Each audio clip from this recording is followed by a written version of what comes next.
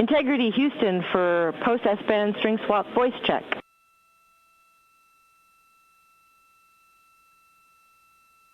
Got you loud and clear on S-band 2. Yep, string 2 is looking good, so we're going to remove those bailout commands. Loud and clear 1, looking good. Yep, concur on Orion to Earth 1. Okay, that's awesome. Everything looks good on board. I got so far as to take a single window shutter off, and the moon looks amazing.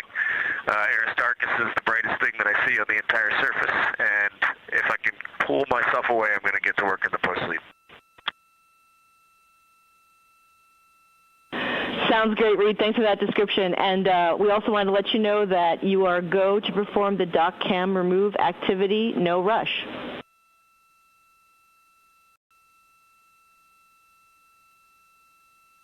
Copy that, thanks.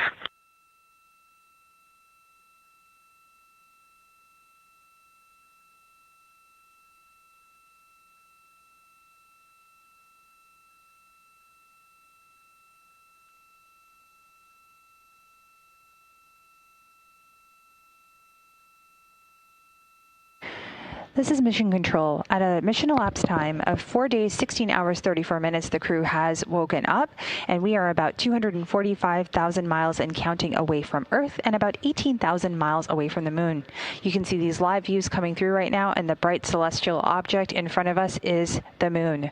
Counting down to our lunar flyby, we are 7 hours, 53 minutes from the flyby conclusion.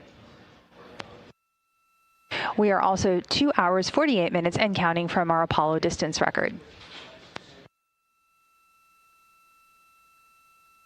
We will continue to bring you our live 24/7 continuous coverage of the Artemis 2 mission here from Mission Control.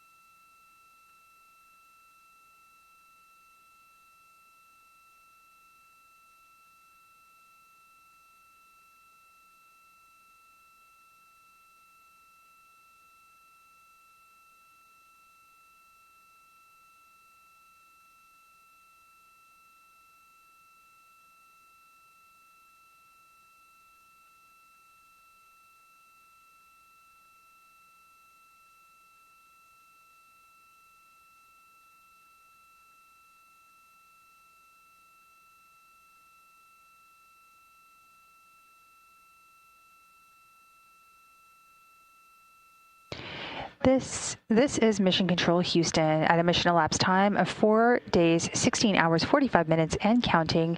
The Artemis 2 crew was just woken up. We are about 245,000 miles away from Earth and just over 17,000 miles away from the Moon.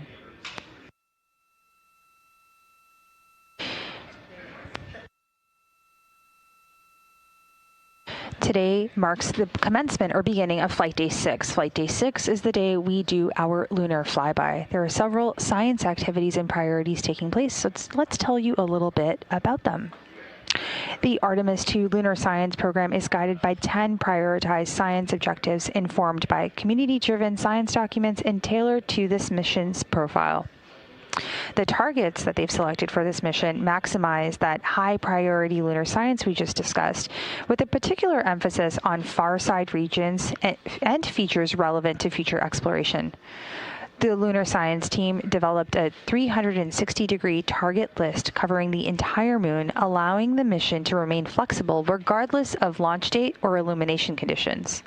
That lunar targeting plan that you've heard about this morning, if you've been following along, has 30 targets based off of our launch and trajectory for this launch window.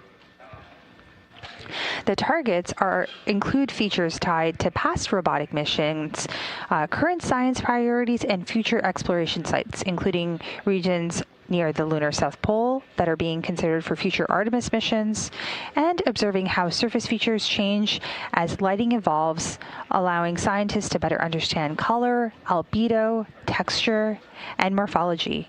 These are key pieces of information for interpreting orbital and surface data. Now, the crew is going to be doing lunar observation where they will see the entire lunar disk. So from this higher vantage point, a little bit further away from the Apollo's lunar orbits, on average, astronauts can observe both poles and large-scale geologic features in a single view.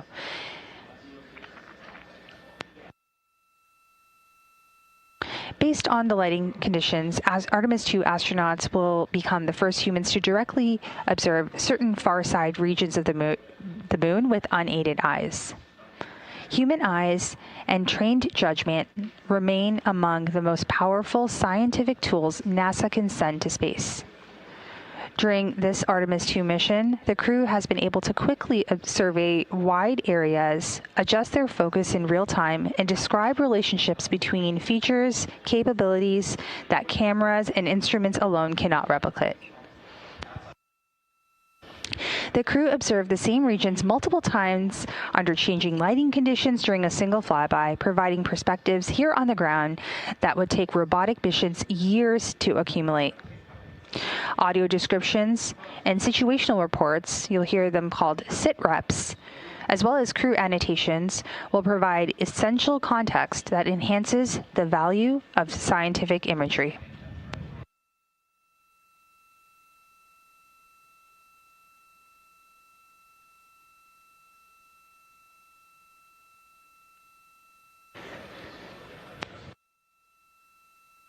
We will continue to provide live, continuous coverage of the Artemis 2 mission here from the Flight Control Room.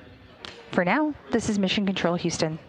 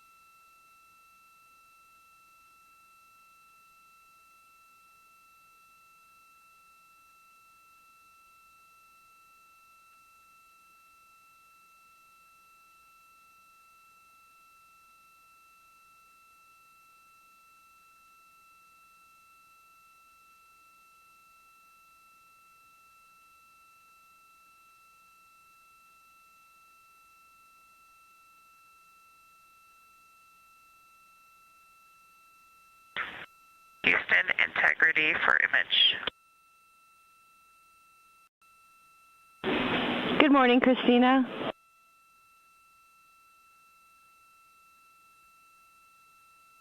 Good morning, Amy. Great to hear your voice. Great to be working with you all today. We wanted to share what we're seeing out the window. There's one picture of the moon as it looks right now on PCD3 and images for downlink.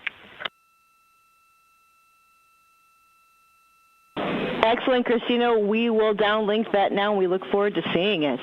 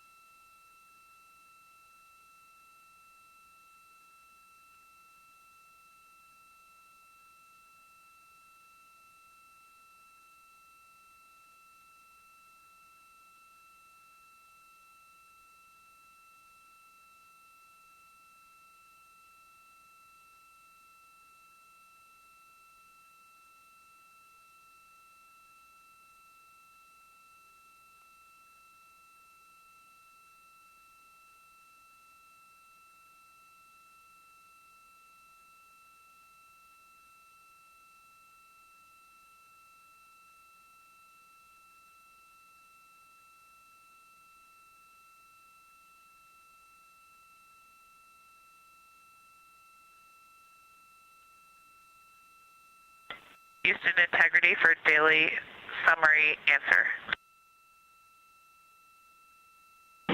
Houston's here.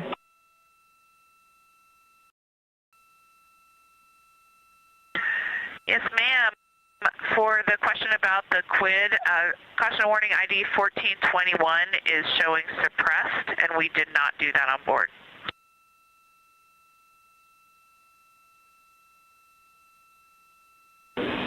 Copy. Thanks for the data.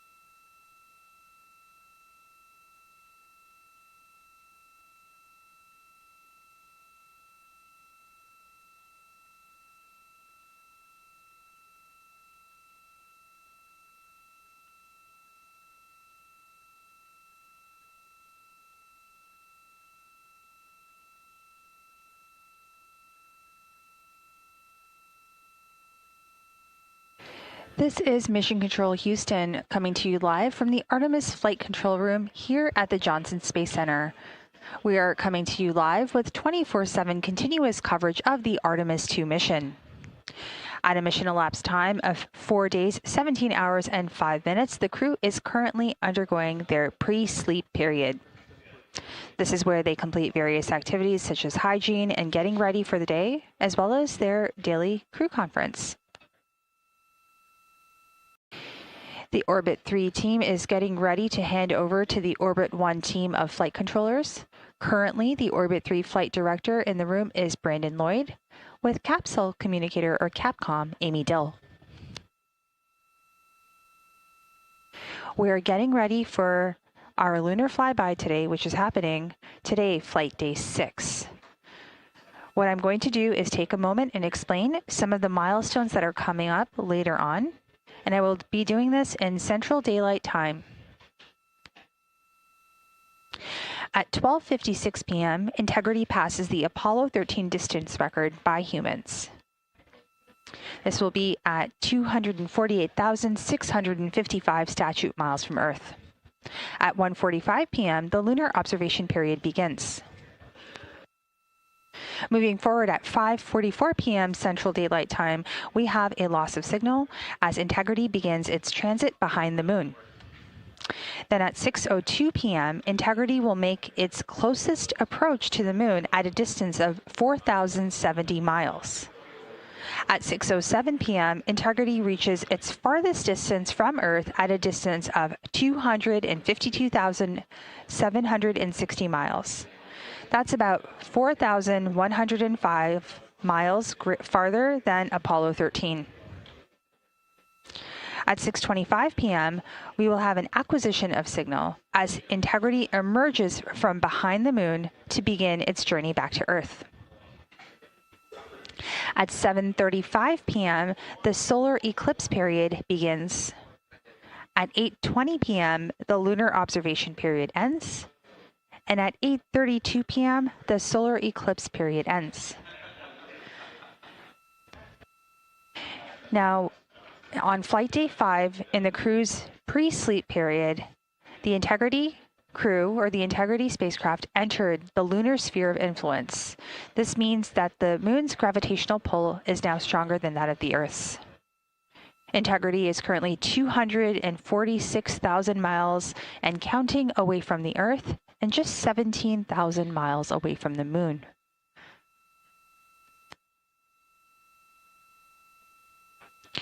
Once the lunar flyby concludes, tomorrow, Tuesday, April 7th, at 12:25 p.m. Central Time, Integrity will exit the lunar sphere of influence and will be about 41,072 miles away from the moon.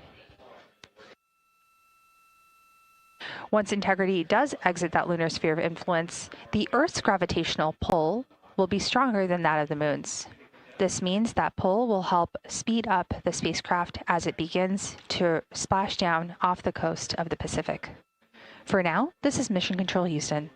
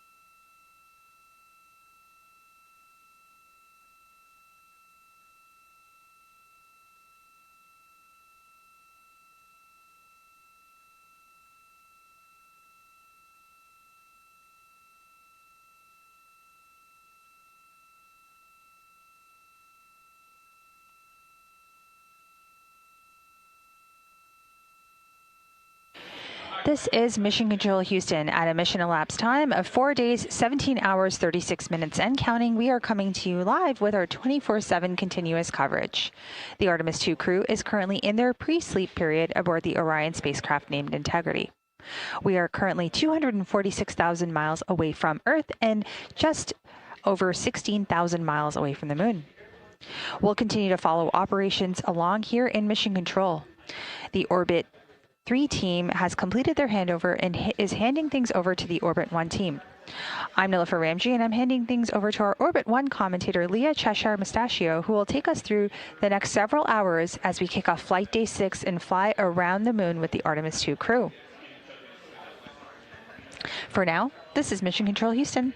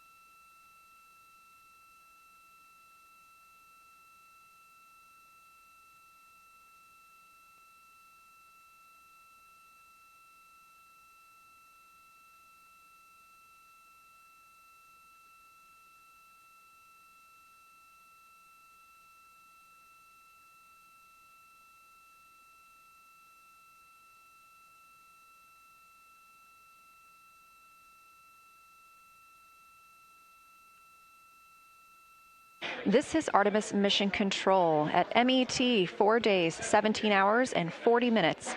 We are here live covering Orion and the Artemis 2 crews fly around the moon. I'm NASA Public Affairs Officer Leah Cheshire Mustachio. We are currently 15,915 miles away from the moon, and we have an exciting lunar tour set up for this historic day. From Reiner Gamma to the Oriental Basin, we are in lunar flyby. The Orbit 1 team is now on console, led by Flight Director Jeff Radigan.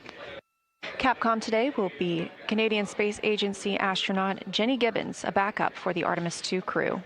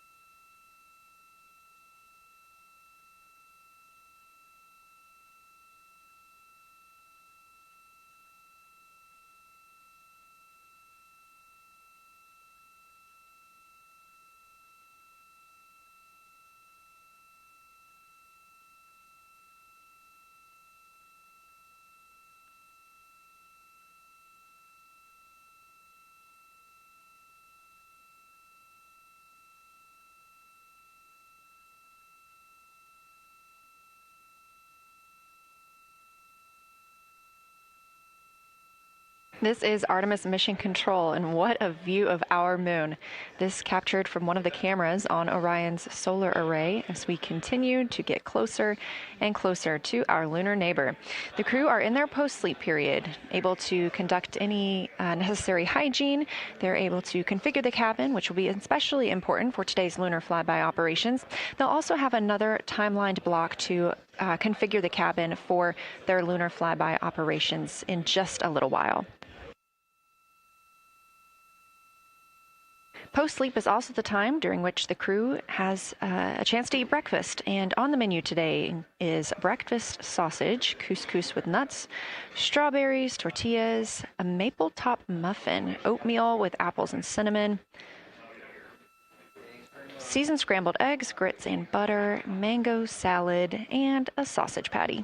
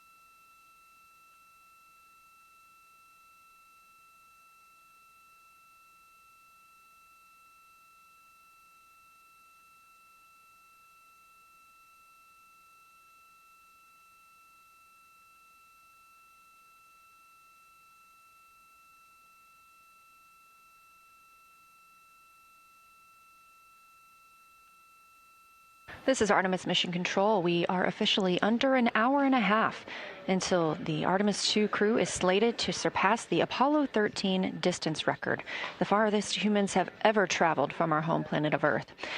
The record set by Apollo 13 in 1970 stands at 248,655 statute miles.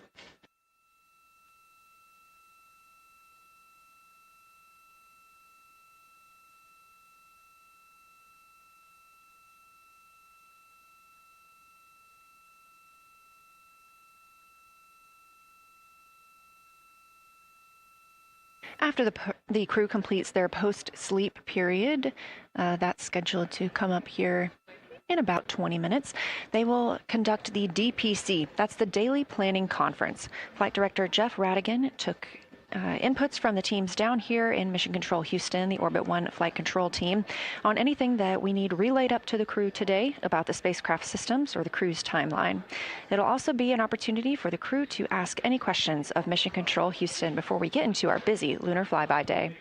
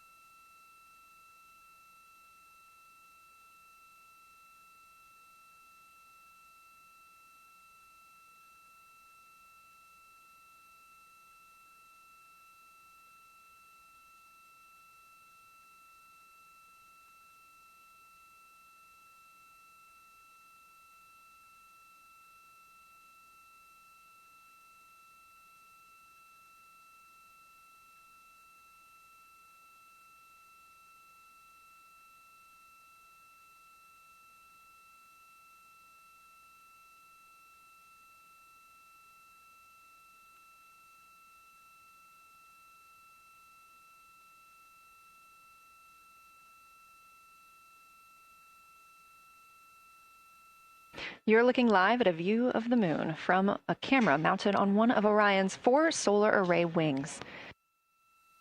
It's no secret that today is our closest approach to the moon throughout the Artemis 2 mission and our lunar flyby.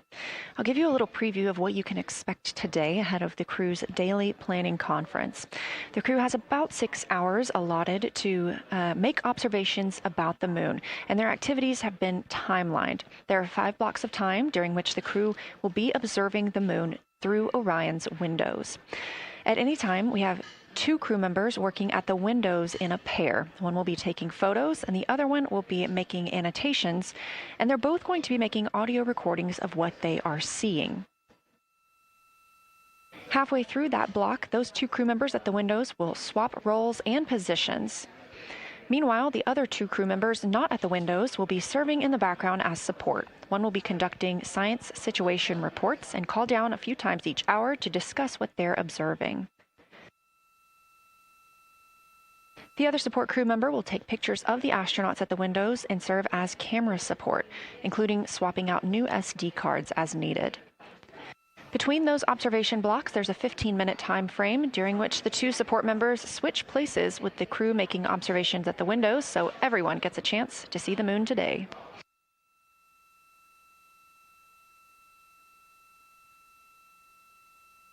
During 2 of the blocks, 2 crew members will take turns eating their midday meals.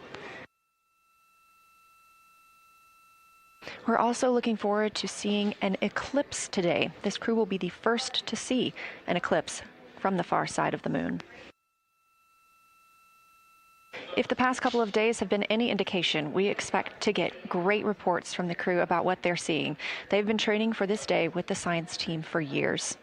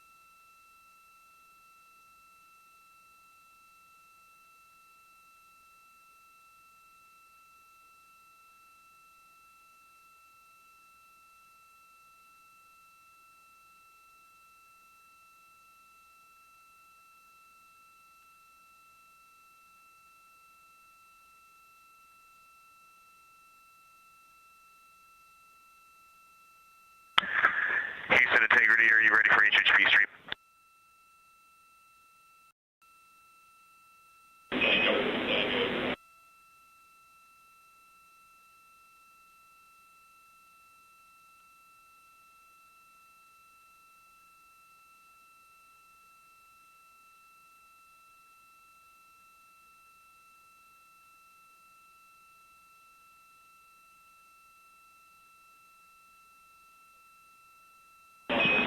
Integrity, we're talking.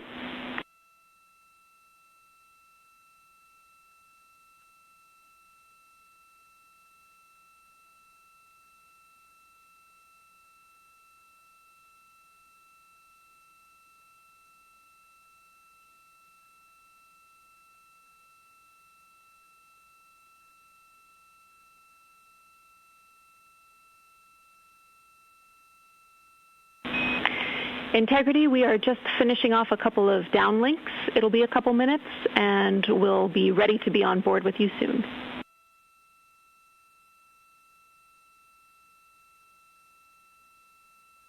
Sounds good. That's Capcom and CSA, Canadian Space Agency astronaut Jenny Gibbons, Artemis 2 backup crew member, replying to NASA astronaut Reed Wiseman. You heard him mention a specific video, and we will not only have video outside the spacecraft today, but we also anticipate seeing the crew inside the spacecraft as they are taking photos. This is a visualization of the Orion spacecraft. You can track this anytime for yourself at nasa.gov/track-Artemis, now just 14,766 miles from the moon.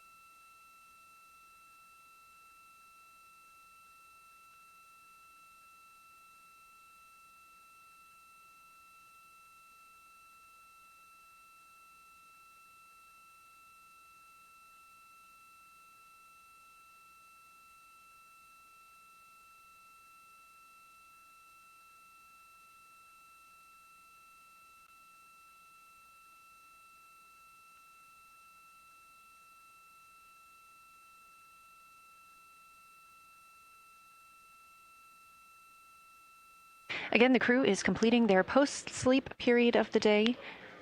They were woken up this morning. Integrity Houston, we are go for the HHP stream when you're ready.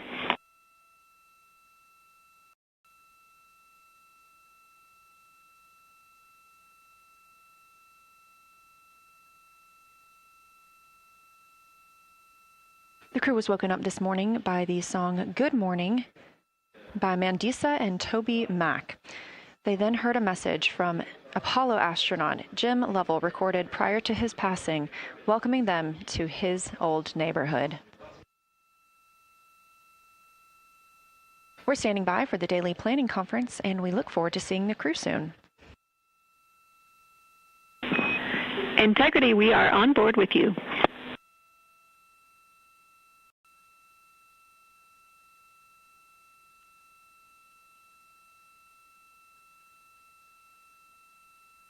This view inside the Orion capsule, 4 crew members getting ready to fly around the moon, the first humans to do so in over 50 years.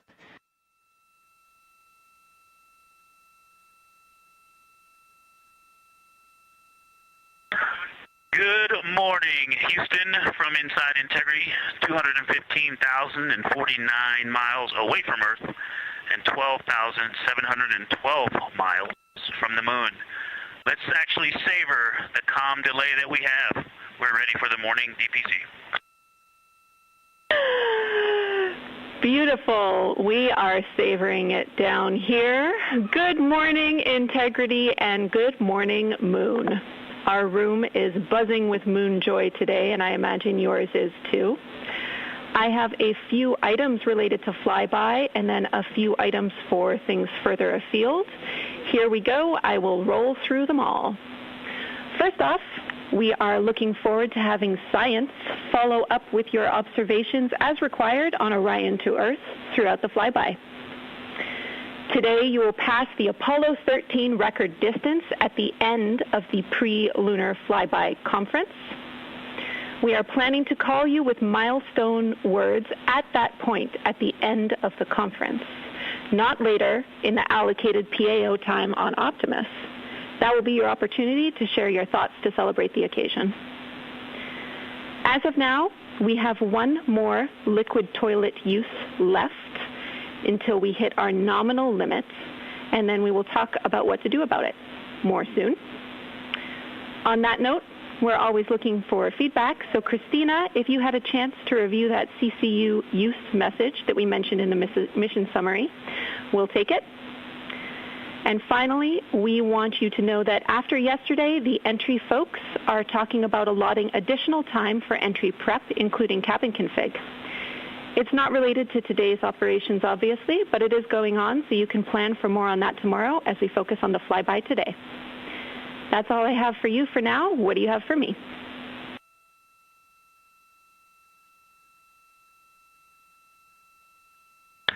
Thank you, Jenny. That's good to hear because we were thinking the same thing. It's great to know that our minds are working the same. We are ready to go. We are looking forward to working with and for the science team, and we are just excited to be so close to finally accomplishing what we've been training for so many years. And also, we want to say thank you for that really special message from Jim Lovell. We have a pretty neat emblem up here. We have a patch that was flown on the Apollo 8 mission. And that patch is here on the Artemis 2 mission as well. And that was sent to us by the Lovell family, by Jim Lovell's son. And so that was a really special way to start the day. And he said to welcome us to the neighborhood, and it's great to be in this neighborhood. And we look forward to sharing this neighborhood with you all. We can't wait. We see the patch, and it's looking beautiful. Thank you. When this showed up in our office from his family, we were completely honored. And the Earthrise, which this crew is responsible for taking that photo, has been instrumental both to our crew as our ethos and values, but also just personally to myself. I had the photo up in my room as a kid, and it was part of what inspired me to keep working hard to achieve things I dreamed about. Also, we took a deep dive into the cockpit recordings around the time that picture was taken, and it turns out there was a lot of hubbub, kind of I wouldn't say fighting over cameras, but definitely everyone wanted to capture the shot, so we're happy to carry on that legacy because we often are all glued to windows and looking for cameras too. And I'll just close. I know it looks like a piece of paper in the camera there, but that is actually the original Apollo 8 patch printed on silk that they had done before they launched, and they flew that with them on their journey around the moon, and then the family handed it over to us, as I said, and it's just a real honor to have that on board with us. Let's go have a great day. We are all on board with what you told us, and to have a great day. Thank you, Integrity.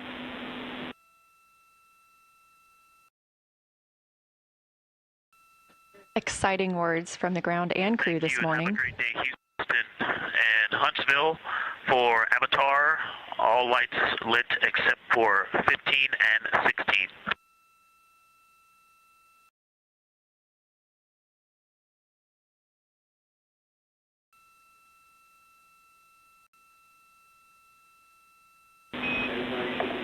That is a good read on the Avatar LEDs. Thank you. Incredible start to the day for the Artemis 2 astronauts and the team here in Artemis Mission Control in Houston. We have several streaming partners joining our coverage today, so ahead of that... One cleanup thing from yesterday, I did rediscover the unused chocolate snack from the DFDO. Remind me where to store that for ground analysis.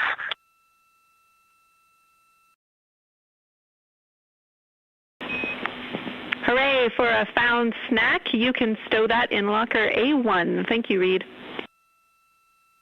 With our streaming partners joining us today, we will be going to a slate ahead of our broadcast start in just a few minutes. So just for those next few minutes, you can watch our live coverage on our YouTube stream, our second stream. But we'll be right back here at the top of the hour to kick off Flyby Day.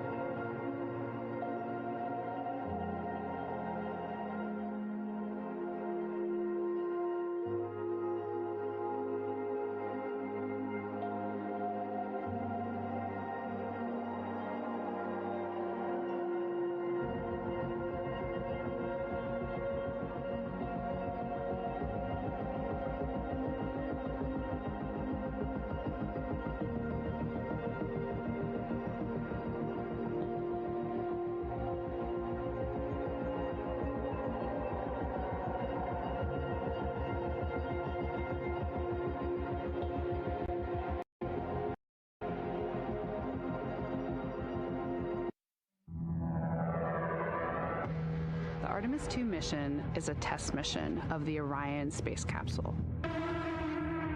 Artemis 2 will be the first time we put humans on this rocket. We're going back to the moon because it's the next step in our journey to Mars. We were always going to the moon. Pushing ourselves to explore is just core to who we are. That's a part of being a human. And liftoff. We shall return. continuing to test out every bit of Orion. Coming back to Earth, 7 miles a second. When humanity sets big goals, we can bring together genius from around the world. You have the best people on planet Earth putting this vehicle together. That's what's up. To innovate for the benefit of humanity and to inspire the world through discovery. And here we go.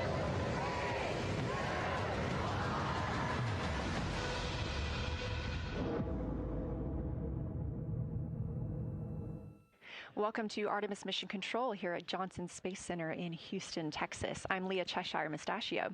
Right now, the Artemis 2 crew and Mission Control are preparing to support today's lunar flyby, the first time we've sent humans around the moon in over 50 years. Integrity, you can use the OEs and your HHP camera for the milestone words at the Apollo 13 record distance. You'll notice that we pause every time we hear communications to and from the crew. They are the stars for today. This afternoon, the crew will have their closest approach of the moon and will surpass the record. That record just mentioned of the furthest humans have ever flown, set by the Apollo 13 astronauts in 1970.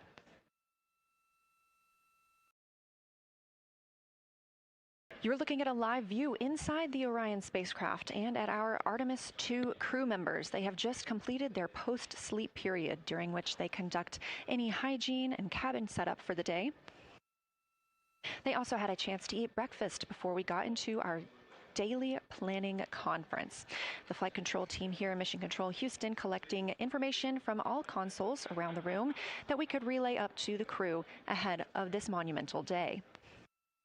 As you can see on your right, NASA astronaut Christina Cook taking a video of NASA astronaut Victor Glover.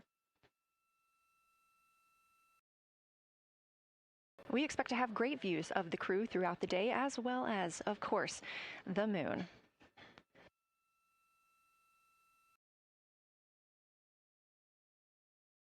We expect to surpass that Apollo distance record in 55 minutes and 50 seconds. We are now looking live at a camera mounted on one of the spacecraft's solar arrays, pointed to our lunar neighbor. We are currently just 14,200 miles away from the moon and 247,672 miles away from planet Earth.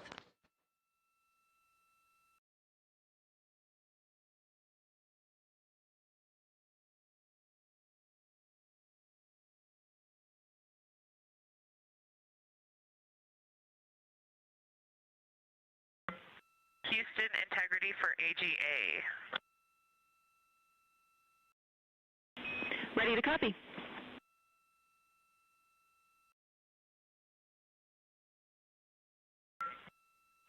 Carbon dioxide 2.3. Oxygen, which has the alarm, 26.3. 73.1 degrees, 10.3 psi. And one follow-on question. We understand milestone words will be directly following the conference. Will that take the place of the PAO event, or will the PAO event still take place per the timeline?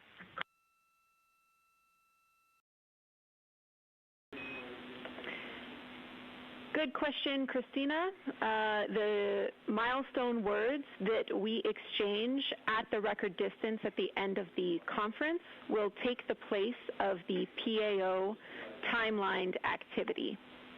So that'll be our moment to talk about this occasion, and after that there will be no more expected PAO words, and you can get straight into your flyby. Copy all AGA.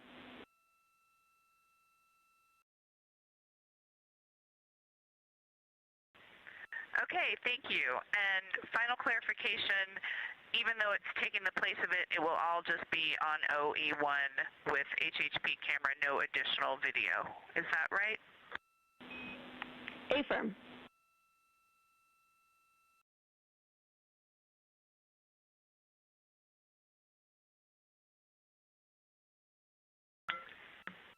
Okay, thank you. Yep, some of us had already heard that. Sorry about the second question. We appreciate it. Talk to you soon. No problem.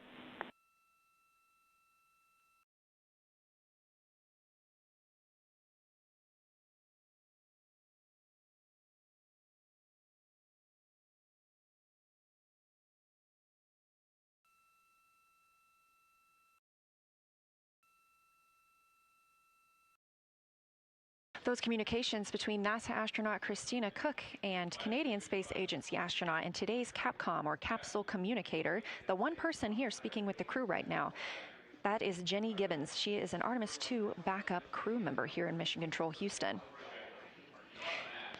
We are now 4 days, 18 hours, and 30 minutes into the flight of Orion for Artemis 2. The Artemis 2 crew inside Orion lifted off atop the Space Launch System rocket on Wednesday, April 1st from NASA's Kennedy Space Center in Florida. Those 4 crew members are the first to live and work inside the Orion spacecraft, which they have named Integrity, and have been busy conducting meticulously timelined events. It was a beautiful ascent from Kennedy Space Center. One of those early events was the proximity operations demonstration, during which NASA astronaut Victor Glover, the Artemis 2 pilot, manually flew Orion after having just detached from the interim cryogenic propulsion stage as if they intended to dock. This was practice for future Artemis missions, during which astronauts in Orion will dock with the lunar lander that will take them to the surface of the moon. About 24 hours after launch, 25 hours actually, Orion then conducted TLI, the translunar injection burn. This 5-minute, 50-second burn committed Orion to departing high Earth orbit and set us up for today's flyby. That translunar injection burn also served as the spacecraft's deorbit burn. It slingshots Orion around the moon and sends the crew on a free return trajectory, with splashdown approximately 7:07 p.m. Central on Friday, April 10th. Last night on Flight Day 5, the crew entered the lunar sphere of influence, the point at which the pull of the moon's gravity will become stronger than the pull of Earth's. We've also been getting some great views inside the cabin of the crew members living daily life, from working out to eating, taking photos, and making memories together. But they've also been taking some beautiful views of our home planet and of the moon, and we expect many, many more of those following today's activities.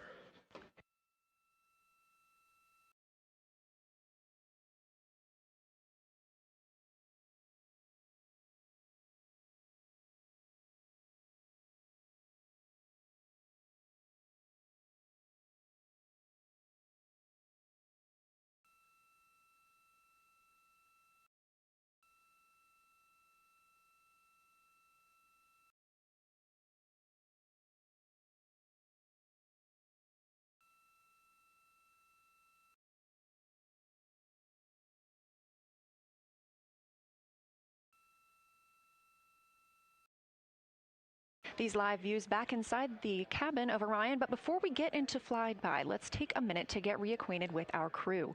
Reed Wiseman is the Artemis 2 commander and a Baltimore native. He's been in space once before. I think there was going to be some families heading into the viewing room today. If they end up showing up, could you just give us a heads up when they're there so we can just wave to them on the camera? Absolutely. And that was the voice of Reed Wiseman. He has been in space once before as a flight engineer. And if they don't come, you could just lie to us and tell us that they're there. That'd be great, thanks. We'll keep that in mind, too. And I'm sure they'll be here.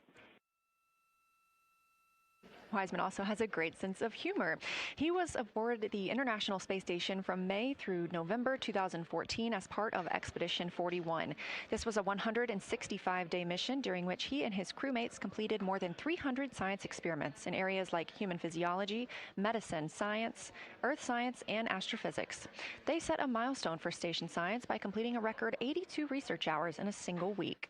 He also served as chief of NASA's astronaut office from December 2020 to November 2022, and here on Earth he has 2 daughters. The Artemis 2 pilot is Victor Glover, selected as an astronaut in 2013, when at the time he was serving as a legislative fellow in the United States Senate. His first trip to space was in November 2020, when he launched as a pilot of NASA's SpaceX Crew 1 mission. That was the first operational mission of NASA's Commercial Crew program, which resumed launching American rockets from American soil to the International Space Station since the end of the shuttle program. Victor is a U.S. Navy captain and naval aviator who served as a test pilot, racking up more than 3,500 flight hours in more than 40 different aircraft. He also became the first person to pilot Orion the other day when we saw the Prox Ops demonstration shortly after launch. He and his wife have 4 children.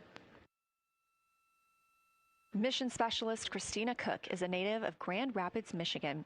She was selected to the Astronaut Corps in 2013, the same class as Victor Glover. She served as flight engineer on the International Space Station from March 2019 to February 2020. During that time, Cook set a record for the longest single spaceflight by a woman with a total of 328 consecutive days in space. She also participated in the first ever all-female spacewalk with her friend and colleague, Jessica Meir, now living and working aboard the International Space Station yet again. Before becoming an astronaut, Christina helped build space science instruments and led scientific fieldwork in some of the most remote environments on the planet. Her hobbies include surfing, rock climbing, community service, yoga, travel, and photography, and she is certainly getting a chance to do that. First-time flyer, Canadian Space Agency astronaut Jeremy Hansen is flying to the moon as a mission specialist on the Artemis 2 mission. The London, Ontario native was selected as an astronaut in 2009. After that, he worked as Capcom at NASA's Mission Control Center here in Houston. Capcom stands for Capsule Communicator and is the single direct voice communicating with the astronauts in space. He also participated in training exercises like living on the ocean floor off the coast of Florida to simulate deep space exploration for 7 days. In 2017, he became the first Canadian to lead a NASA astronaut class, and he also enjoys getting out on a sailboat, rock climbing, and mountain biking. And he and his wife have 3 children.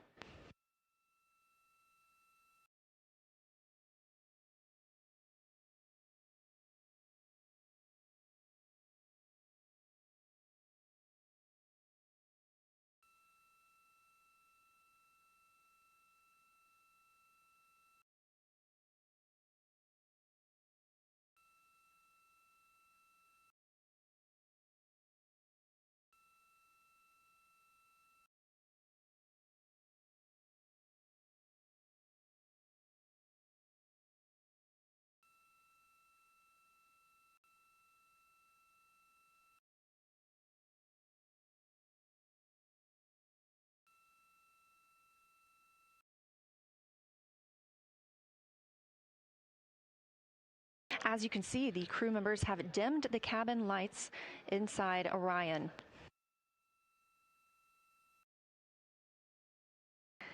As they prepare for their lunar flyby, they'll be configuring the cabin as they'd like to have it to allow for proper positioning as they move about to and from the windows, taking photos of the moon. Dimming the lights also helps prevent reflections from inside Orion onto the windows. Ahead of this lunar flyby, let's dive in and explain what you can expect over the next several hours. The crew has about 6 hours allotted to make observations about the moon. Throughout the flyby, their activities have been precisely timelined. There are five blocks of time during which the crew will be observing the moon from Orion's windows. At any time, 2 members will be at the windows working in a pair. One crew member will be taking photos from window 2 with a blue shroud over the window. This can help prevent that glare or reflection from inside Orion. They have an 80 to 400 millimeter zoom lens to use. The other astronaut will be in window 3 using their portable computing device, you'll hear that referred to as PCD, to make annotations. Both of these crew members will make audio recordings of what they are seeing, and they'll wear headsets connected to those PCDs. Those audio recordings will be sent to the science team at a later date. We will not hear them live. The 2 crew members at the windows will swap roles and positions halfway through their timelined block. The other 2 crew members who won't be at the windows at that time will be serving in the background as support. One will be conducting the science sit reps, or situation reports. This is what we will hear live from the crew. They'll be calling down a few times each hour to discuss what they are observing. Those situation reports include how the crew is positioned, any missed targets, or anything unexpected they saw, lunar target descriptions, any hardware issues, and of course, their emotions and reactions as they fly by the moon.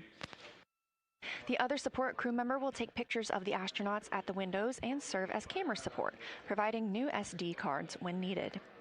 There's a 15-minute time frame between each observation block during which the 2 support members switch places with the crew making observations.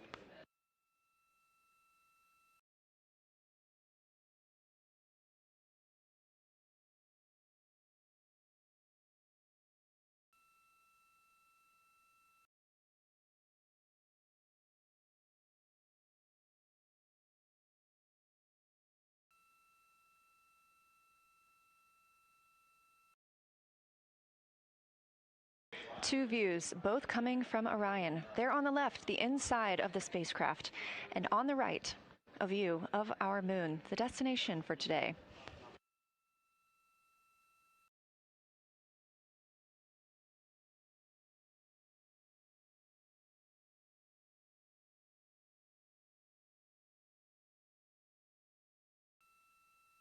During the lunar flyby today, Orion will provide astronauts with a full disk view of the lunar surface. They'll have a higher vantage point, much farther than Apollo's lunar orbits on average. And these astronauts can observe both holes and large-scale geologic features in a single view. And due to our April 1st launch date and current illumination conditions, the Artemis 2 astronauts have become the first humans to directly observe certain far-side regions of the moon with unaided eyes.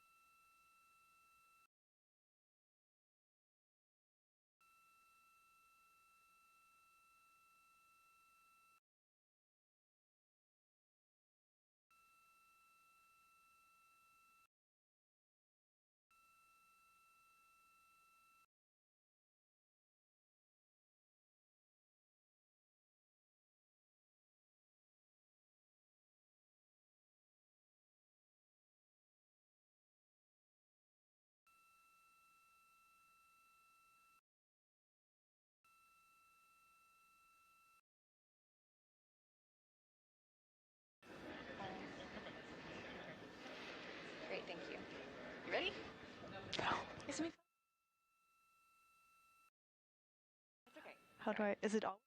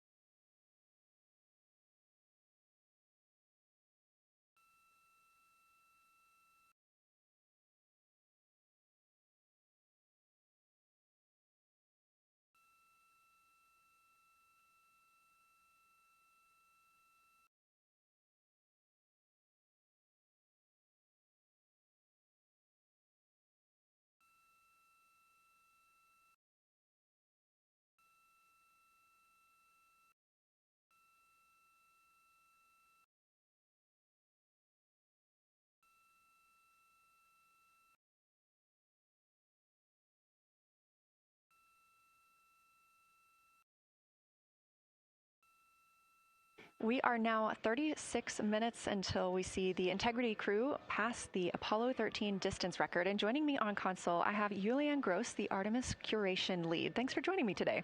Thanks for having me. I'm very excited to be here. We're very excited to have you. So can you tell me about your role as Artemis curation lead and what that entails?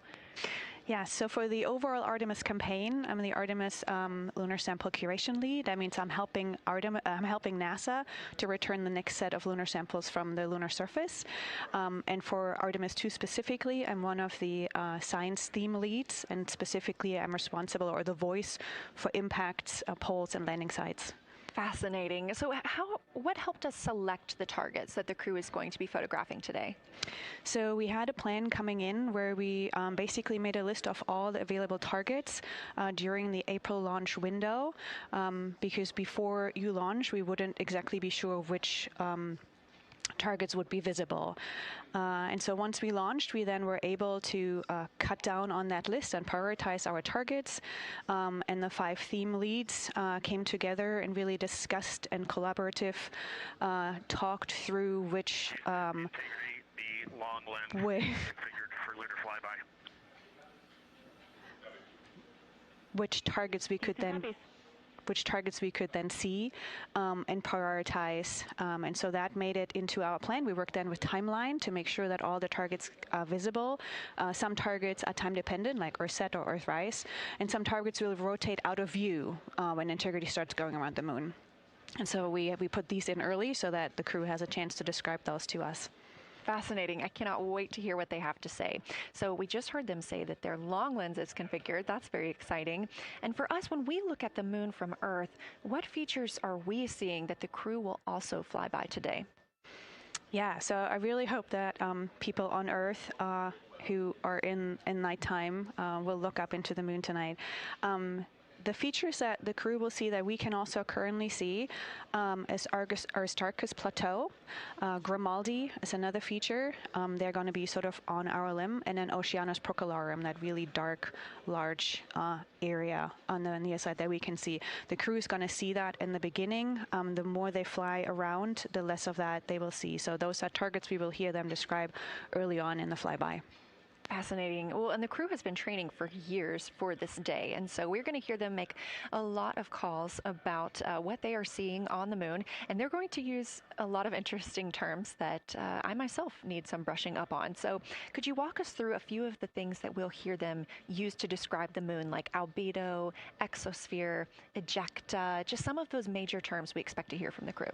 Yeah, of course. Albedo is basically a term of a reflectiveness of the surface. And so high albedo usually for the moon means bright areas, and low albedo means like darker areas. And so when you look into the night sky, you can see the high albedo areas are the white parts and the low albedo ones are the darker areas.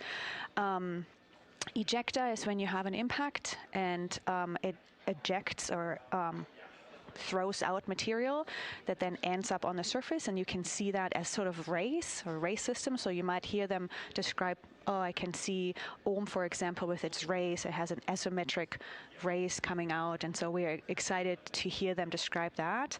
You might hopefully hear stuff about color or color hues. And so if they can see any changes in those color hues from like white to gray to maybe brownish, we're excited to hear about that.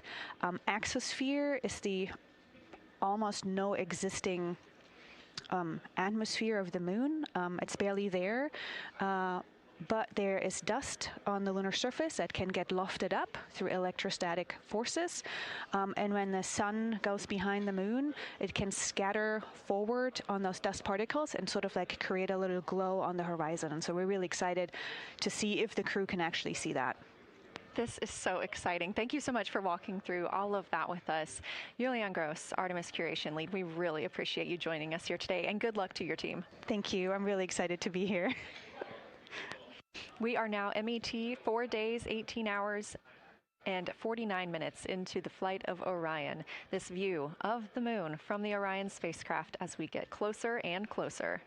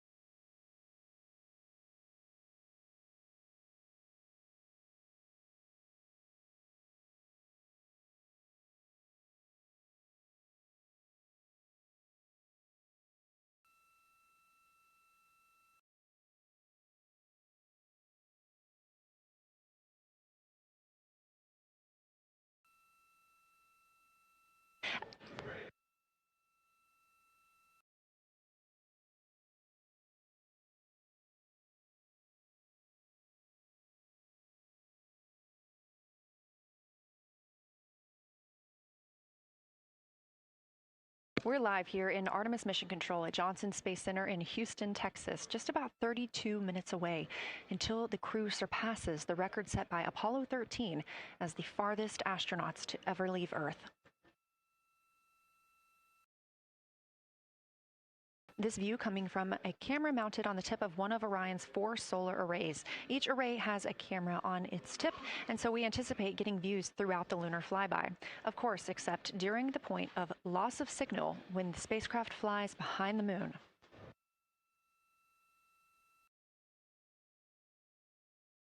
Inside the cabin, the crew are configuring the inside of Orion for today's flyby, making sure they have everything just where they want it to help them take the pictures that they are aiming for the science team here on the ground. Coming up in just a few minutes, we will have a pre-lunar flyby conference. During that Lunar Flyby Science Crew Conference, our science officer here on console, Kelsey Young, will be speaking directly with the crew members about their targets, about their goals for today, what they expect to see, and what we are hoping to hear from them.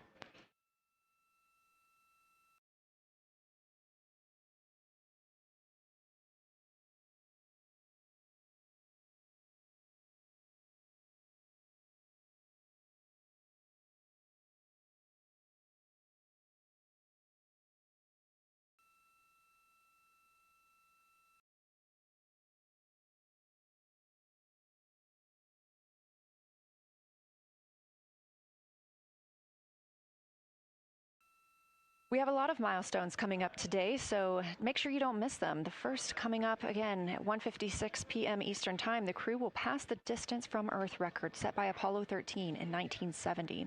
At 2:45 p.m., lunar flyby officially begins. The crew will have that time on their schedules to begin photographing and providing audio recordings of what they are seeing on the moon. At 7:02 p.m., Orion will make its closest approach to the moon, approximately 4,070 miles away.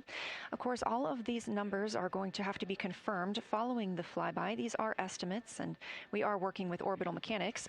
At 7:07 p.m., Orion reaches its maximum distance from Earth, approximately 252,760 miles away from us all. At 8:35 p.m., the spacecraft will enter a solar eclipse. The crew will become the first to see a solar eclipse from the moon.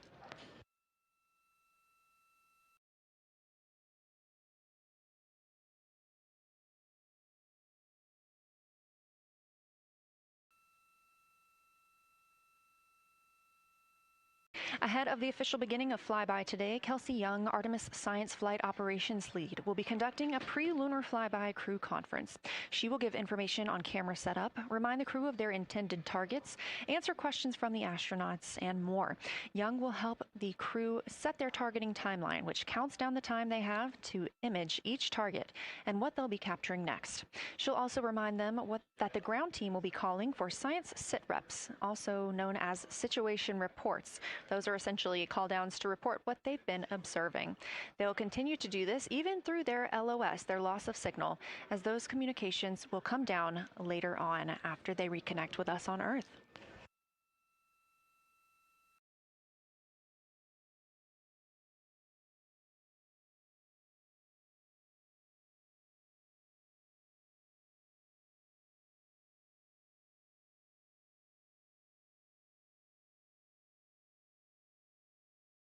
This view in the cabin, you can see the crew members are already using their cameras, getting set up, and they have dimmed the cabin lights to allow them better visibility outside of the windows and fewer reflections. Now, 28 minutes until they become the humans to travel farthest from our planet.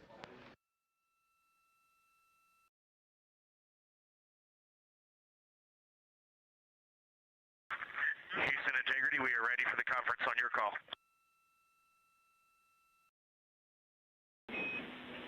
Houston is ready for the conference, passing you over to Science.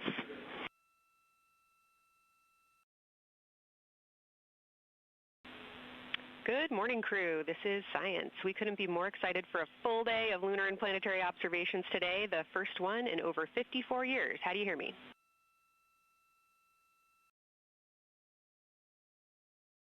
We hear you loud and clear, and Kelsey, you just got to know you're pulling us away from the moon right now, so let's go. Message received. I will keep it tight here. I did just want to start with a thank you on behalf of the Lunar Science team and the entire lunar and planetary science community, of which you are absolutely a part, for what you've already done in this mission and what you're going to do today to inspire the next generation of scientists. I have to say moon joy is the new term that's already become our team's new motto, so thanks for that. In this conference, we'll cover hardware and config reminders, and then I'll just briefly, as you said, cover today's science plan. I'm assuming you already have your LTPs up. Confirm that, and I'll jump quickly into the cabin config reminders.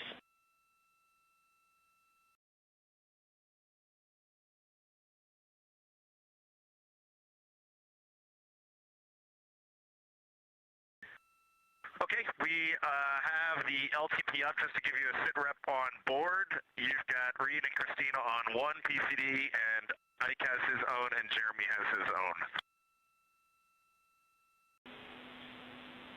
Copy that. That was going to be one of my questions for you, and I'll ask a question back. Is that the config that you and Christina plan to carry throughout the day for PCD use?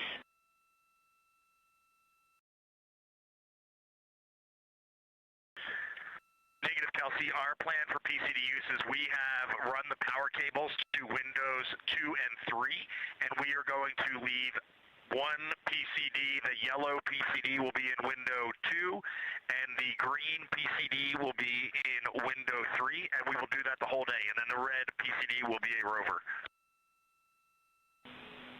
Understood. Super helpful. Recommend when you guys switch in and out of PCDs to add your initials to your OneNote annotations, just so we can keep track of whose is who.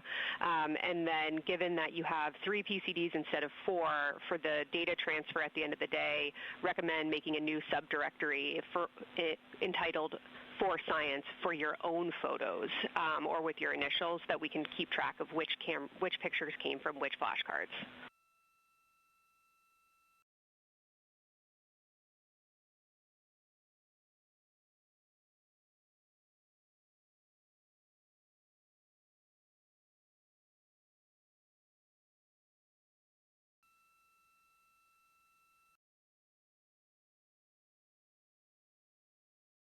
This view. So, Kelsey, I just want to here's what we're doing. We have community cards in all cameras on board, and then when each astronaut approaches their camera, the intent is they will put their card into that camera for photos and then put the community card back in at the end of the session. But just know it is harder to manage cards than we thought, and we don't want to miss science, so it might end up a bit more disorganized. Understood. Thanks for that essay. Just read the flashcard numbers down when you get a chance, and we'll follow your lead on the best thing to do operationally during the flyby. With that, I'll move on to Windows. So the window characterization DFTO you guys did a few days ago confirmed that Window 2 is ideal for imaging, so no change to config of photographer in Window 2, observer in Window 3, and science at reps in Window 1.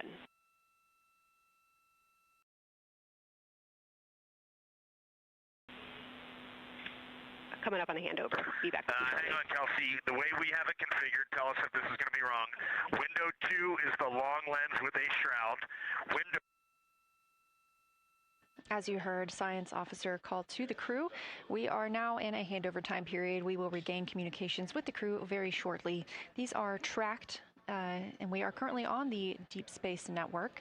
This is the first time humans have used the Deep Space Network in over 50 years, given that we currently use the tracking data relay satellite systems in the for the International Space Station.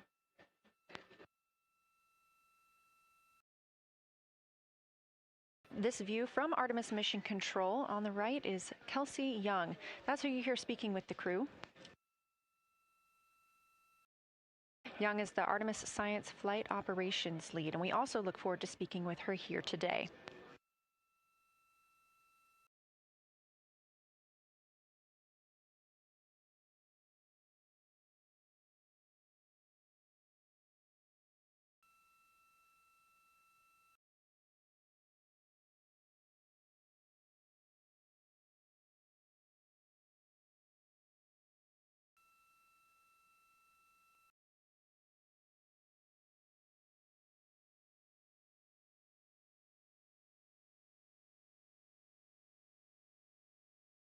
Again, we are just about 22 minutes until we reach the Apollo record. We are in a handover of satellites with the crew aboard Orion. The T-shirt shroud for the Z9 and solar, and then window 3 will be for visual observations, and window 4 is for floater. And thanks, Integrity, for that read. We had a handover during that time, so I'm going to have to ask you to give that read back on window orientation for the crew again.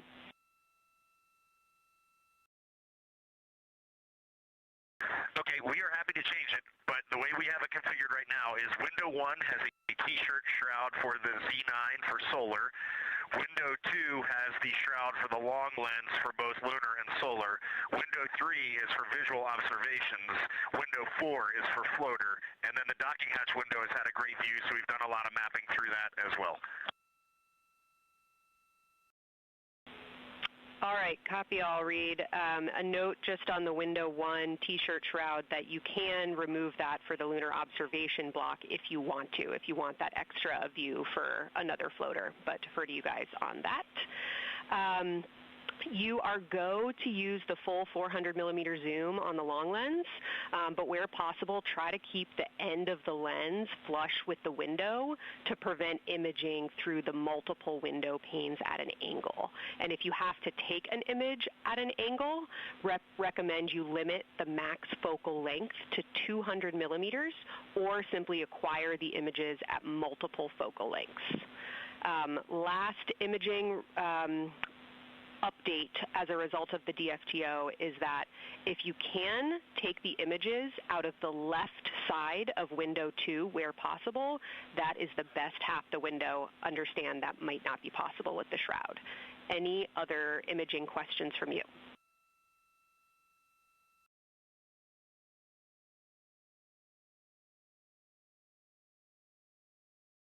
Okay, copy that. Okay, last couple reminders. Don't forget the ability to take the wave files to tag imagery that you are wanting to follow up on using the FN3 button on your camera. And then a couple quick notes on your LTP. We have refined your precise flyby timing since generating the LTP. Optimus has the correct timing for the LOS and AOS, but the LTP identifiers for LOS and AOS are roughly 2 minutes later than they will be in reality. Final LTP timing update is that the green line on your LTP should start automatically 45 minutes before the flyby. If it doesn't appear, let me know and I'll have troubleshooting steps for you. Last updates are on the eclipse, so only for that last hour today. Of course, remember if the sun is in view to use your eclipse glasses. And reminder that we will have a few activities for you prior to the eclipse to reconfigure all 3 cameras for corona and deep sky observations. These activities, some of which will occur during the forward link LOS, so we wanted to flag it for you now. Any questions before I cover the last 2 reminders?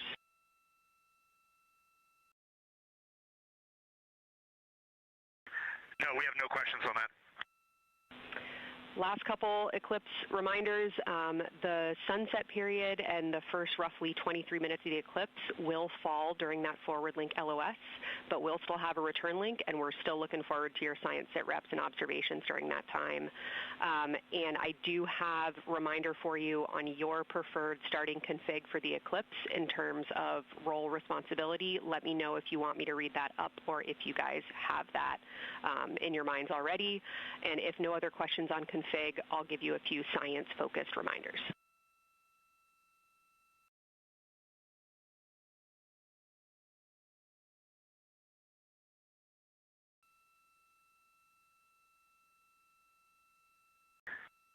Give us a quick high level, but we see it in Optimus, and I think we got it squared away. But give us your quick Kelsey high level. Okay. A couple changes from the first LTP you studied is that Glushko is the only feature that the same pair will view twice. That's Reed and Jeremy. That's why that's the only target you see that is marked as 1 of 1 and one of two and two of two. So OM and Oriental are in there twice, but they're by different pairs, which is why you don't see them marked accordingly. A note from feedback on your observations so far over the last couple days, a reminder that if you note structure and texture as well as color and albedo, please note any correlation between the two, and also a reminder that negative observations are still valuable science. So a lack of color or a lack of structure associated with color is also valuable. A reminder also that your observations so far indicate it will likely take some time for your eyes to adjust. We especially heard that around your terminator observations and your color observations. So reminder to know that your eye adaptation is going to kind of come in throughout your shift, and let us know when you start to see that nuance. Last reminder is around Earthset and Earthrise. When you're viewing us back here at home, you'll be looking directly at Asia, Africa, and Oceania. So I'm sure people watching from those places here on Earth will want to give you all a wave as you take their picture. Any other questions for me?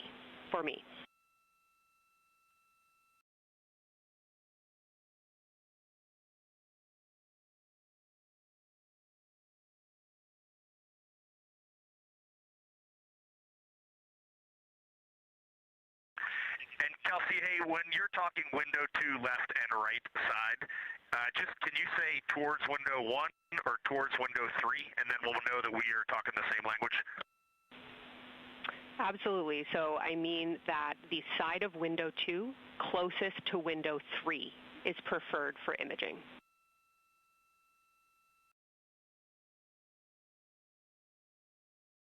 Okay, the side of window 2 closest to window 3 is preferred for recording. Stand by, we'll talk to the crew.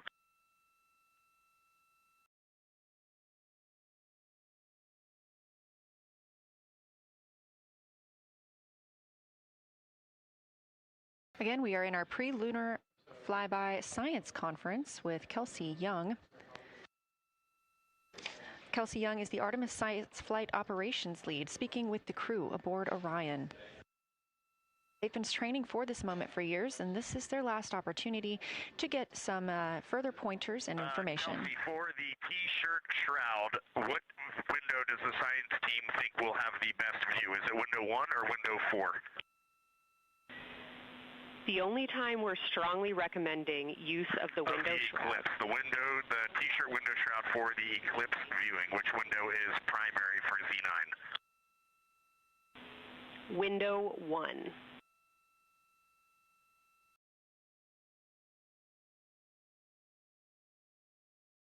Okay, awesome. So we have got that all set up. And just to be 100% sure, window 1 is the most port window by the food warmer. Window 2 is right in front of seat 1. Window 3 is right in front of seat 2. And window 4 is on the starboard side by the side hatch. Do you agree with all that? We agree on the ground. Good readback.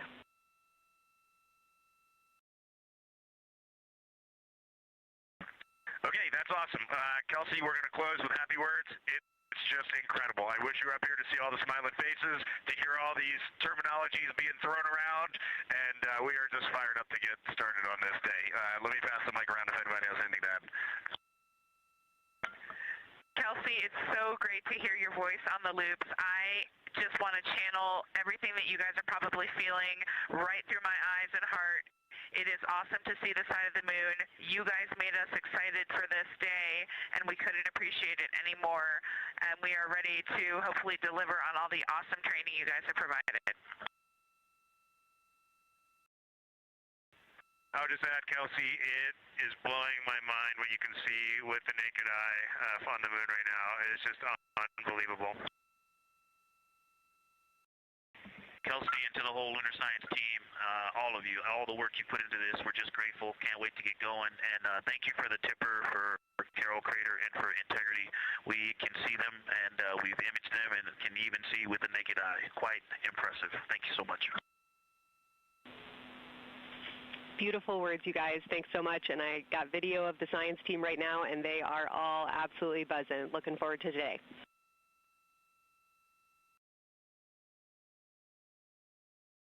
Okay, we're heading into the timeline. Cheers, guys.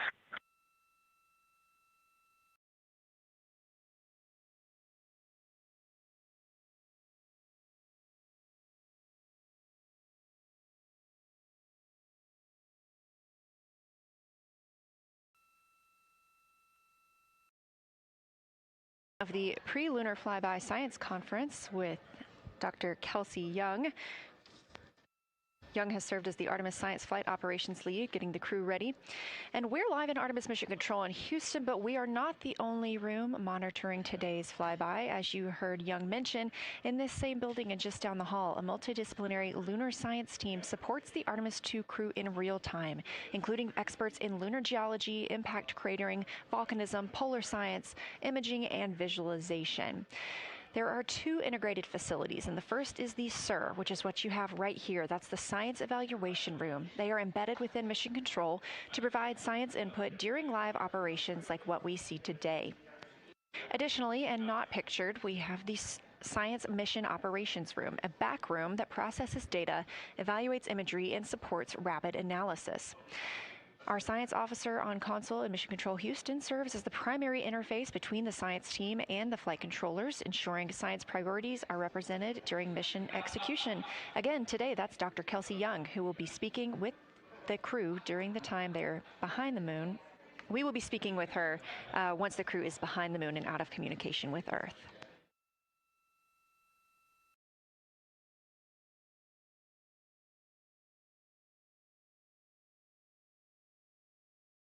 Back inside the Orion spacecraft on your left, closest to the camera, NASA astronaut Christina Cook.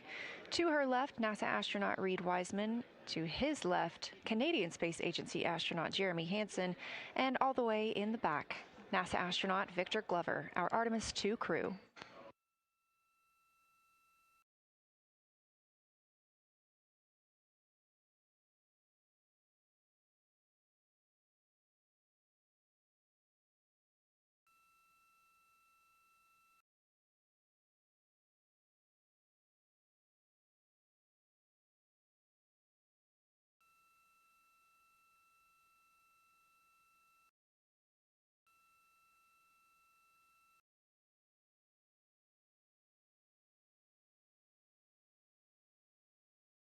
We are now approaching 8 minutes until the crew surpasses the Apollo 13 record. Currently 12,599 miles away from the moon, 248,507 miles away from Earth.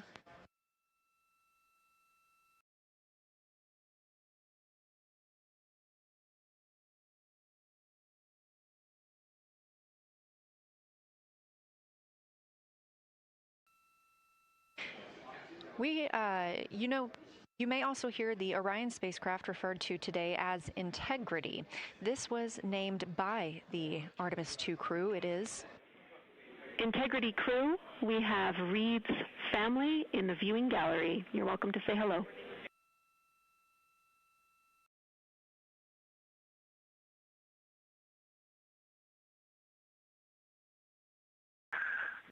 Well, whether you're being serious or you're kidding around, that is awesome to hear. Thanks, Jenny. And hello to Ellie and Katie. I don't know who else is there, but it's great to know that you're in mission control right now, following along. We are having a blast up here, and the view of the moon is absolutely amazing.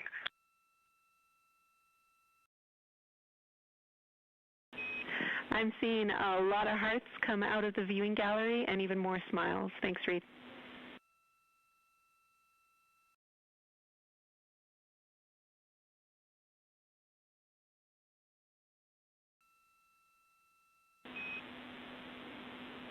Copy heart, copy bracelet.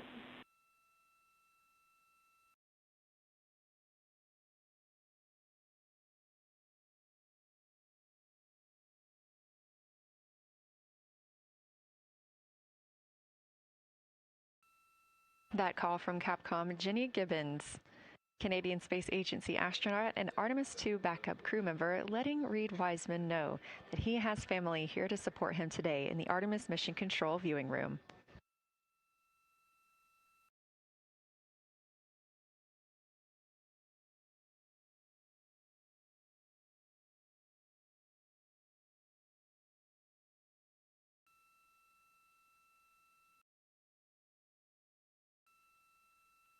As I was mentioning, we have the Orion spacecraft flying today. However, the Artemis crew members named their Orion spacecraft Integrity, so you will hear calls to this entire crew with the name Integrity.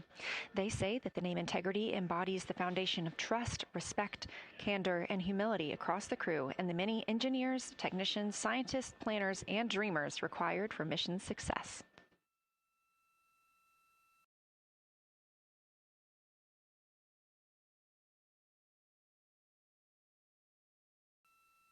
This view live from the outside of Orion as we continue preparing for our lunar flyby, now less than 5 minutes from surpassing the record set by Apollo 13 astronauts for the farthest humans to travel from Earth. This will not be the farthest that Integrity travels today. They will continue until they reach approximately a distance of 252,760 miles. That would be about 4,105 miles farther than Apollo 13. However, these numbers are our targets, and we will get confirmation on those numbers as soon as we possibly can and share them with you all.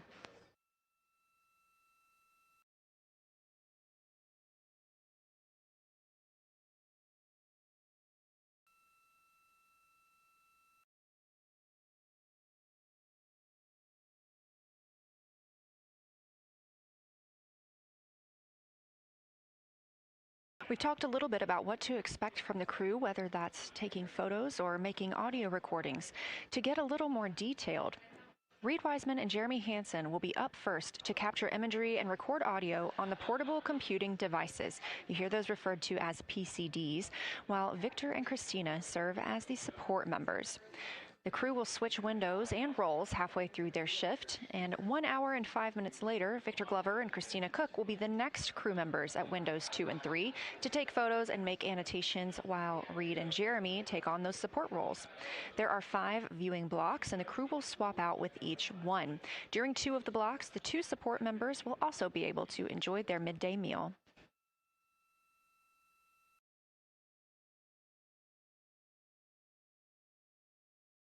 At least 3 times per block is a science sit rep. Again, situational report. This is partially an operational status, reporting back if they missed any targets or gotten any specific ones, if they have issues with their camera or any other operational items. The other part is an actual description of the moon. This task is done by one of the support team astronauts, so that's not the crew currently taking photos or making annotations, but they do have windows 1 and 4 that they can float up and provide that information from. If you watch the entirety of the flyby, you'll also notice the crew will be photographing some targets multiple times to get observations in different lighting conditions. This is due to Orion changing their location throughout the flyby.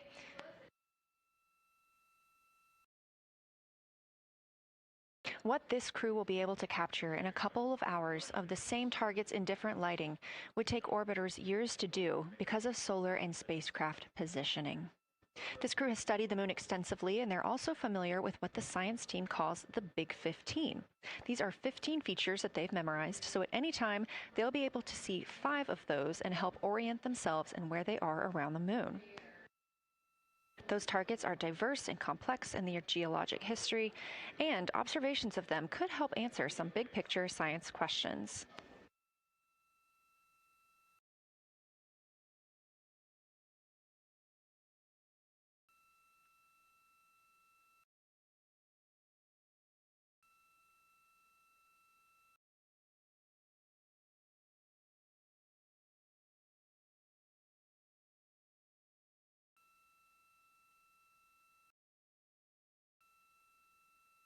If you've been following the mission, you can see that the configuration of the cabin is a little bit different than what it looked like on launch day. After ascent, the crew were allowed to reconfigure their spacecraft, and you can see that they've taken down seats. They have also taken away footrests. This gives them more opportunity to move about the spacecraft.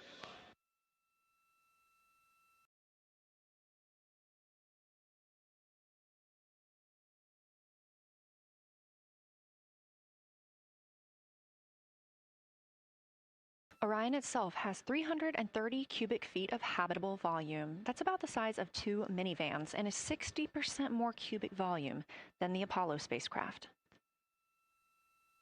We are standing by for the Integrity crew aboard Orion to surpass the Apollo 13 record.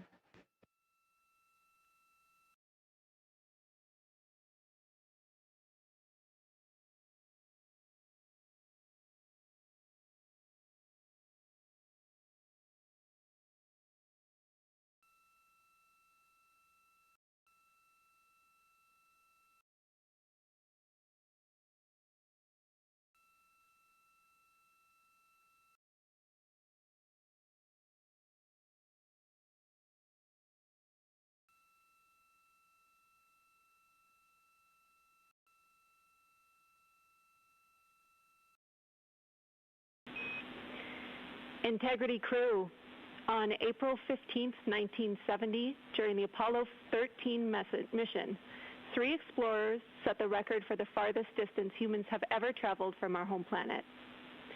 At that time, over 55 years ago, Lovell, Swigert, and Hayes flew 248,655 statute miles away from Earth. Today, for all humanity, you're pushing beyond that frontier. Integrity, over to you.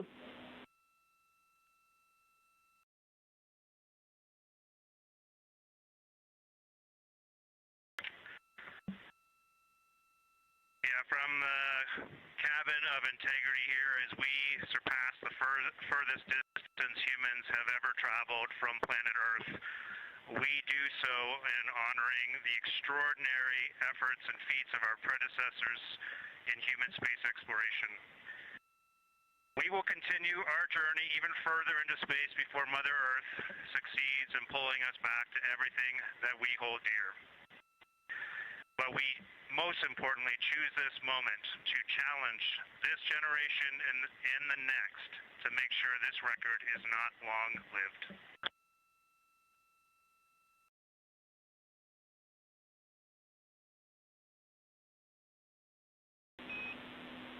Thank you, Integrity, and congratulations to you and the rest of the Artemis II team.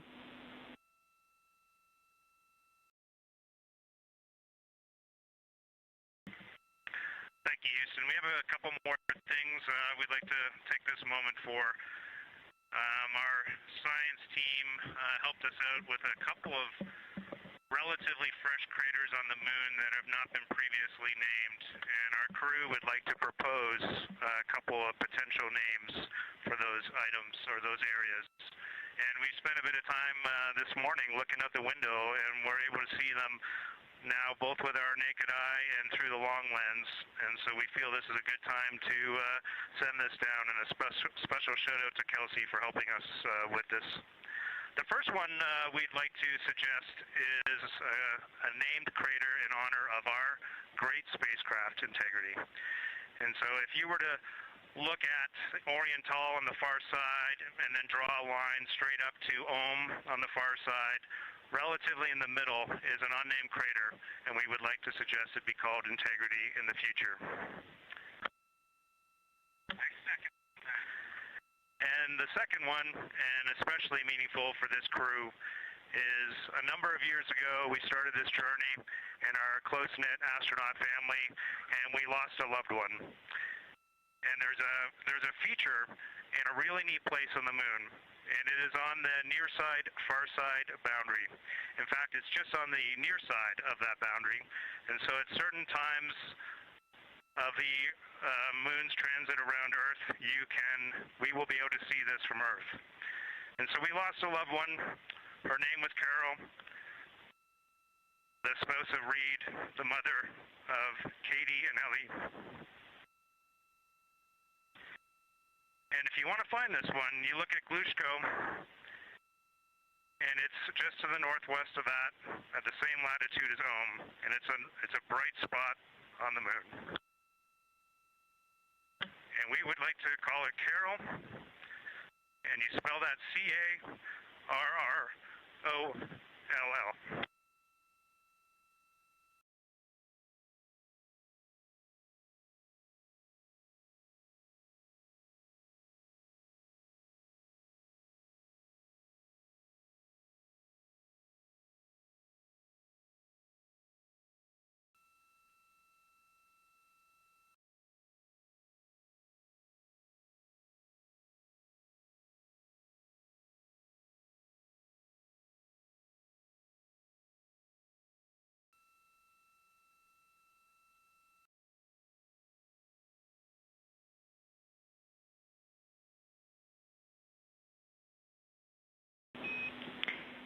Integrity and Carroll Crater. Loud and clear. Thank you.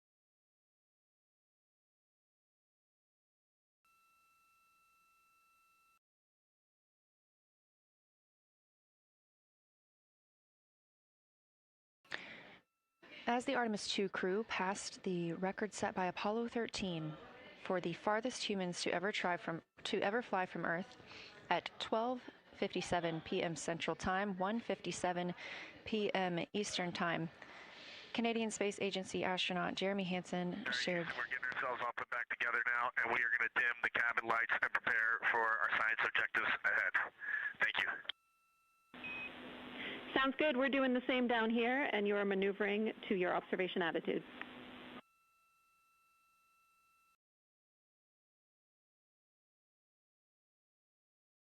As we pass that Apollo 13 record of the furthest humans to ever fly from Earth at 12:57 p.m. Central Time, 1:57 p.m. Eastern Time, the Artemis 2 crew shared some poignant words, specifically Canadian Space Agency astronaut Jeremy Hansen. The crew also called down 2 craters not yet named that they would like to name. One, Integrity, in honor of their spacecraft, which they have named. That's near the Ohm crater. Another near Glushko, which is a bright spot, named Carroll, in memory of Reed Wiseman's wife.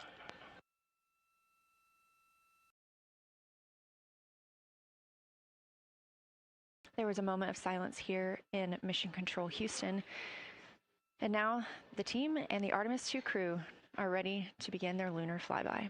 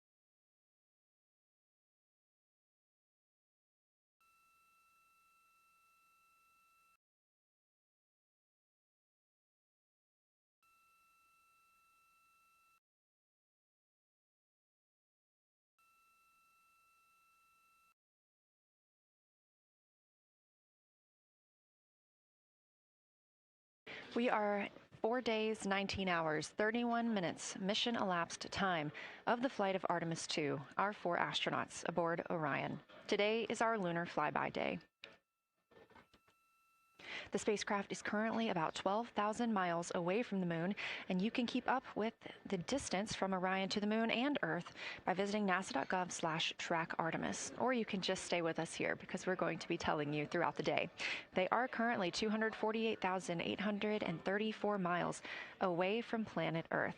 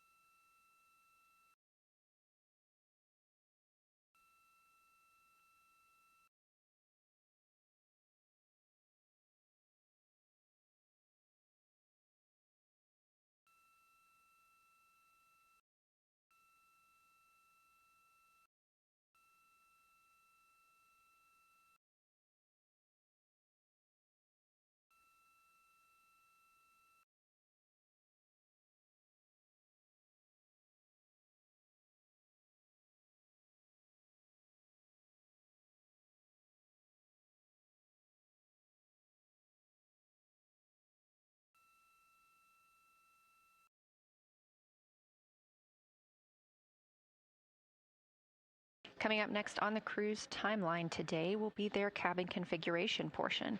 You heard some calls down to Science Officer Dr. Kelsey Young earlier about how they have configured the cabin so far. This is just a little bit more of timelined activity for them if they need to further do so.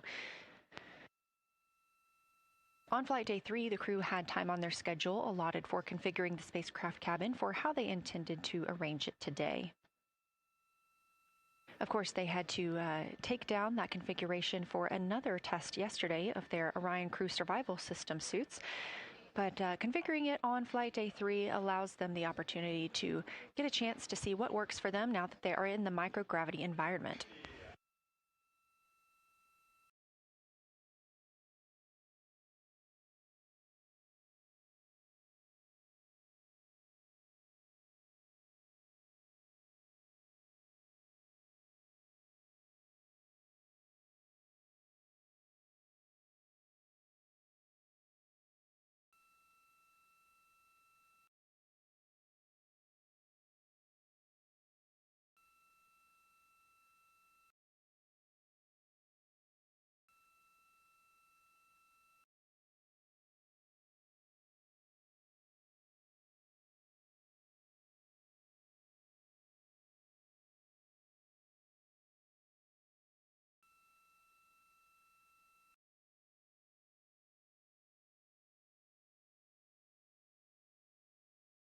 Again, the crew is about to begin their cabin configuration portion of their timeline, though they have been working that already, as well as potentially during their post-sleep period this morning. The official lunar flyby observations are slated to begin in just about 40 minutes. That's when we'll have the crew at the windows photographing the moon, as well as making calls down about what they are seeing.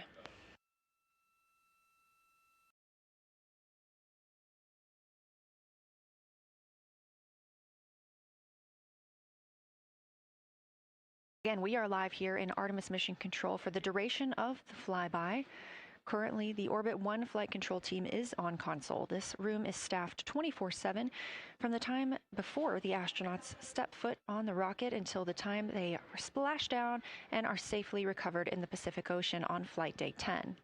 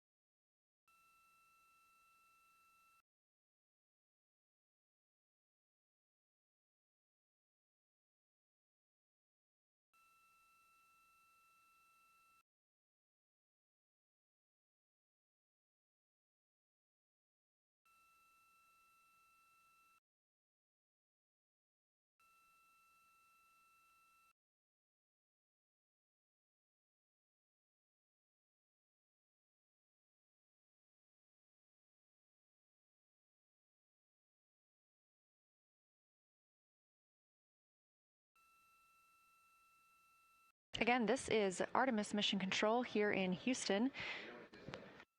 We are now 11,777 miles away from the moon. We did pass the Apollo 13 record of farthest humans away from Earth at 12:57 p.m. Central Time, 1:57 p.m. Eastern Time.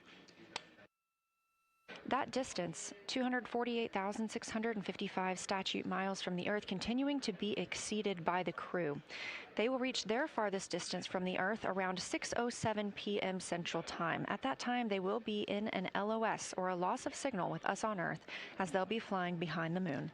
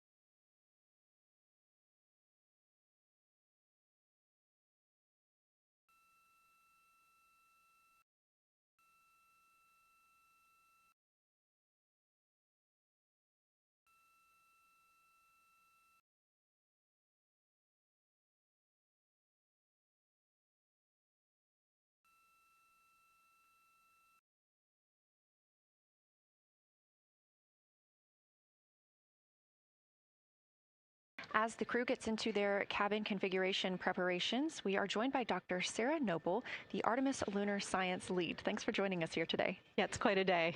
Yeah, we are very excited. I can only imagine how you guys are doing over there. So tell me a little bit about yourself and what your role is for Artemis 2. Sure. So I'm the Artemis Lunar Science Lead, so over the entire campaign, and my job is basically to make sure that as we have this big adventure back to the moon, we actually learn new things about the moon. Fascinating. So why is the moon such an important destination today? Yeah, so the moon is a pretty amazing place. It is a great place to learn about basic fundamental processes that happen on like all the planets, like cratering and volcanology. And also it is, part of our Earth-Moon system. And, the Earth recycles its rocks pretty well, right, through plate tectonics and weathering and whatever. Most of the rocks on the Earth are geologically young. But on the moon, we have the entire record that goes back 4.5 billion years since we formed. And so if we really want to learn about what was happening in that period, like the moon is really the only place we can go. We're also thinking about going back to the moon, and we want to go to the lunar South Pole. So what makes that such an interesting destination? Yeah, the South Pole is cool, right? It's far away from the places we went during Apollo. It's different kinds of rocks there, some of the oldest rocks on the moon. It's also a place where we think there might be resources like water. There are craters that really never can see the sun because of the low sun angles there, and they get very cold. And we think that water and other things can build up in those craters, and so we're very interested to see what that might do for us. I'm very interested as well. So for some of our viewers who might be new to this, what does lunar science look like during an Artemis mission? Yeah, it's pretty exciting for us as we have really sort of built this from scratch to try to understand how we can best use the crew to support our science. And so, we've developed a system. We've got a team in place. We've got a back room here in this building called the SIR, the Science Evaluation Room. And there's in fact a back room to that back room over in another building here at Johnson Space Center where we've got our teams of scientists working really hard. They're actually speaking to this room through our science officer. This is now the first time we've ever had a science officer in flight control room. So we're pretty excited about that. So we have a really voice out and up to the crew. I know, it's been so exciting to hear Dr. Kelsey Young speaking directly with the crew today, now so close to the moon. And we have a live view here of the science operation, or the science evaluation room. So this is where the majority of your team is today. Is that right? Yeah, that's right. This is a big chunk of our scientists. You can see them in there now working hard, trying to get ready for the day. And then again, there's a second room where we have a lot of our data folks, where the data will first come down and they'll sort of sift through the data and get it ready for this team to take. What's the mood like right now in the SIR? It is, I would say, giddy. I think we've worked very hard for this. They have done simulation after simulation. They have worked really hard over the last couple of years to get ready for this moment, and I think everybody's just really excited to see. Even already we've had some descriptions from the crew coming down, and it's so great to see their joy and our joy, our love for the moon come through. Yes, we are in for a real treat today, if it's been anything like their observations the past couple of days. So how are the lunar science teams using this test flight to prepare for future missions to the moon? Yeah, absolutely. This is the way that we are building our foundation for the future, from everything from, how do you train a crew to be a geologist, right? And so, working through that, getting them classroom training, field training, building the science team, building these physical rooms that we are in, designing the software that the teams are using, and then, figuring out what happens to that data. They're going to take this data and it's going to come down, and how do we get it out to not only our team, but out to the world and the rest of the science community? Yeah, that's a great point, because when you hear these crew members talk, you would never know that they're not geologists. Your team has trained them so well. They have been very good students. Who can blame them? It's a pretty great topic. One more question for you. How does the science that we're doing on Artemis help support long-term exploration, and including our sustained presence on the moon? Yeah, you know what? We have a saying in the Science Mission Directorate that science enables exploration and exploration enables science, right? So you need the scientists, because we are the ones who are the experts in, landing site and doing analysis of landing site and making sure we can find a good place to land, to understanding the properties of the soil so we can, design our systems to manage that, understanding the radiation environment, keeping our astronauts safe, all of these things, right? But, in return, you provide us with opportunities where now we're going to be able to collect this data and collect samples and deploy our instruments and all of that. So it's a symbiotic relationship. That makes perfect sense. Well, Dr. Sarah Noble, Artemis Lunar Science Lead, thank you so much for joining us here today. Best of luck to you and your team, and I hope that you get to enjoy today too. Thank you so much. We are now getting closer and closer to our lunar neighbor. This live view coming from the Orion spacecraft and a camera mounted on one of its solar array wings.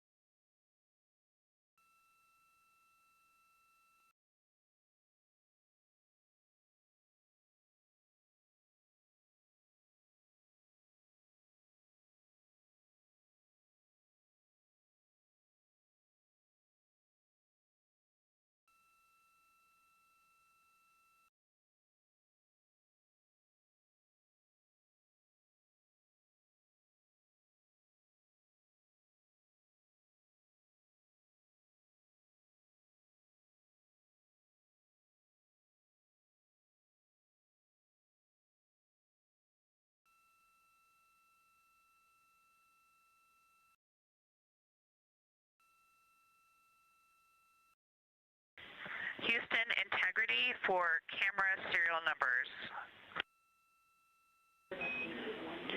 Ready to copy.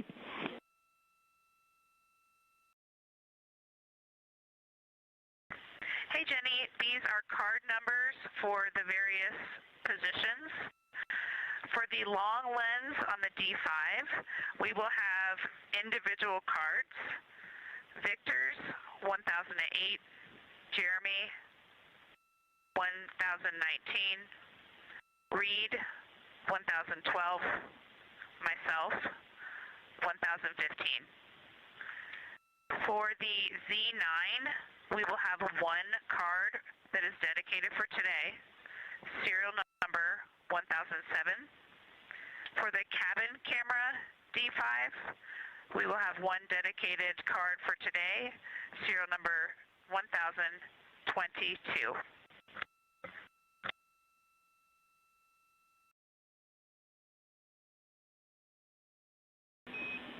All right, Christina, we copy all. Thank you.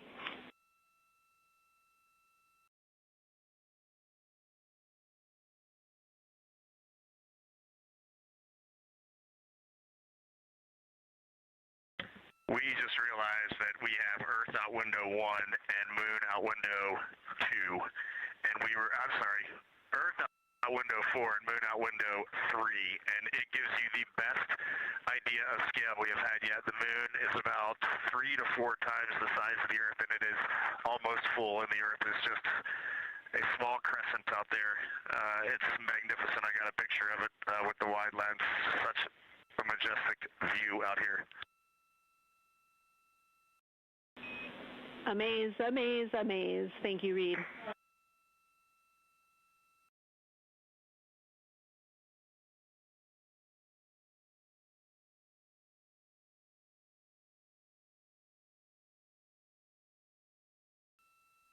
Those are some of the communications we're excited most about today. Commander Reed Wiseman calling down their view right now, obviously a little bit different than what we can see from the solar array camera. They are looking through the windows of the Orion spacecraft, able to see at the same time Earth and the Moon. You also heard NASA astronaut Christina Cook calling down some of the cameras that they will be using today. The crew is in that cabin configuration portion, and we expect the lunar flyby observation period to start just about 20 minutes.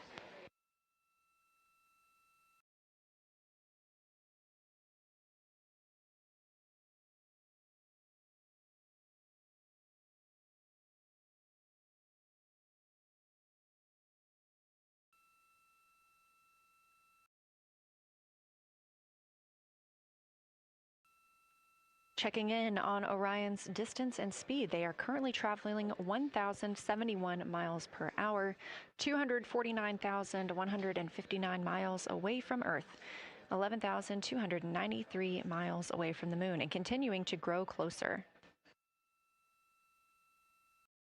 At closest approach to the Moon today, the spacecraft will be just about 4,070 miles away from the lunar surface.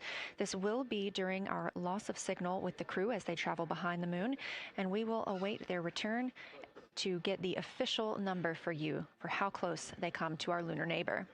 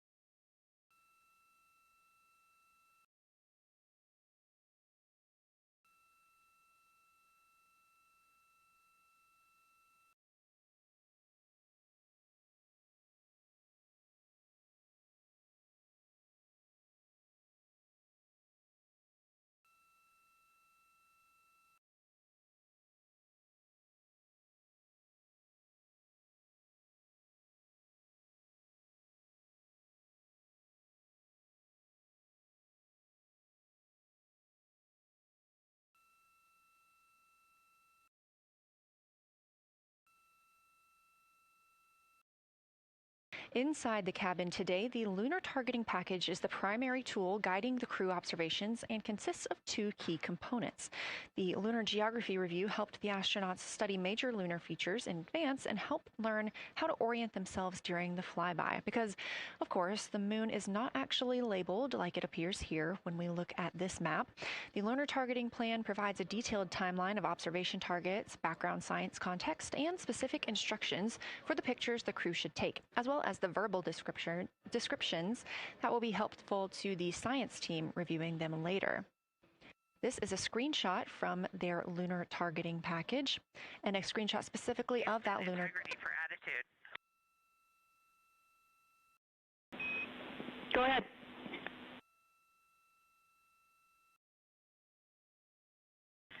Hey, Jenny. Understanding we are in final attitude now for the lunar flyby, would it be possible to pitch the vehicle down 5 degrees? That would allow us to get the D5 long lens flush and have the least amount of window distortion. We're checking. That call from Christina Cook, NASA astronaut and mission specialist on Artemis 2. Copy. The Orion spacecraft is positioned in a specific attitude to allow the crew to best see the moon outside of their windows today for this imaging opportunity.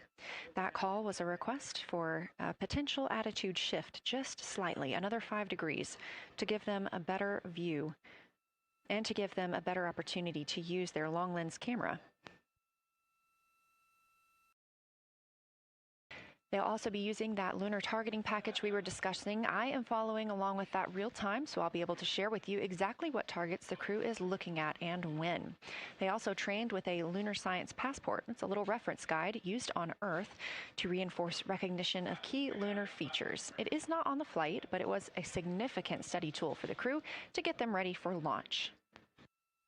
The apparent size of the moon will change throughout the flyby, and it'll appear roughly like a basketball held at arm's length at the crew's closest approach. That reinforces the need for careful planning and practiced observation techniques.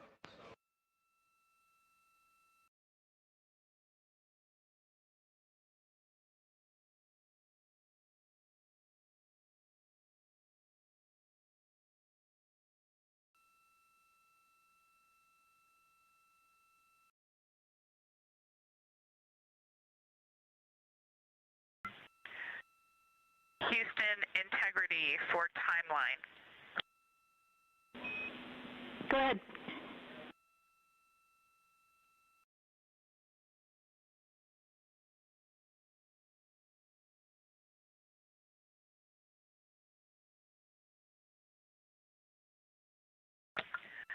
Hey, Jenny, just to make absolutely sure that we start observations when expected, we are showing in Optimus that observation time starts in about 15 minutes, and in LTP that our first target, discussion 1, starts in about 29 minutes. Can you confirm you'd like us to start discussion 1 in 29 minutes at 1900 GMT?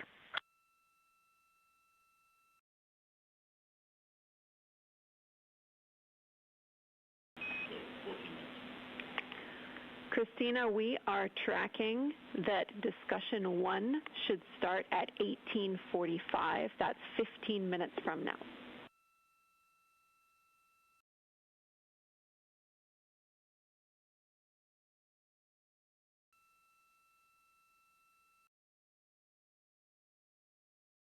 Okay, copy all. It may be a granularity issue with LTP, but understand that we start that observation in 15 minutes, and I bet when we get there, the green line in LTP will match the start of the white band for discussion 1.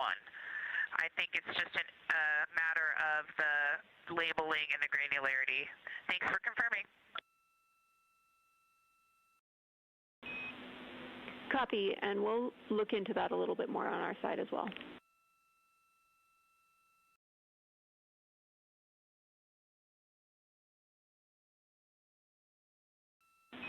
Christina, can you verify for us that your green line is moving on the timeline page of your LTP?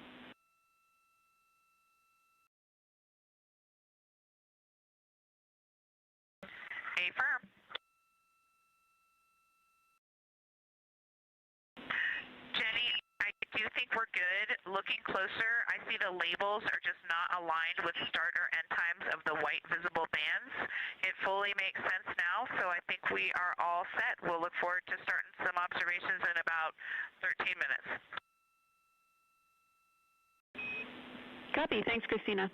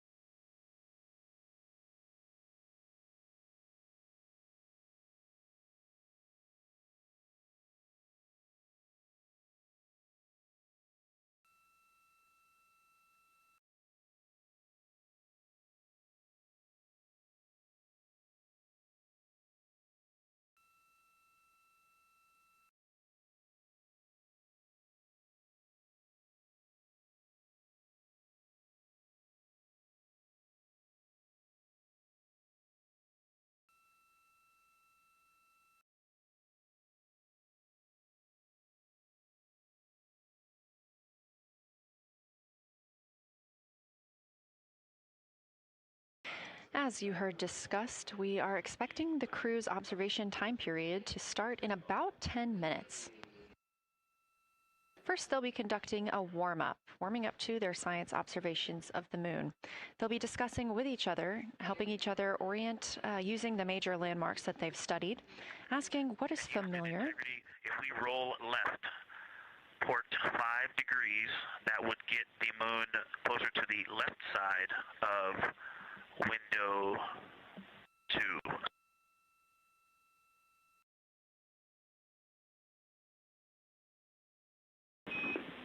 Copy, Victor. We'd like to know if it's pitch and roll or one or the other.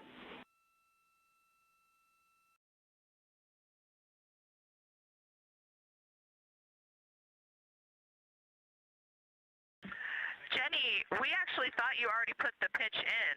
Had the pitch been put in already? No, we need a little while longer to talk about it.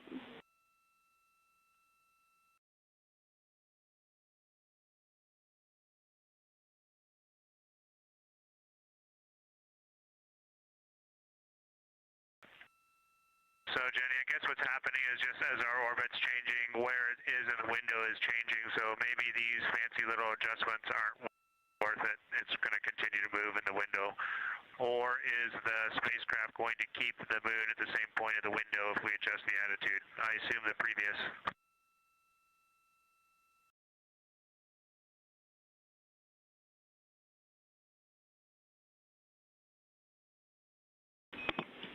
Right now, we are pointing the center of the window to the center of the moon with 2 degrees of deadband.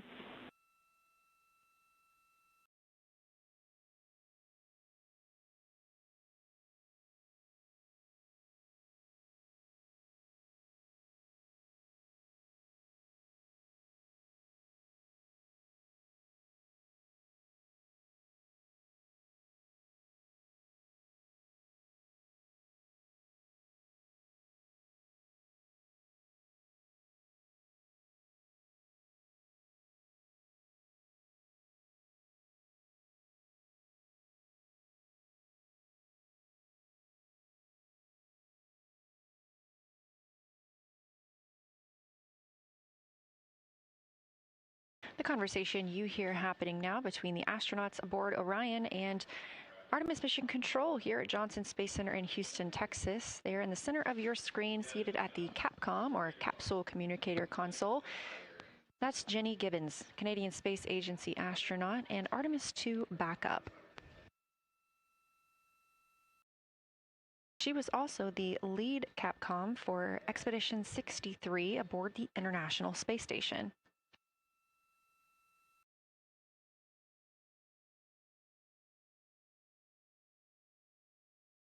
The crew is requesting some attitude changes to the spacecraft to allow them to better image the moon, our priority for today. Of course, those have to be discussed on the ground before they are put into work aboard the spacecraft, so the team is taking some time to do so.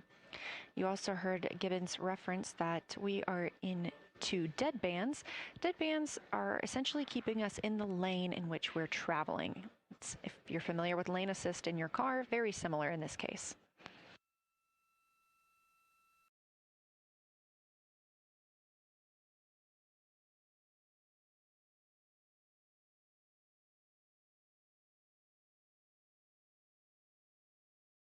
We are now 10,870 miles away from the moon, traveling 1,066 miles per hour and 249,390 miles away from Earth.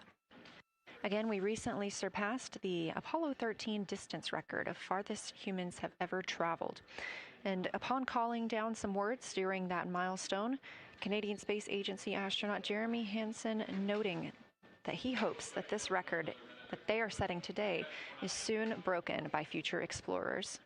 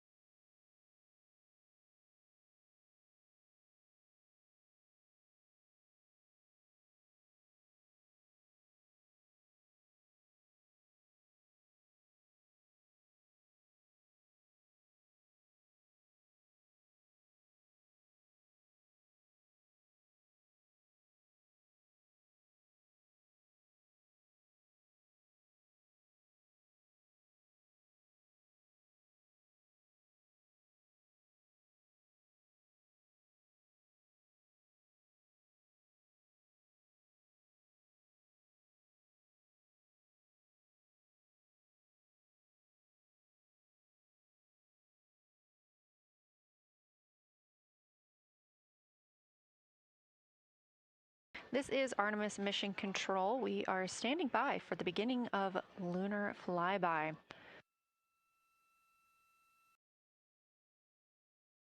Expecting that to start in just a few minutes when the crew will begin a warm-up discussion preparing for the day. They will be capturing images along while discussing what they find familiar about the moon and what looks unexpected to them.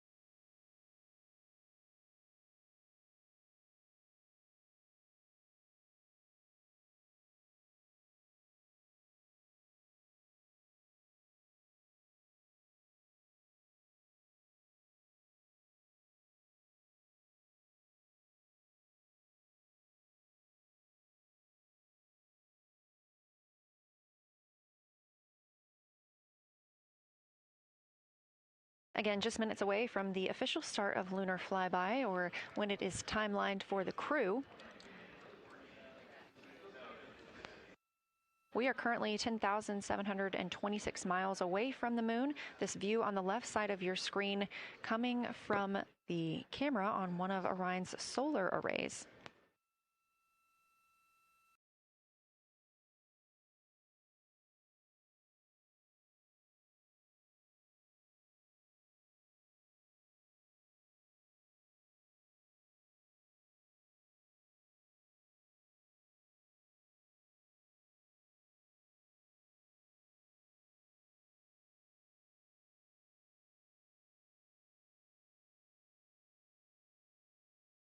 Other conversation points while the crew are getting ready for their flyby today. They'll be looking to orient themselves using major landmarks and annotating their observations along with their discussion. They'll have 10 minutes for that warm-up discussion.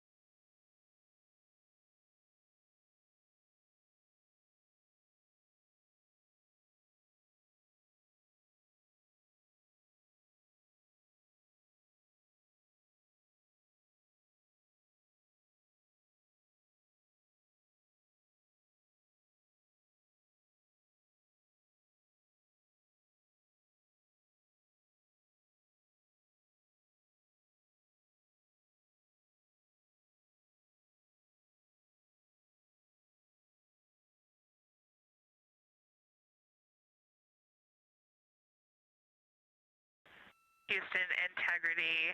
We have two folks at the window deep in discussion talking about all of the awesome features that they're seeing. We just had a huge moment realizing that Hertzsprung is about the same size as our incredible Oriental. We're really excited about this target that's kind of new to us. We're orienting on things like how we talk about albedo, finding some of the prevalent things that we're used to from all of our training, and just overall taking in this view. We also are noticing that the moon is still getting noticeably bigger as we go, even when you're watching it continuously. It's great to see these two guys get warmed up. We love the report, Christina. Thanks. And you nailed it on why we added Hertzsprung. As you'll see in the prompts, we're looking for comparisons to the comparatively much older Hertzsprung compared to the younger Oriental. Great words.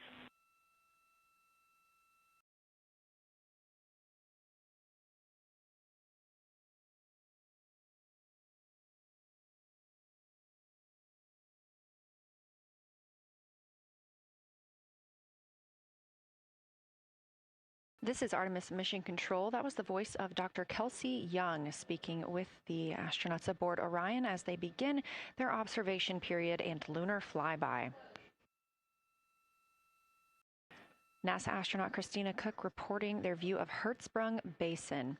The team here is looking for centered images of the basin at a full zoom, and they're hoping that the astronauts can image and describe the inner and outer rings.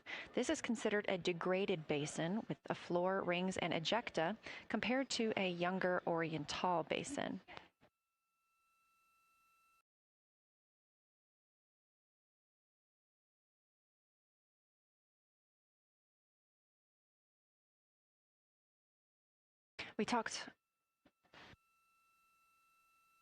We spoke earlier with Julian Gross, the Artemis curation lead, about some of the terms we will hear the crew use today. One of those just called out, that's albedo, looking at surface brightness, or the amount of light a surface reflects.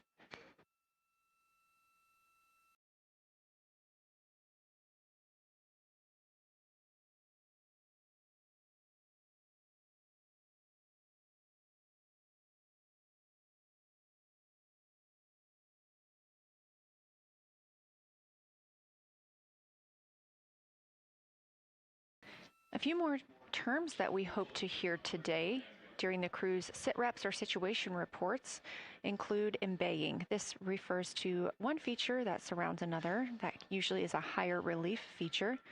Houston Integrity, one report from the crew at the windows.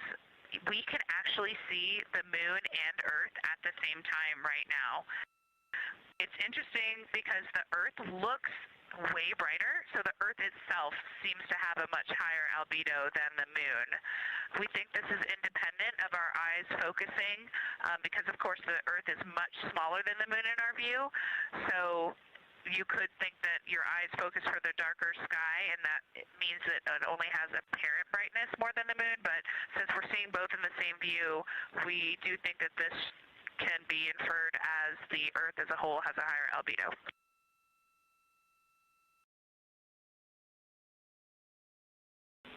Great observation, Christina, and reminder that as you're starting to look for those subtle color and albedo variations on the moon, the relatively bright albedo Earth might make those a little bit difficult, but as your eyes continue to adjust, we expect you to start to see more nuance on the moon. Thanks.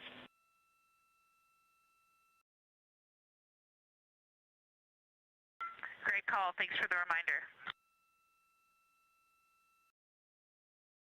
We're all going to be experts in lunar terminology by the end of the day. Another one we expect to hear is mare. These are dark regions paved or filled by volcanic deposits. You also can hear them called seas, oceans, lakes, or marshes, or other bodies of water.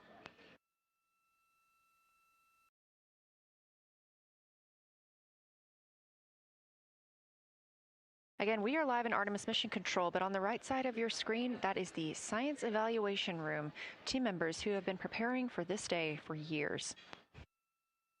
The crew has significantly darkened the cabin of Orion. This allows them better views outside the windows and fewer reflections from inside. They reported being able to see the moon and the Earth out the same window at this time. We are really hopeful to get those photos. Right now, this view on the left side of your screen coming from a camera mounted on one of the solar array wings on Orion outside the spacecraft. The crew is equipped with 80 to 400 millimeter zoom lenses.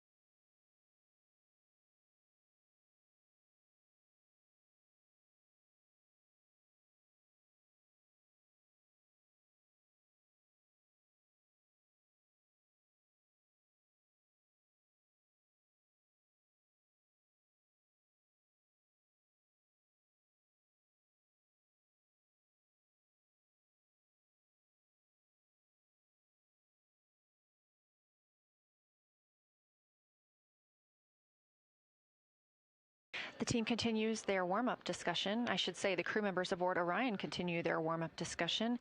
However, they are about to be prompted to move on to discussion number 2, which is near side and far side.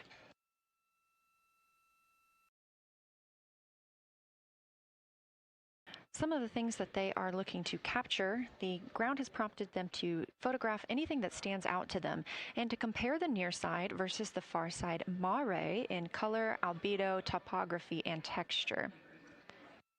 They also want the crew to compare the appearance of rayed craters in the near side mare versus in the far side highlands. Of course, a reminder that some of the items that the crew, or some of the landmarks the crew are seeing today, is the first time that humans have ever laid eyes on those portions of the moon.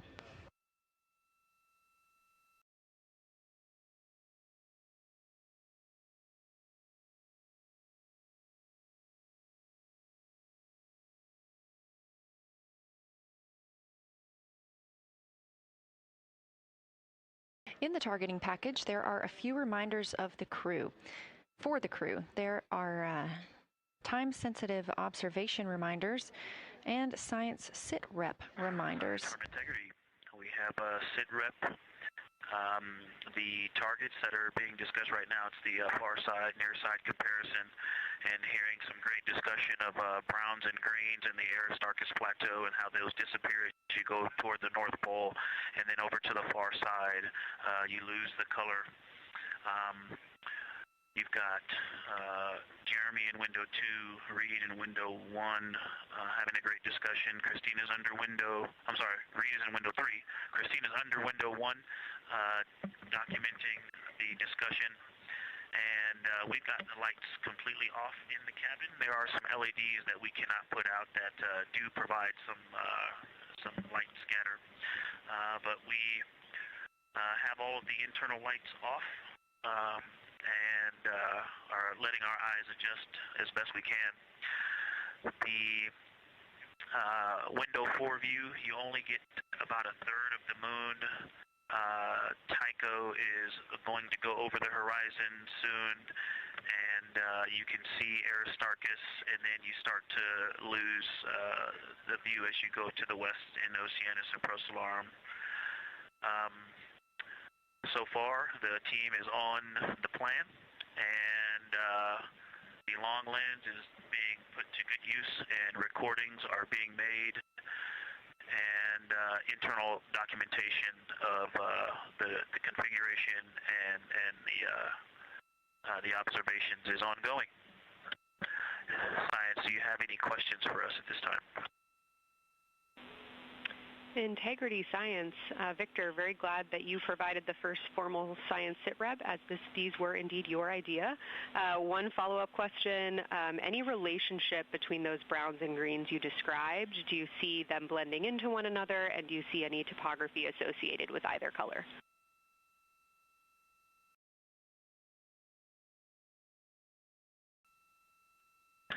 I don't want to bother the window team. I just heard that, overheard that, and so I'm sorry I don't have that detail yet. I will eavesdrop and see if I can pick that up. I will try to answer that at some point.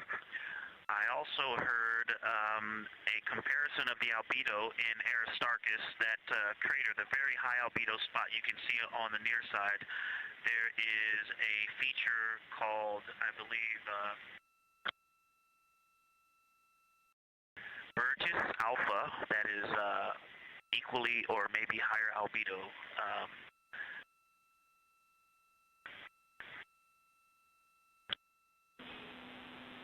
I apologize for the gaps. I'm trying to listen and talk at the same time, but I will try to get some more information to correlate those colors from Aristarchus for you.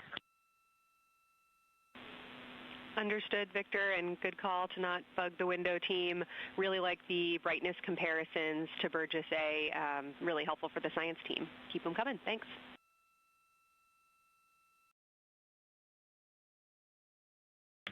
I also heard a discussion about the albedo of Grimaldi being a 10, and how many of us, when we were a little further away, saw that as the darkest albedo, and that the bigger mare off to the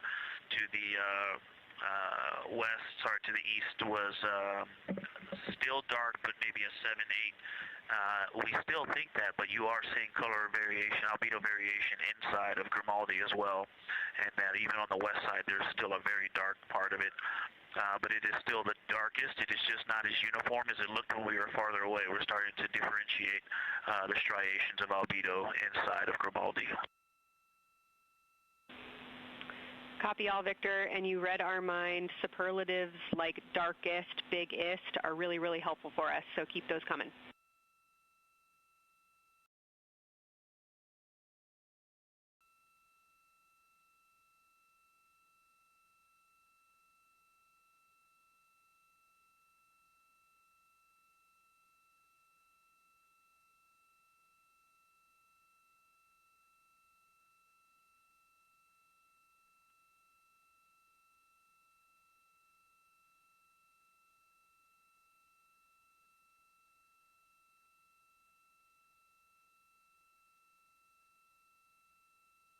As we were just mentioning, the crew is slated to perform these science sit reps. They are prompted to do so by an icon in their lunar targeting plan. That one coming down from NASA astronaut and pilot of Artemis 2, Victor Glover.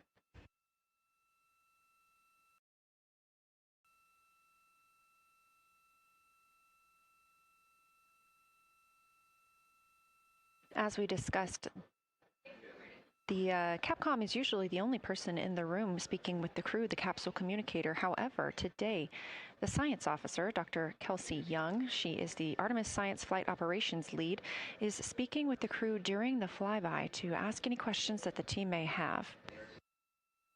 To her right is Trevor Graff. He is one of 3 science officers. Those would be Kelsey Young, Trevor Graff, and Angela Garcia, who will also join us later for an interview.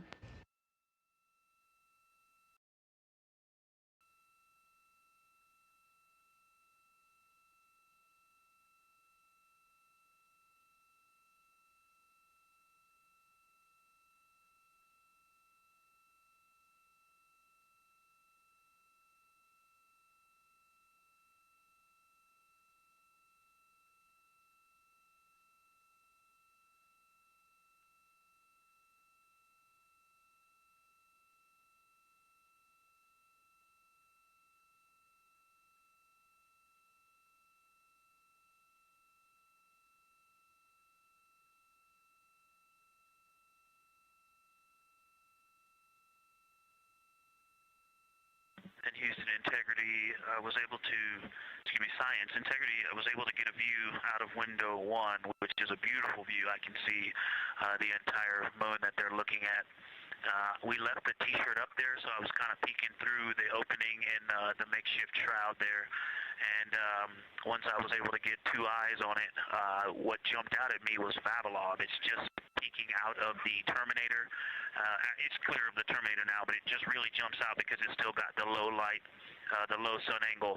And so where the, Vavilov has that impact over the top of another crater, where the 2 craters intersect on the eastern edge. So on the side closest to Oriental, where the 2 crater rings intersect, the shadow there is the highest peak in the interior of Vavilov, and so you can see that terrain is, there's some real variation in the terrain there, that there's a nice peak where those peaks intersect, where those rings intersect, and we'll get a picture of that.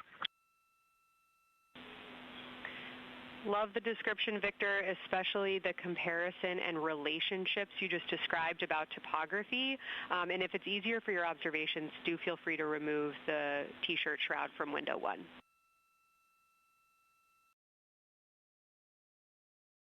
Yeah, absolutely, we will do. Thank you.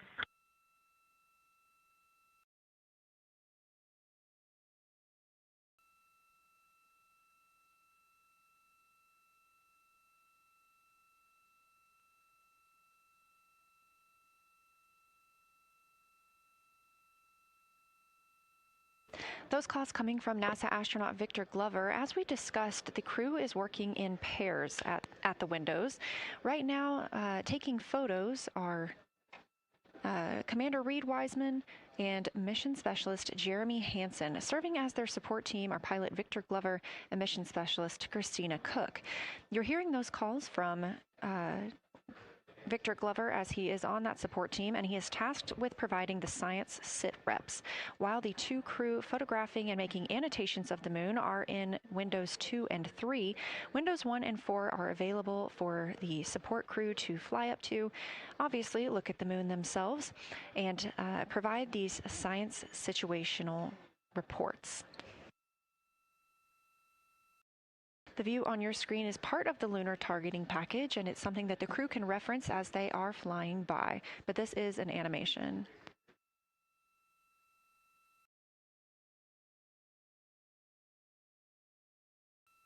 You also heard Glover mention Oriental. Oriental is a major feature that the team is interested in today, and it's known as the Grand Canyon of the Moon.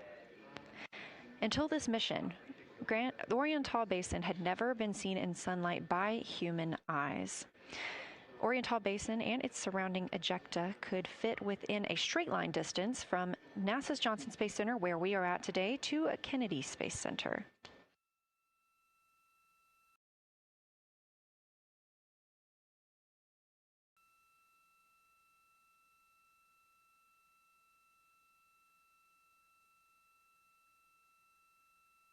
This a live view in Artemis Mission Control in Houston, Texas, where the teams are monitoring all systems, not just for today's flyby, but on the spacecraft themselves. Again, this is a test flight, our very first flight of humans on the Orion spacecraft. This team has been monitoring the entire time of the mission, as well as we have been live the entirety of the mission, and we will be continuing to do so all the way through splashdown and crew recovery from the Pacific.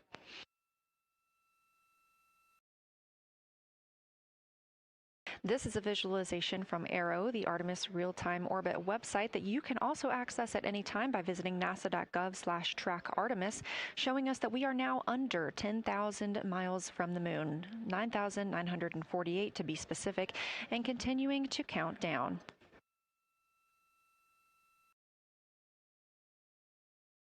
Again, our closest approach to the moon today should come about 6:02 p.m. Central, 7:02 p.m. Eastern. However, we will be out of contact with the crew at this time as they begin transiting behind the moon. At that time of closest approach, the distance from Orion to the lunar surface will be about 4,070 miles. Of course, these are estimates at this time, and we'll be sure to provide you with the official numbers once that closest approach has been reached.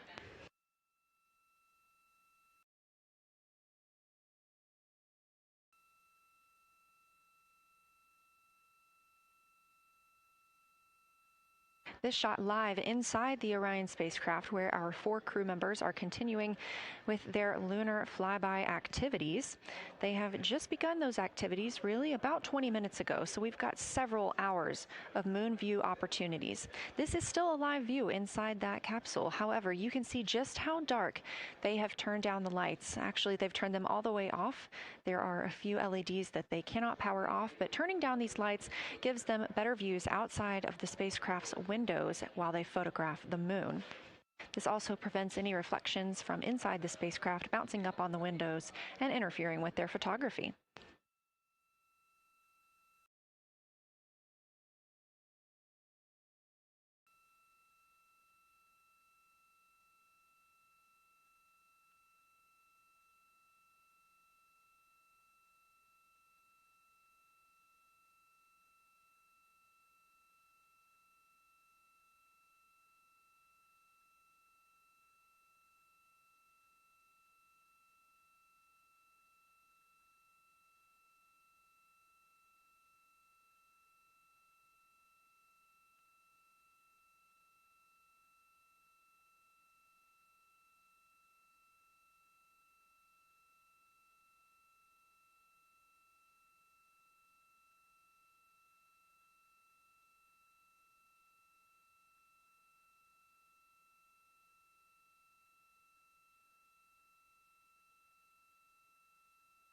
As we were previously discussing, the crew members are serving on teams, the first team being Commander Reed Wiseman and Mission Specialist Jeremy Hansen at the windows photographing what they see. We heard reports earlier that they could see both the moon and the Earth in the same view, and we are looking forward to seeing the moon and the Earth in the same view as well.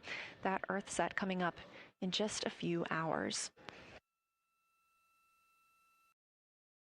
While Wiseman and Hansen are at the windows photographing, Glover and Cook are serving as support crew. They are able to assist with cameras. They are also providing those situation reports, letting us know how the team is working inside the spacecraft, what they're seeing, and how they're feeling about it. Those first blocks of teams will last about an hour, and the crew members are approaching the halfway point into their first observation block. A reminder, we have 5 of those blocks today. So they're approaching this halfway point, during which the crew at the window will switch roles. One will begin taking pictures, and the other will be making annotations on their PCD, that's portable computing device. Both of those crew members at the windows are recording audio of what they see. They are putting on headsets and recording audio into their portable computing devices. Obviously, we are not hearing this right now. This is going to be sent down to the science team, and they will be able to analyze that at a later time. What we are hearing, though, and will continue to hear, are those science sit reps a few times every block. Once this block is complete, about 40 minutes from now, we will have the teams switch. That means pilot Victor Glover and science integrity, looking out of window 1. I think I may have misreported earlier saying that it was Tycho going over the horizon. That was Copernicus I was referring to. Apologies. It was Copernicus is what is farthest bounding to the east, and that is now like on the horizon or just past it. And Korolev is now a few degrees from going over the horizon. And then, next it'll be Aristarchus Plateau. And so on the west, we are getting a much better view of the Terminator. It looks like we have about 80% illumination of the moon. And Vavilov and 1 Vavilov diameter to the west is where the Terminator is right now. And so other features are starting to peek out there. The center of the illuminated part of the moon is, to the lower part is Oriental. And just around Oriental, a lot of light structure is starting to show up. A lot of high albedo, similar to the feature, I cannot remember, Burgess Alpha and Aristarchus type high albedo in the ring. So when you look at the interior ring and the external ring, it's almost as if the edges are starting to dry up and turn white. If it was something that was wet and got dry, the edges would be the part to dry first. You just kind of outline all the topography in the interior of that wall is like it was dusted with chalk or is starting to dry, or maybe dusted with snow. If this was the Earth, I would say there was snow dumped on some of the ridges on the interior of the rings of Oriental.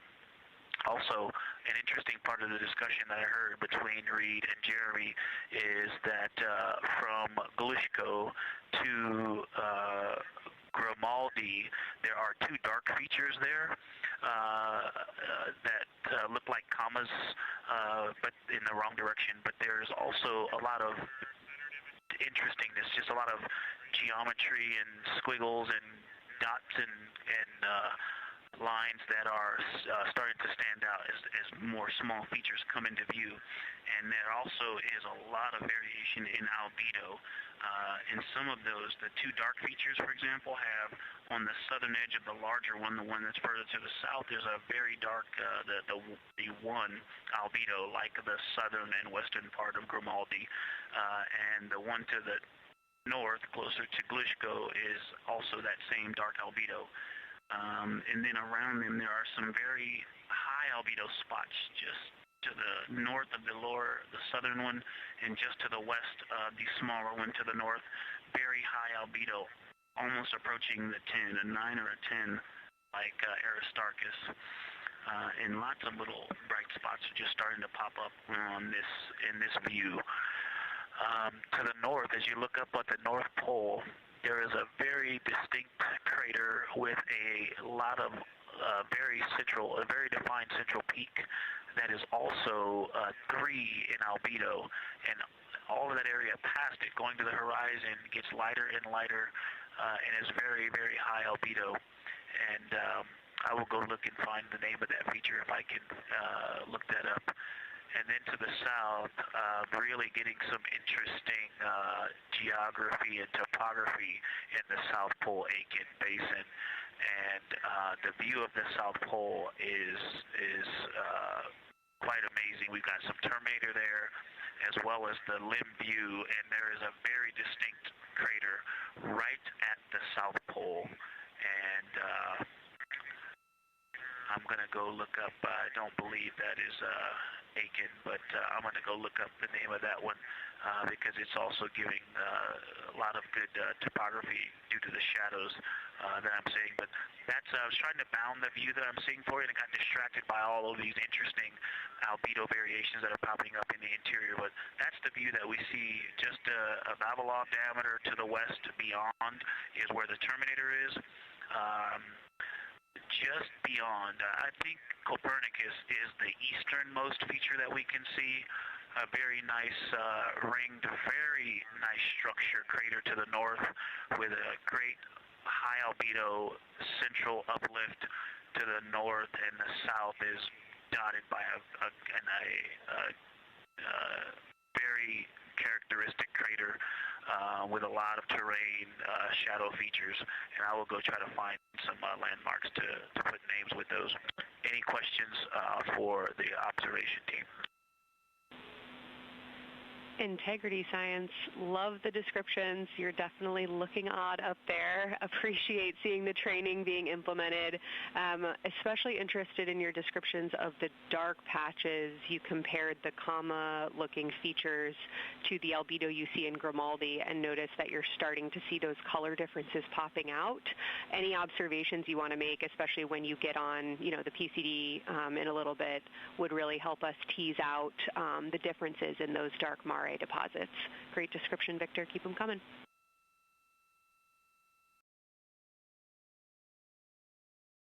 Absolutely will do, and I know you've got descriptions on both of the window observers right now as well. Keep them coming.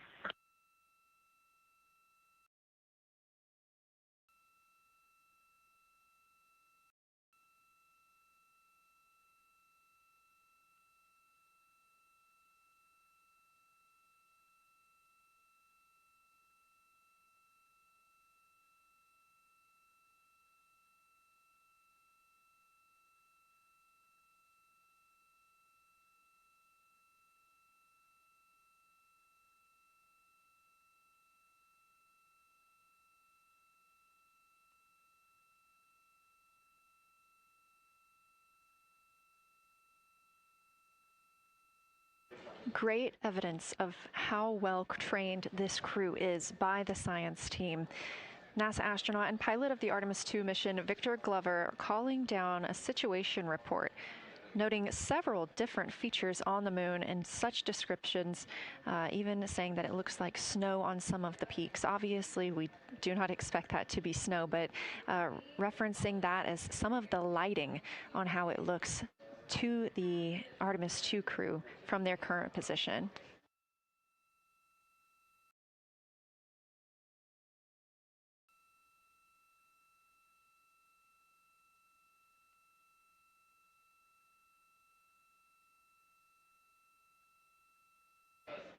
The team is slated to be switching their positions at the windows now. Both Reed Wiseman and Jeremy Hansen have been at windows 2 and 3, one taking photos, one making observations and annotations on their portable computing device. At this time, we also anticipate that they are looking at a crater duo. One of those is Glushko, and the other is Ohm. The team is looking to know the extent of Glushko's ray system and how its rays differ in the Mare versus the Highlands. They also want the team to compare the ray systems of Glushko to Ohm.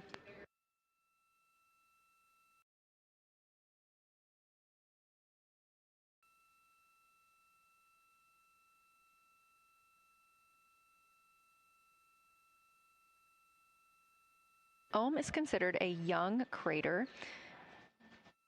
And if you've ever seen a photo of the Richat structure, it's also known as the Eye of the Sahara. It's 40 kilometers in diameter, and that could fit within Ohm's interior.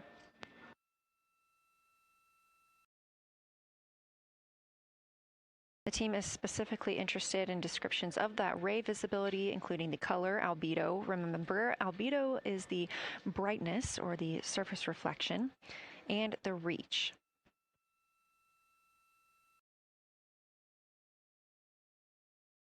Again, I am using the same lunar targeting package that the crew is referencing on board right now. This helps keep them on time as well as prompt them for when they need to make a call down to the science team and report what they're saying.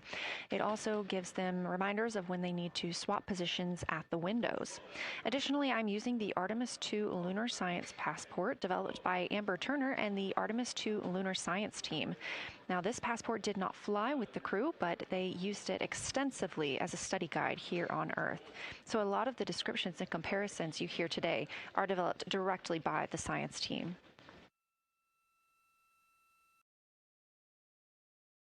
We are now 4 days, 20 hours, and 43 minutes. Science, integrity, that crater to the north, that is, it's like we've got one in the north that looks like just a textbook crater, and one on the South Pole as well.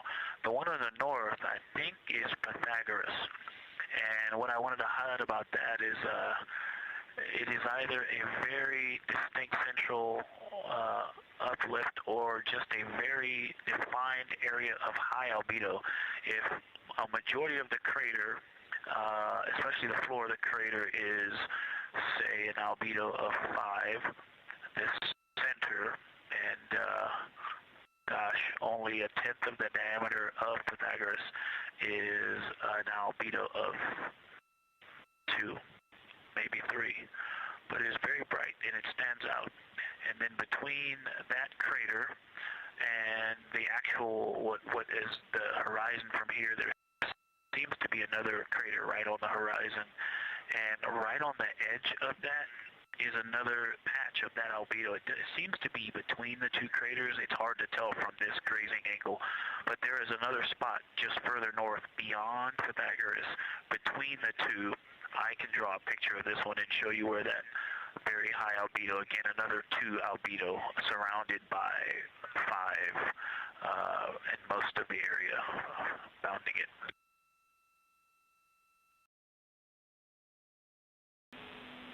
Integrity science, thanks for that. We agree with the Pythagoras assessment. And as a follow-up to your previous report, the SIR had questions about topography comparisons between the North Pole and the South Pole of the Moon, if you're willing to provide words on that.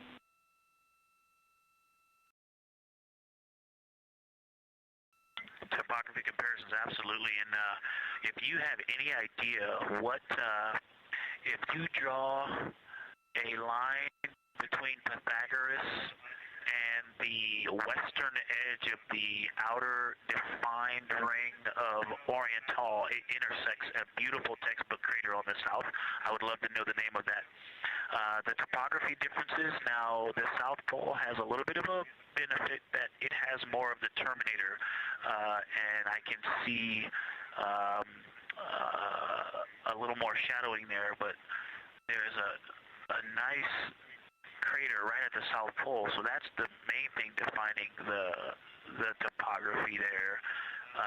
Seems to be quite a bit of elevation change. I can see some very jagged shadows, a 90-degree just to the west of that crater at the South Pole. I can see a very distinct change in the shadow directions, indicating, I don't know, a very high wall or a very deep canyon just to the west of that. And in the north, it seems to be that from sort of the edge of the mare that's dark, which is maybe 1 Pythagoras diameter south. If you draw a ring about that, maybe the top 7 degrees of the moon, and just draw a ring around that. The near side is an albedo of 5 and looks quite smooth from here.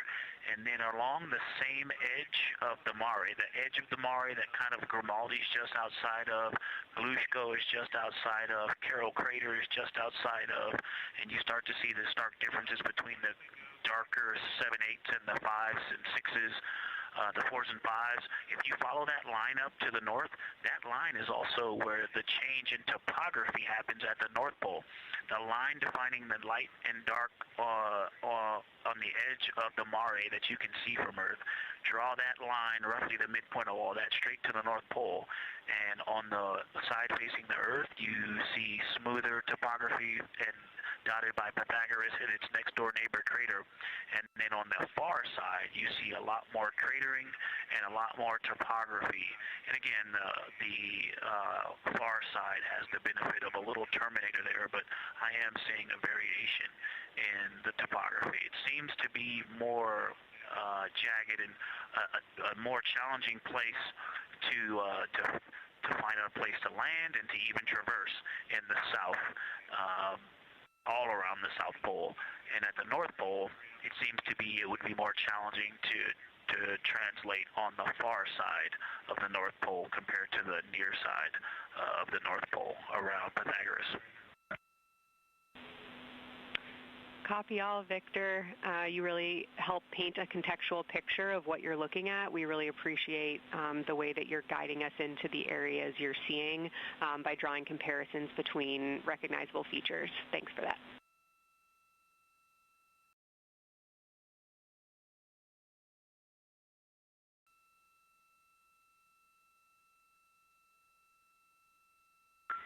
And Kelsey, another little science sit rep moment, something I just heard from the window team is the more I look at the moon, the browner and browner it looks. I thought that was an interesting observation. The two observers have been on timeline, no hardware issues. They did start to talk a little bit about another feature that you'll hear more about on the recordings that they call the handprint.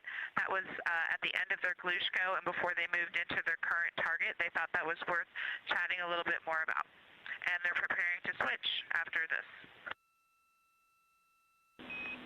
Houston copies and concurs.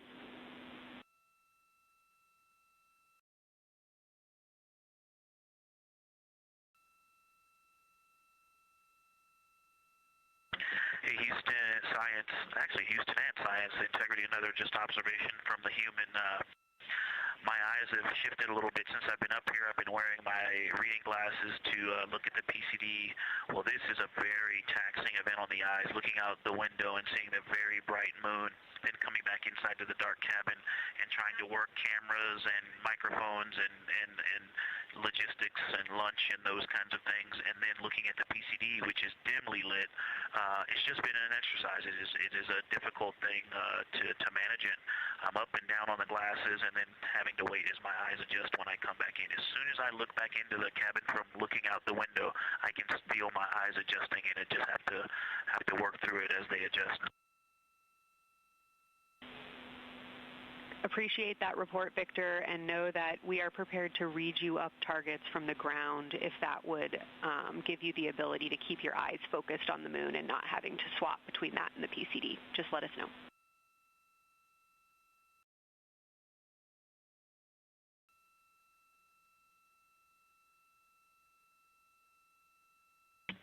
Yeah, we appreciate that, Science, and we will also do that for the window teams, and we'll back each other up that way as well. But we appreciate that. We may take you up on that. Thanks.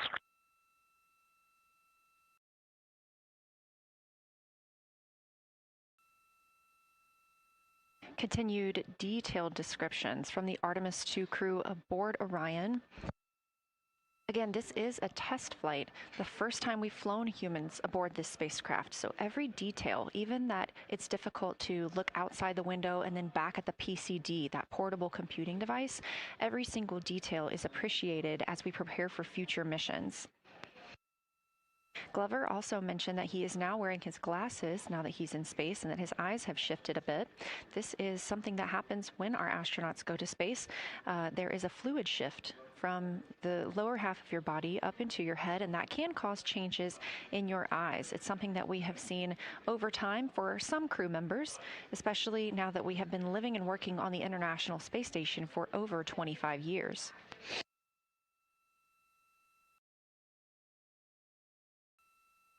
Again, it's clear that these Artemis II astronauts have undergone extensive lunar science training, including classroom instruction, fieldwork, and high-fidelity simulations. Training expeditions even took place in analog environments like the Icelandic Highlands and the Kemasassen impact crater in Labrador, where crews practiced identifying and describing geologic features under varying conditions.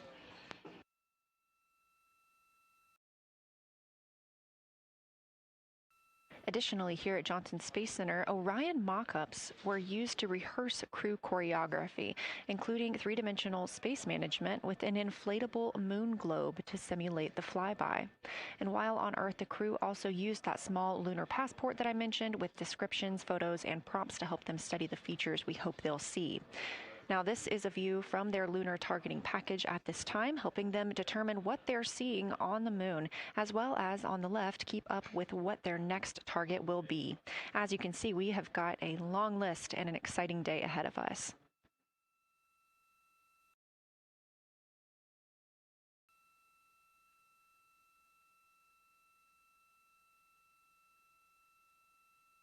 It's now been 4 days, 20 hours, and 53 minutes since Orion launched atop the Space Launch System rocket from Kennedy Space Center in Florida with our 4 crew members aboard. NASA astronauts Reed Wiseman, Victor Glover, and Christina Cook, and Canadian Space Agency astronaut Jeremy Hansen.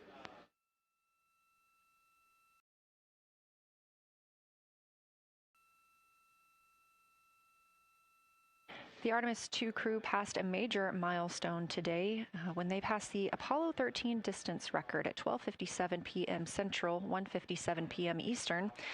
That Apollo 13 distance record was 248,655 statute miles from Earth. And Houston, another observation, whole moon. When you look at the moon, something I've never seen in photographs before, but is very apparent, all the really bright new craters. Some of them are super tiny. Most of them are pretty small. There's a couple that really stand out, obviously. And what it really looks like is like a lampshade with tiny pinprick holes and the light shining through. They are so bright compared to the rest of the moon. We copy, Christina. Thank you. Looks like you guys might be doing it, but remind you to swap positions at the window and take your SD cards with you. We're loving everything that you're calling down, so keep it up.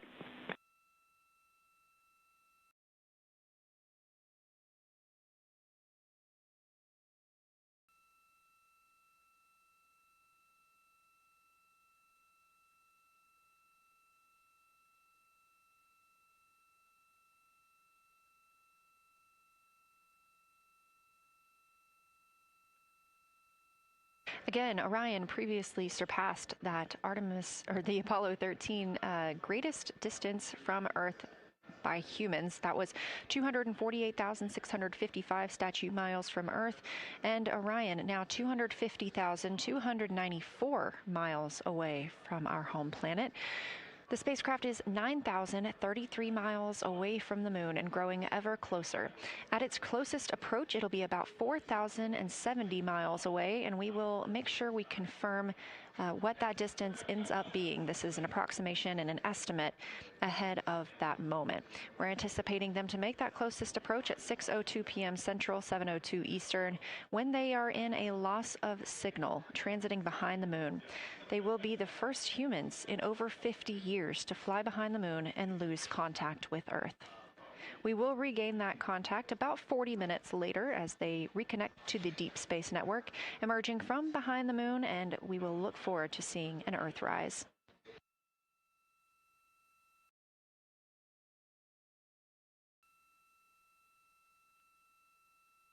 Again, the crew is currently in their position swap portion on their timeline.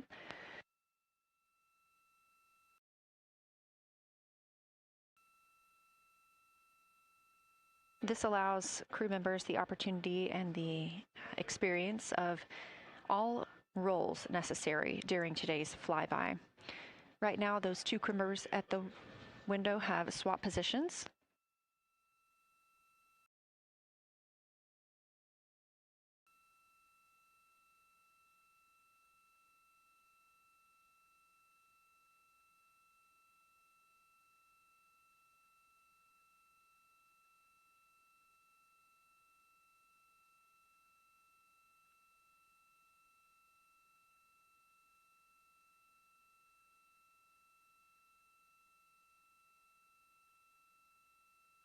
Again, the crew at the windows swapping positions.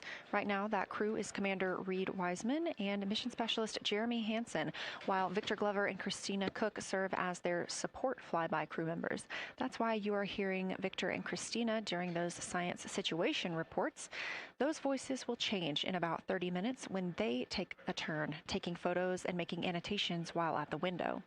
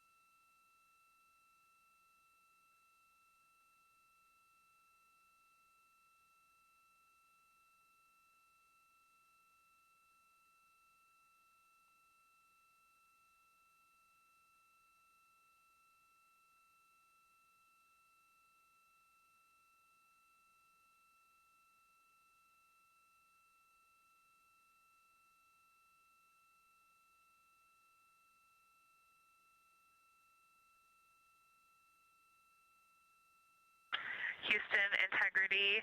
I wanted to provide an observation or a little bit of descriptive nature on something that we saw on the first day we had good moon views. This was when we saw more of the near side, and the ground helped me out with identifying Mare Imbrium. Mare Imbrium, when you have the western limb also in view, looks completely different than the normal view we have of the near side. It is the most striking feature of the western limb view that we had. And the mountain chains that form its eastern side are very prominent, but they actually stand out more than I'm used to seeing even on the western side, and the whole thing just feels like a big bump. It actually looks like a large healing wound with a high albedo forming the mountain chain around the impact basin. And I just don't think I had enough chance to describe how striking it was on that western limb view as we were coming in a couple days ago. Christina, science, absolutely love that, especially since that's a feature that all of us here on Earth can observe from home. So I'm sure tonight everyone's going to be going out and looking for evidence of that beautiful topography you just said. Thanks for those words.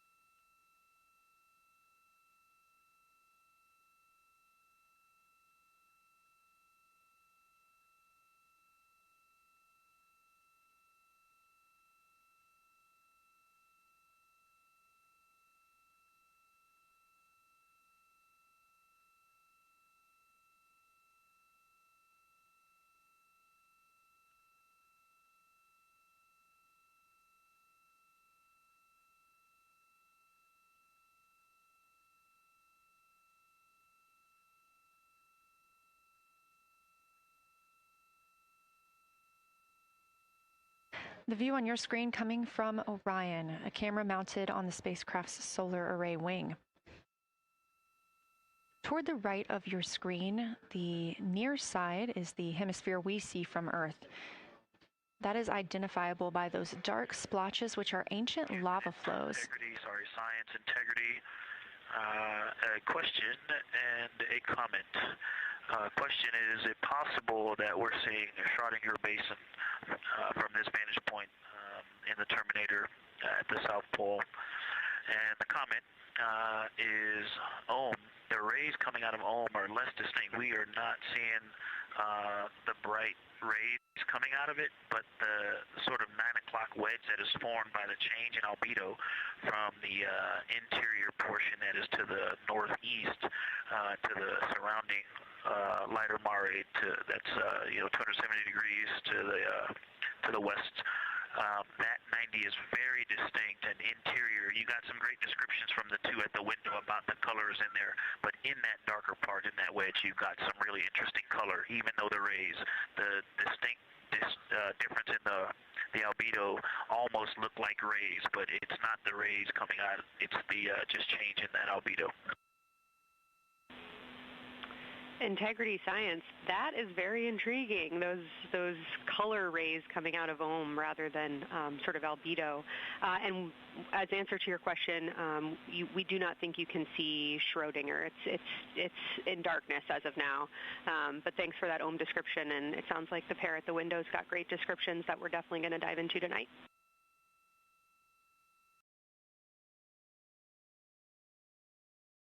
Okay. If you could help me, I would still love to know what it is. There's a very nice crater. You're going to likely have a lot of pictures of it. What would be right in the Terminator at the South Pole or close to the South Pole where it's intersecting the Terminator right now? Yeah, Victor, we're assuming you're talking about, kind of if you're looking at the Terminator, it's basically like 70% down from the North Pole. Is that where you're looking?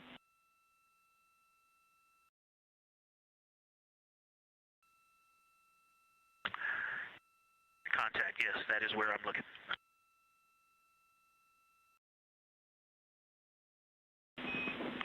Integrity Houston, that is an enabled caution for wastewater dump required. We have hit our limit. As expected, no crew action.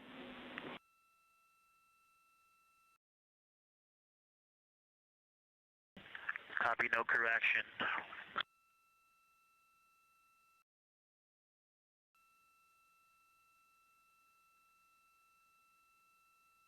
You are.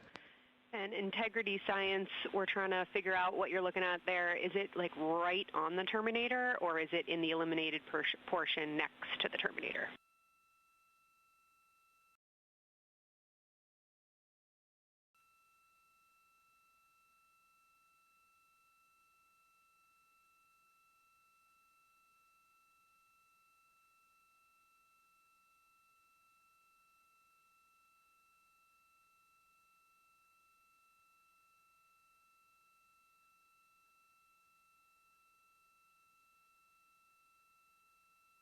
While we wait for a response from the crew, the Terminator is that difference between day and night, or brightness and darkness, that you see on the moon. We see this from the International Space Station as well, looking down at Earth. And science from integrity, excuse my space orientation adaptation. If you draw a line between Glushko through the center of Oriental, and then another line from Glushko through the southern tangent of Oriental, that line would almost perfectly intersect tangentially the crater that I'm talking about, and it is on the Terminator. So yeah, I think I'm not looking at the South Pole. I was a little twisted. That line description was really helpful. I have eyes on the SIR right now, and they are actively discussing lunar geography. We will be back with you shortly.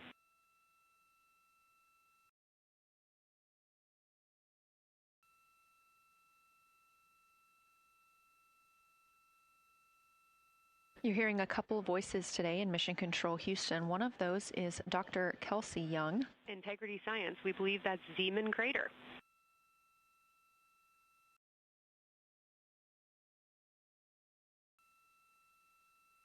Oh, I floated away from the speaker. Say it again, please.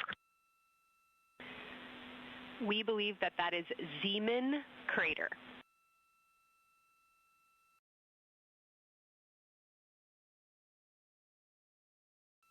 Zeeman. Okay, and can you say the first letter? I may be pronouncing that wrong. What's the first letter of that word?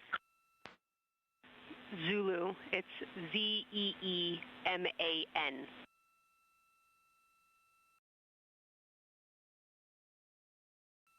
Copy. Thank you for that. Yes, we've got a great view of that. And when I went back to the window just now, the view has completely changed. Our trajectory is taking us to a new view, and I'm looking more into Vavilov. I've got a nice, great view into Vavilov. I'm actually away from the window right now, so I'm going to go try to give you some bounding words on the view that we're seeing. But I've got to get back to a window in a minute. Understood, Victor. You're defining new views of the moon in more ways than one.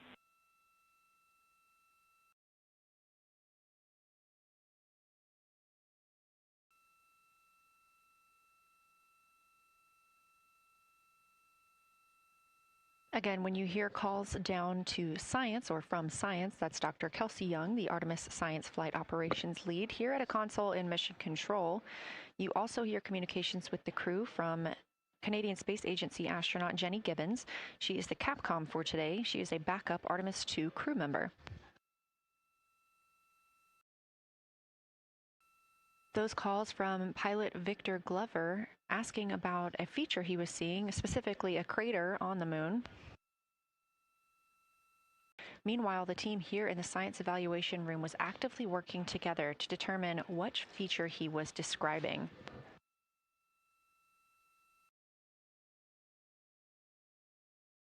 The teams at the window have continued to move through their targets, including Ohm, Aristarchus Plateau, Reiner Gamma, and we are preparing for the cabin and window teams to swap. That's when we'll hear more from Reed Wiseman and Jeremy Hansen when they take on these support roles, while Christina Cook and Victor Glover are at the windows photographing and annotating.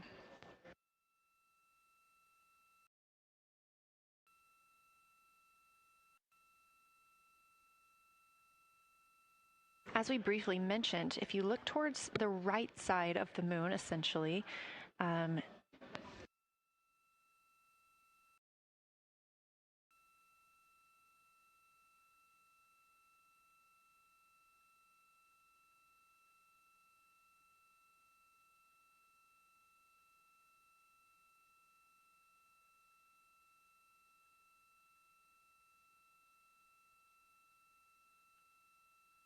this live view coming from a camera outside the Orion spacecraft, and if you look on the right side of the moon where you see those dark patches. Wow, yeah, I wish I had some more time to just sit here and describe what I'm seeing, but the Terminator right now is just fantastic. It is the most rugged that I've seen it. From a lighting perspective, there are little islands. There are islands of terrain out there that are completely surrounded by darkness, which indicates some real variation in terrain. Up to the north, there is a very nice double crater. It looks like a snowman sitting there. In the 5-10 degrees below the pole in the Terminator, and then on the southern edge there's almost like a hole. Looks like a hole, and it's the diameter of Vavilov size, just blackness, and then a wall of bright, and then it goes back to the black beyond the Terminator. So there's it looks like there's just a gigantic hole right there. 1 Vavilov diameter east of the Terminator, and as you go south, the Terminator is not a nice smooth arc. It's just jagged. There's almost a 110-degree turn in the shadow as opposed to the nice smooth arc, again indicating some really interesting variations, and I'm sure we'll get some photos of that. And then one of the craters further to the south of Vavilov, maybe halfway down to the South Pole, is not only looks like just a deep hole, and then there's like two island rays pointing off to the west and north that indicate very high ridges and very deep canyons coming up out of that crater. So again, just some really interesting visual illusions going on with the shadows there. Like I said, there look to be islands out beyond the terminator because some of the things, maybe even a Vavilov diameter into the terminator are catching sunlight on the peaks up to the north and to the south. It's very, very interesting to see. Integrity science, oh my gosh, that was an amazing picture you just painted. I glanced over at the SIR video and I literally saw fist pumps in the air. Those types of observations are things that humans are uniquely able to contribute, and you just really brought us along with you, so thanks for that.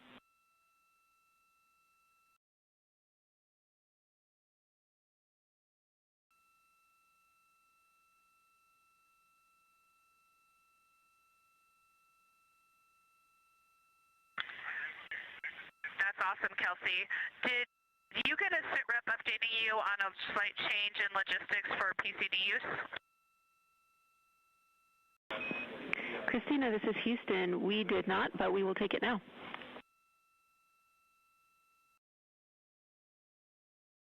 We slightly changed the PCD plan for the window observers. The two window observers kept their PCD.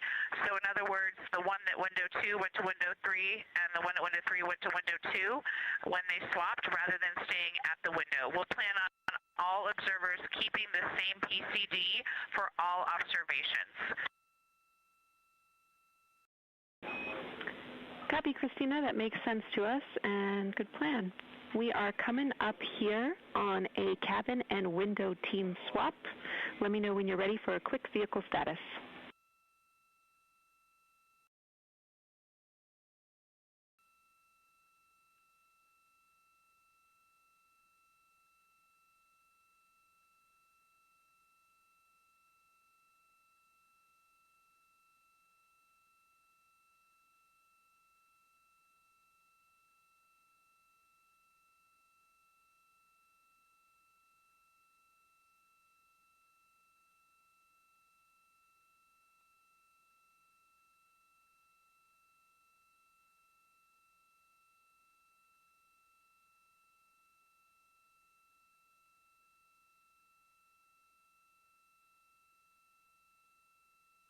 As you heard, science. Houston, go for the vehicle system update.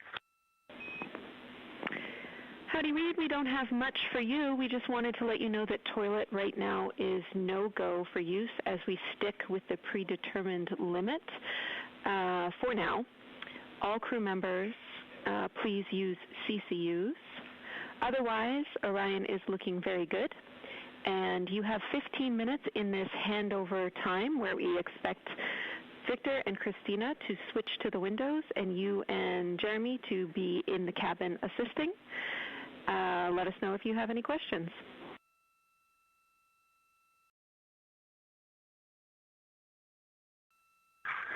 No questions at all, and they're in the swap right now. The first thing I'll tell you, I floated up to the docking hatch window and just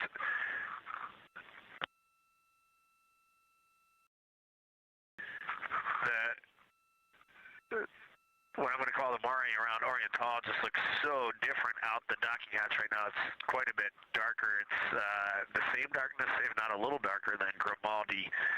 But it's cool after just being in the 400 mil for the last half hour, looking up close. I got pictures of everything Ike was just describing on the Terminator. It really is a fascinating Terminator. And then Oriental just looks so dynamic right now. It's very three-dimensional out the docking hatch compared to what I was just looking at through the 400 mil. We love it. We are getting a sneak preview from one of our SAW cameras at what you're looking at, and we see some of what you're describing. We cannot wait to see your photos. Thanks.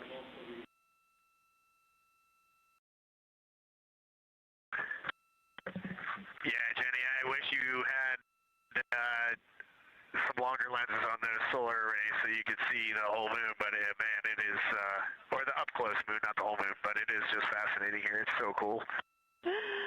All right, MPO and INCO, take notes. We want a zoom lens on those saws next time. Thanks, Reed.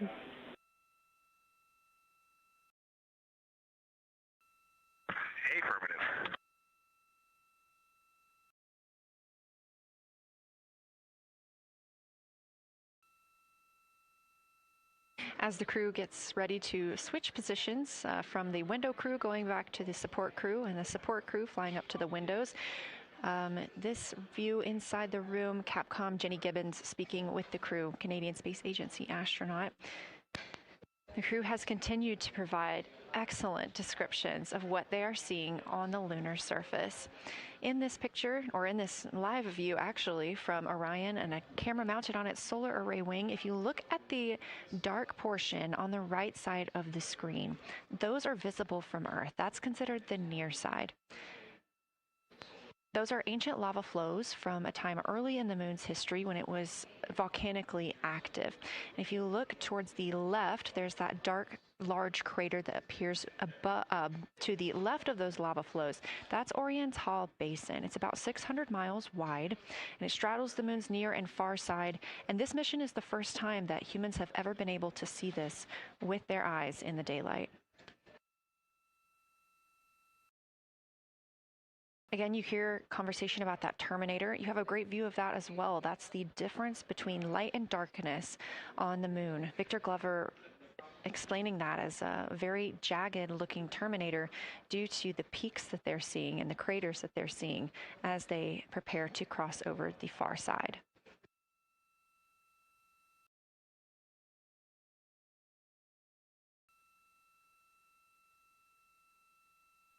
You also heard science officer, the Dr. Kelsey Young, Artemis Science Flight Operations lead, sharing with Victor Glover that his responses are truly something that only human eyes can discern or provide.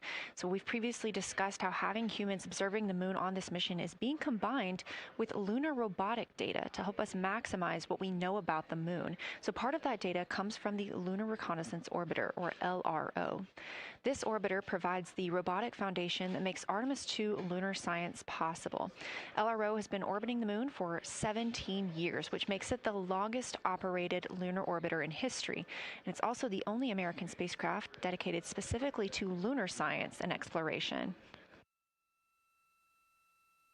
Artemis 2 lunar observations are designed to complement data like the detailed surface images from LRO. So while LRO provides those detailed high-resolution maps of the moon's surface, the Artemis 2 crew adds human observations that focus on regional context and relationships between features, giving scientists a larger geologic picture. Now, this combination of robotic and human observations strengthens lunar science. LRO delivers precise and repeatable measurements over long periods of time, while the Artemis 2 crew contributes real-time visual descriptions and context that robotic instruments alone cannot provide. The best description I've heard while preparing for this mission is to compare the difference in looking at the moon with your own eyes on Earth and trying to take a picture with a camera. The camera truly never does it justice, and it's much easier to describe and perceive what you're seeing with your own eyes than to take a photo. These Artemis 2 astronauts can rapidly scan wide areas and adjust their focus in real time, as well as describe relationships between features. The crew will also observe the same regions multiple times under changing lighting conditions during the flyby and provide perspectives that would take robotic missions years to accumulate. During the Artemis 2 mission, LRO is also attempting to observe some of the same lunar features that the astronauts are studying. Collecting this data simultaneously highlights how different instruments and human eyes provide complementary information about the moon. This LRO data plays a direct role in preparing for future Artemis missions. Its measurements of topography, surface temperature, composition, radiation, and lighting conditions are used to assess hazards, identify safe landing sites, and locate potential resources such as water ice near the lunar South Pole. This mission, Artemis 2, represents the point where years of robotic preparation are paired with human exploration for the first time in the Artemis era. So together, LRO, the Lunar Reconnaissance Orbiter, and Artemis 2 are demonstrating how NASA moves from mapping the moon robotically to exploring it with humans. We are laying the groundwork for future Artemis missions and sustained lunar operations. A check-in with Orion. We are now 4 days, 21 hours, and 22 minutes into the flight of Artemis 2. our crew aboard the Orion spacecraft. We are now 8,153 miles away from the moon, 250,742 miles away from Earth. The spacecraft is traveling at 1,030 miles per hour.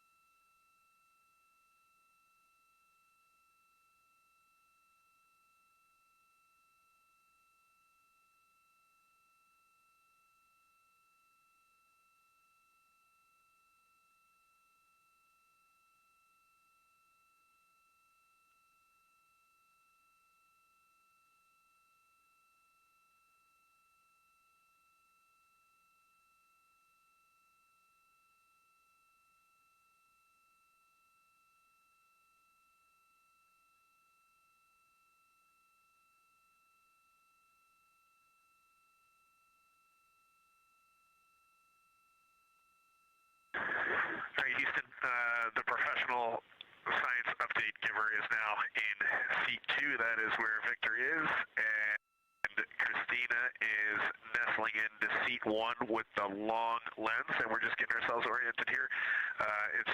It's a cool view in the cabin. It's actually a cool view to be off the camera now and looking at my crewmates getting up to their observation posts and looking in. It's super fun.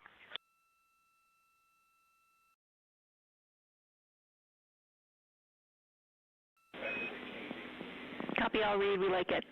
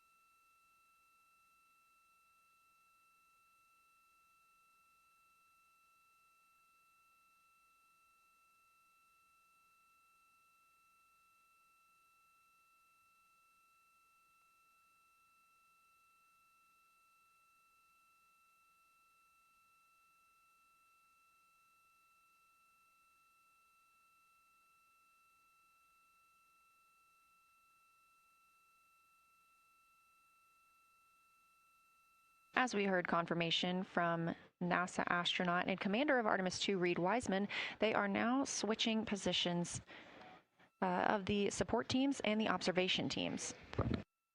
So initially, Reed Wiseman and Jeremy Hansen were at windows 2 and 3 in the Orion spacecraft, taking photos and making annotations in their PCDs, portable computing devices. They were also giving audible descriptions into their PCDs, wearing headsets with microphones and providing recordings that the science team will be able to listen to later. We were hearing from NASA astronauts Christina Cook and Victor Glover as they made observations as part of the support team. Now, as these teams are swapping, we anticipate hearing more from Reed and Jeremy as they'll be on the support team, while Victor and Christina will be at the windows taking photos and making annotations.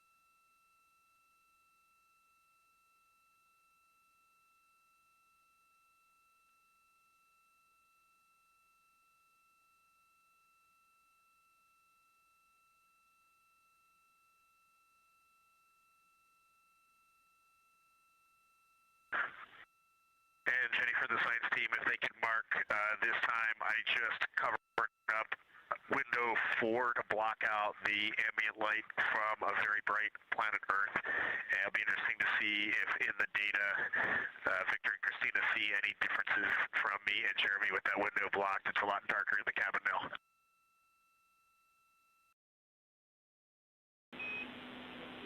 Copy, Reed. We're taking note, and we'd be curious too.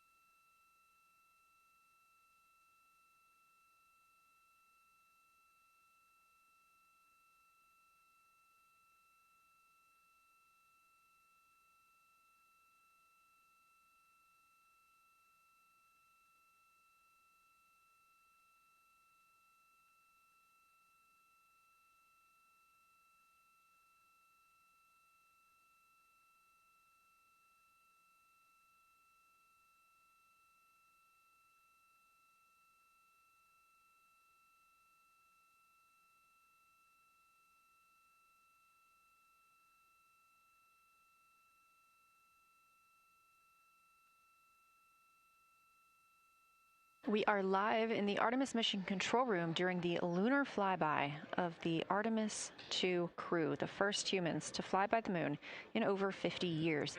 Orion launched 4 days, 21 hours, and 30 minutes ago atop the SLS rocket, Space Launch System rocket from Kennedy Space Center in Florida.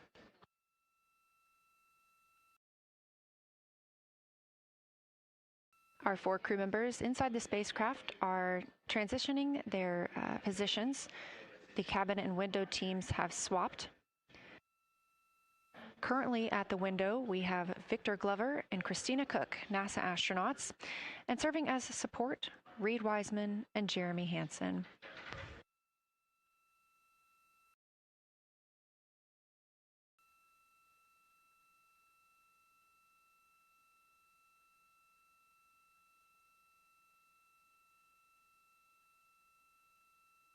For our crews at the window, they are using handheld Nikons with an 80 to 400 millimeter zoom lens.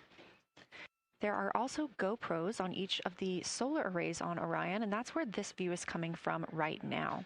We have an interior camera of the crew as well, but they have dimmed the cabin lights. They've actually turned off the cabin lights to allow them to better see outside of the spacecraft. This also helps prevent any reflections from lights inside the spacecraft reflecting onto the windows while they are photographing the moon.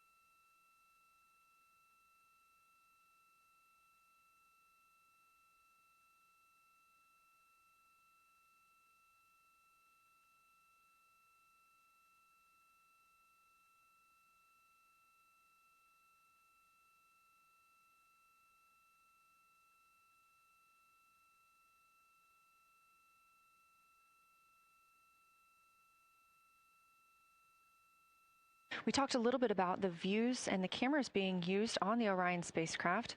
And again, we do have GoPros on the tip of each solar array wing. Now, the bandwidth is a little bit limited because having a crew on board, we do have to downlink a lot more data. That includes their environmental control and life support system. We are not the only data, this view that you see, coming down from the spacecraft, and so we do rely on sharing some of that with the other flight controllers in mission control. This helps the team monitor all systems aboard the spacecraft and ensure the safety of our astronauts.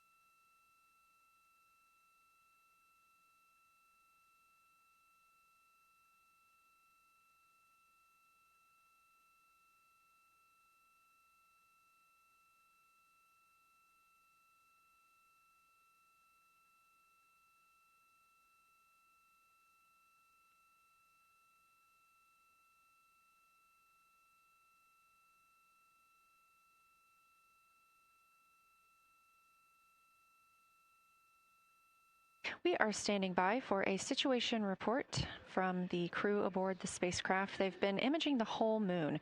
There is now a new crew at the window. That would be Victor Glover and Christina Cook. And so being it's their first time since they have moved up to the window positions, they have a chance to orient themselves and describe and take pictures of any color or albedo variations across the surface. Reminder, albedo is the brightness or reflectiveness. Integrity science for a science sit rep when you're ready.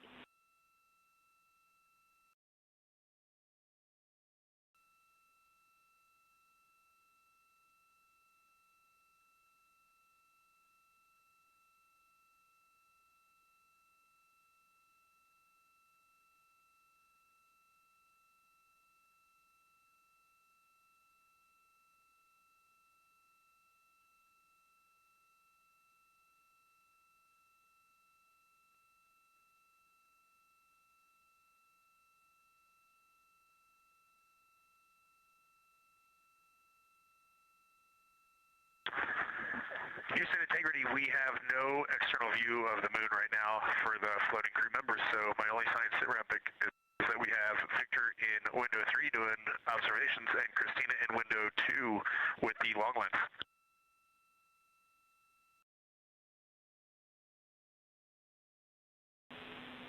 Integrity, we copy. Are the shrouds still on windows 1 and 4? And if so, would you consider trying to get a view through one of those windows?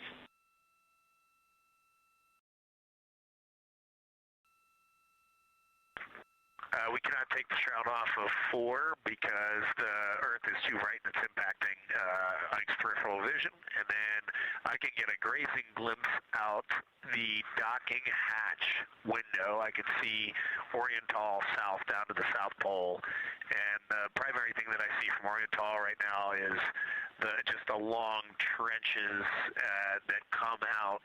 And, you know, when you come out the north side of Oriental, the ejecta kind of boulders across the northern half of the far side. But coming out the southern half of Oriental, I just see those large, here they look like gorges. They're almost like rain when it comes down the Grand Canyon and fingers off into the desert, kind of what it looks like. Also, Burgess Alpha is extremely bright. It's the brightest thing that I can see. Even brighter now than Aristarchus, which is heading off to the Terminator. It's almost impossible now to see Aristarchus, the thing that Jeremy and I looked so much at. I can just barely see the crater rays from Ohm, and I would say for albedo right now, I would go back to Grimati is still extremely dark, especially in that southwest corner, and there are parts of Oriental and the outer ring of Oriental that reach that same level of darkness, especially the rings of Oriental reach the same level of darkness as Grimati. And then south of Grimati, Jeremy and I were noting a few other just really dark areas of cratering, mare there, and those have that same darker albedo. But Burgesshoff is the brightest, and Grimati is the darkest. Integrity Science, that was a great description. Thank you, and thanks for the docking window geometry to give us that description. Any comments before you go on the annular ring in Oriental?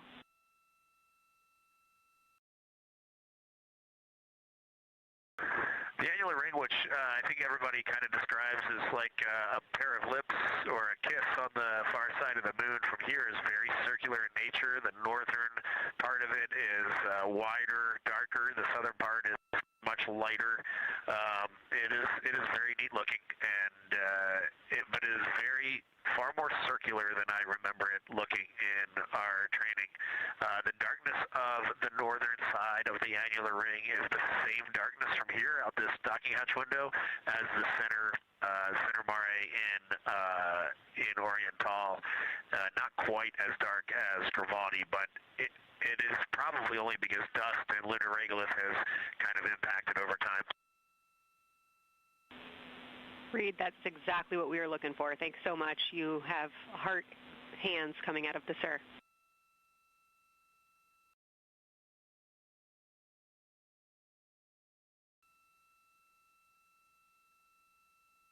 Say that again, Kelsey. Just saying that the SIR was really excited about that. That annular ring was something we were really eager to hear about, so thanks.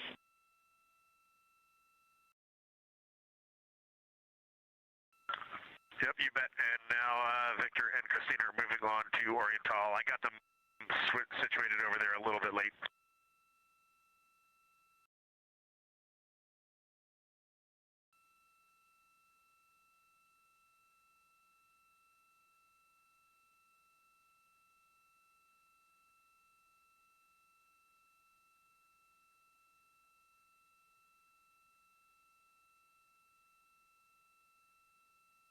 That was NASA astronaut Reed Wiseman, now providing a science sit rep as he is away from the windows most of the time. He is working as the support person along with Jeremy Hansen in the spacecraft, as Victor Glover and Christina Cook are now at windows 2 and 3, able to photograph the moon. Christina and Victor are also providing recorded information to their portable computing devices, that's their PCDs, and the science team will have access to that at a later time. They will then review it and compile all of this data to help further our understanding of the moon. One of the items you heard mentioned was Oriental Basin. This has been a very exciting opportunity for the crew. They have all been very excited about seeing Oriental, as well as the science team has been looking forward to it. It is known as the Grand Canyon of the Moon, as we discussed earlier.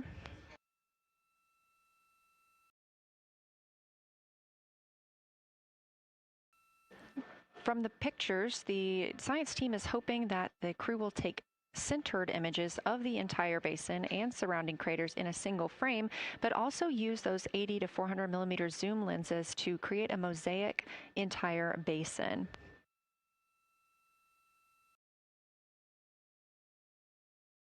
With their unaided eyes, the science team is hoping the crew will describe southern dark annular ring, which you heard Reed just describing, as well as any color, albedo, texture, or topography across the mare patches and ring mountains.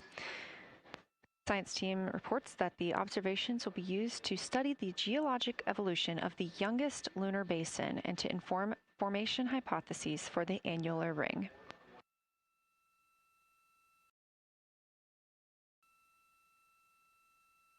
And again, another fun fact about Oriental is the diameter is the same distance between Johnson Space Center, where we are today, and Kennedy Space Center, where the crew launched on April 1st.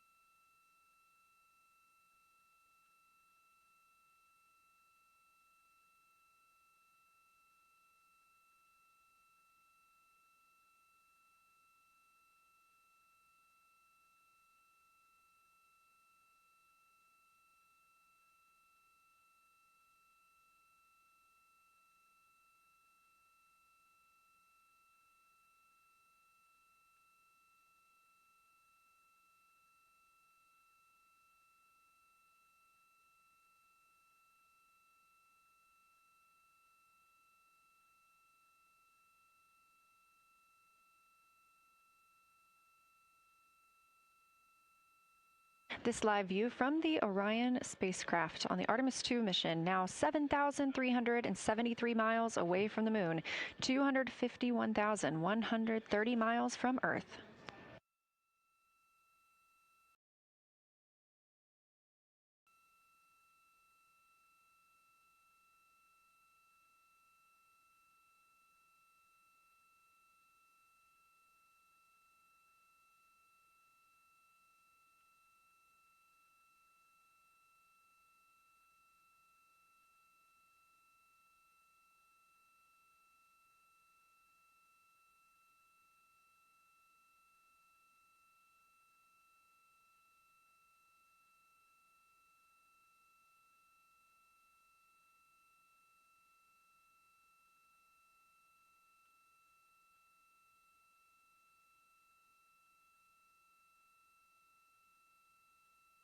Again, the Artemis 2 crew passed the Apollo 13 record of the humans farthest from the Earth today at 12:57 p.m. Central Time, 1:57 p.m. Eastern Time.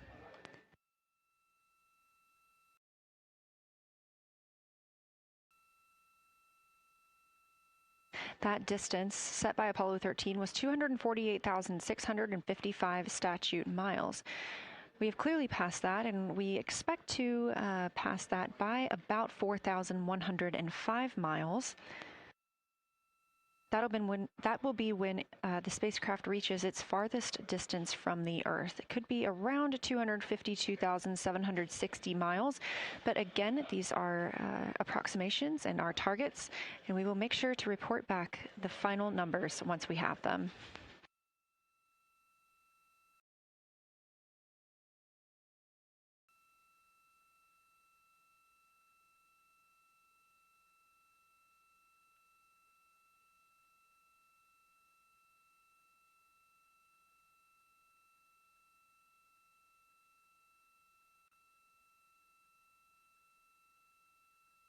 We have some refined times of when we expect to have Earth set of Earth behind the moon while Orion flies behind the moon. That would be about 5:41 p.m. Central, 6:41 Eastern.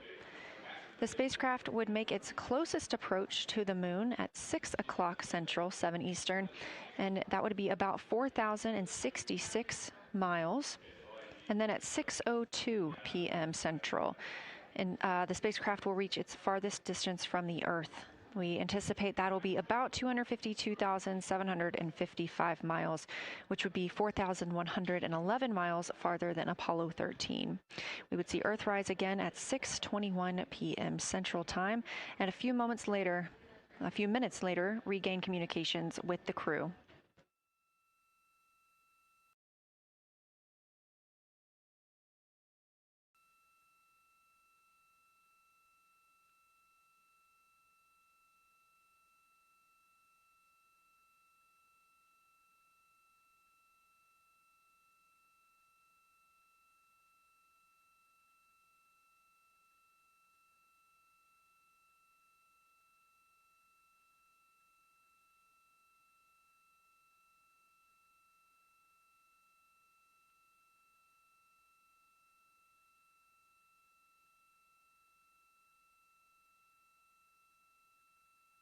Currently aboard Orion, Victor Glover and Christina Cook are the two team members conducting lunar flyby observations, meaning they are using the Nikon cameras to photograph the moon, and their PCD, or the portable computing device, to conduct annotations.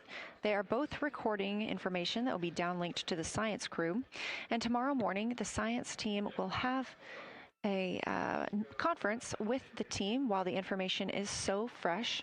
They'll be speaking with the crew about their observations and their data collection.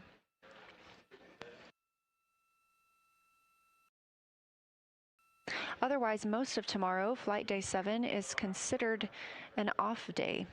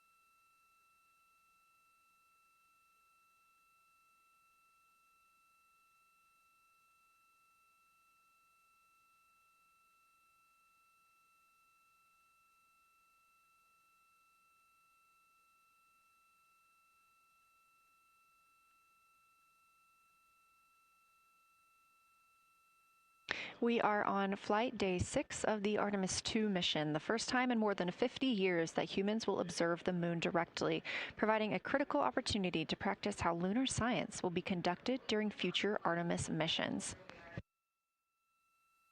If you're just joining us, the crew is well into their lunar flyby observations, and we anticipate that we will hear from them soon. A few times every hour, they are slated to call down with science sit reps or situation reports. We most recently had one from Commander Reed Wiseman.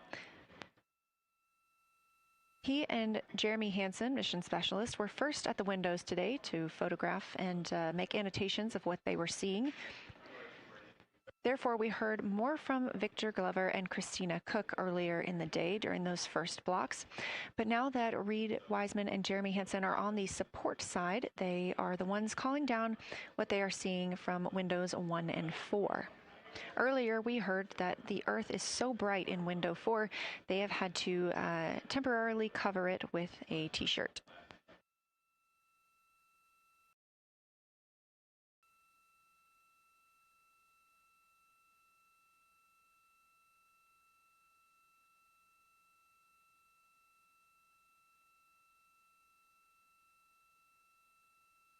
The moon preserves a near-continuous record of solar system history that has been erased on Earth because the moon doesn't have an atmosphere. So things that we experience on Earth, like weather or plate tectonics, don't really apply.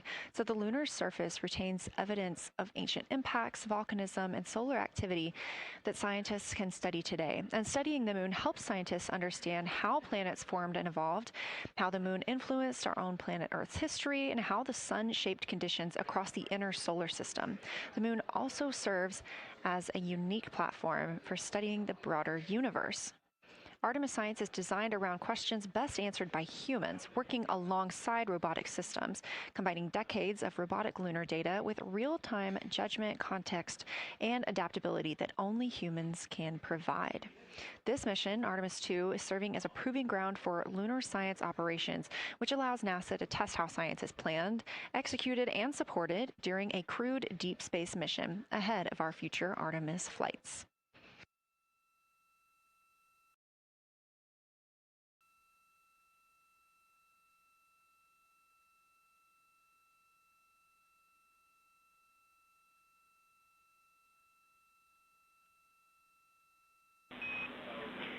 Integrity, time for a window team position swap. So Victor and Christina, please switch places if you've not done so already, and remember your SD card for the camera.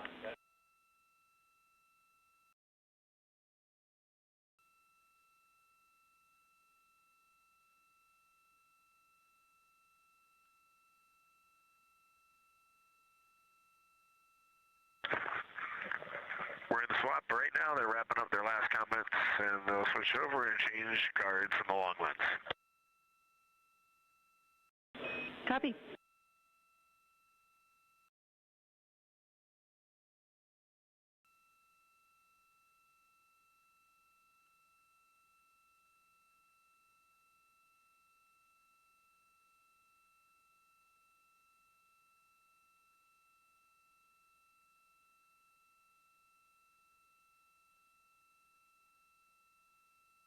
As you heard in that call, it is now time for the team members at the window to swap positions.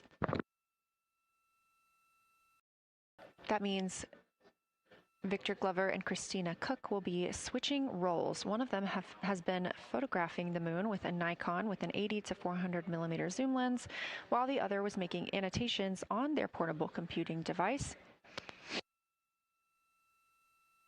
And both are recording audio that the science team will be able to listen to.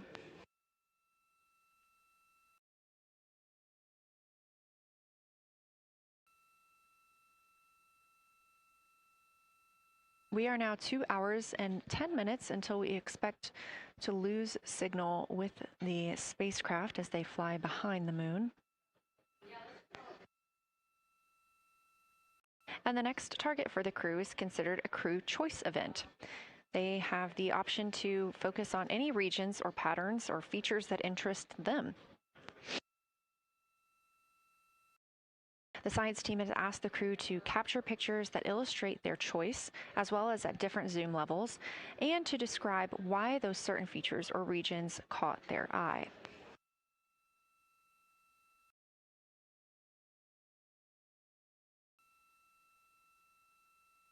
Those recordings are part of what are being saved on their PCDs, portable computing device, that will be sent to the science team for analysis.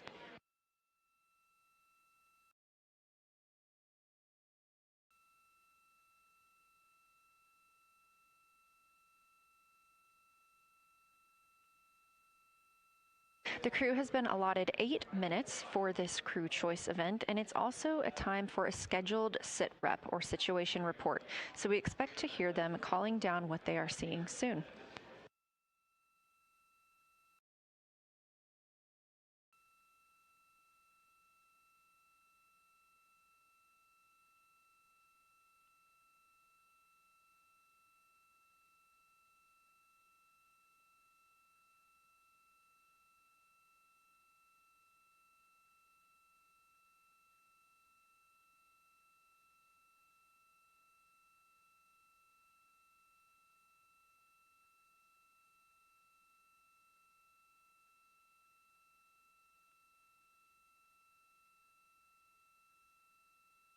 Something that the crew or that the science team has used to help prepare the crew is a cue card.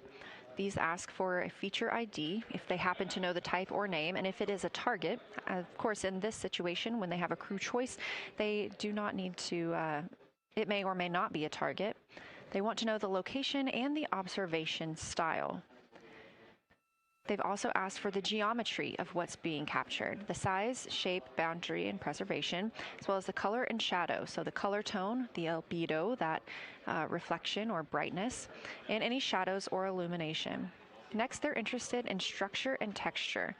That includes slopes, structures, and textures, of course, and geologic relations, like association to other features, any contact to those features, and of course, their thoughts, impressions, or interpretations. They are interested even in emotions and excitement that the crew may be having.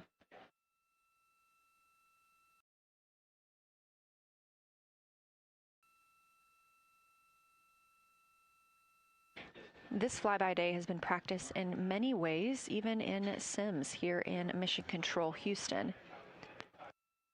The team also conducted some field work, learning how to look for specific geologic features. They also photographed a large globe, and the science team helped them determine which features they would be targeting and how to look at those.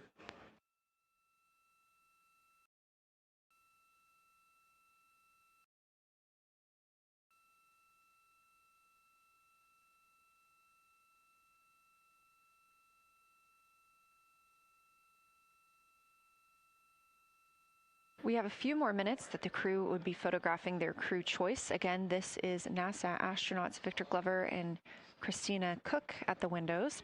They will then move on to another discussion portion. This is for the far side albedo, that reflectiveness, and color that they are seeing. We heard earlier about some browns seen on the moon, which is very interesting, especially here from Earth, where we are just seeing whites, grays, and maybe even black at some points.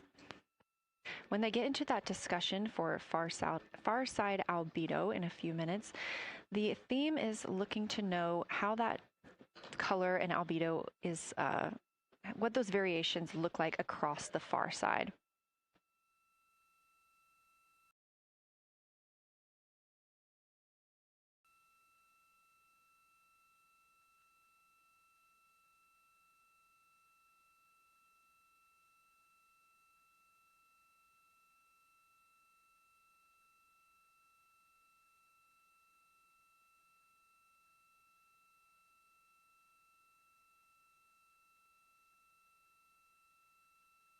On the right side of your screen, the Science Evaluation Room, or SIR, where team members are looking real time at what the crew is seeing.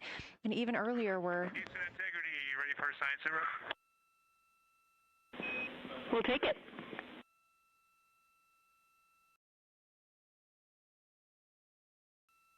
Okay, the crew has swapped positions. They're in their crew choice. element. I've been listening to both of them for a little bit, and they're really enjoying.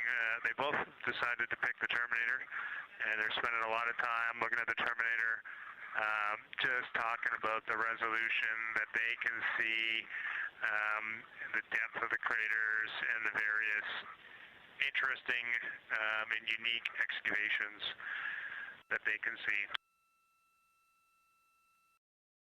So Victor is on the long lens, and Christina is just looking out the window, and I'm sneaking a peek in T-shirt window. It looks like, I don't have the best angle here, but it looks like Aristarchus is on the limb of the moon now.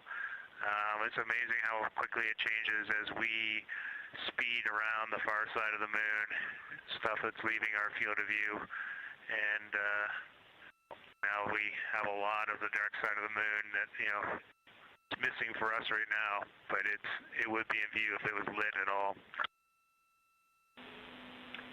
Jeremy, Science, thanks for that sit rep. Do have a question. A few times we've heard you and the other crew describe change during the course of your flyby. Would be interested in future descriptions of more verbosity about how it's changing. Thanks for the great sit rep.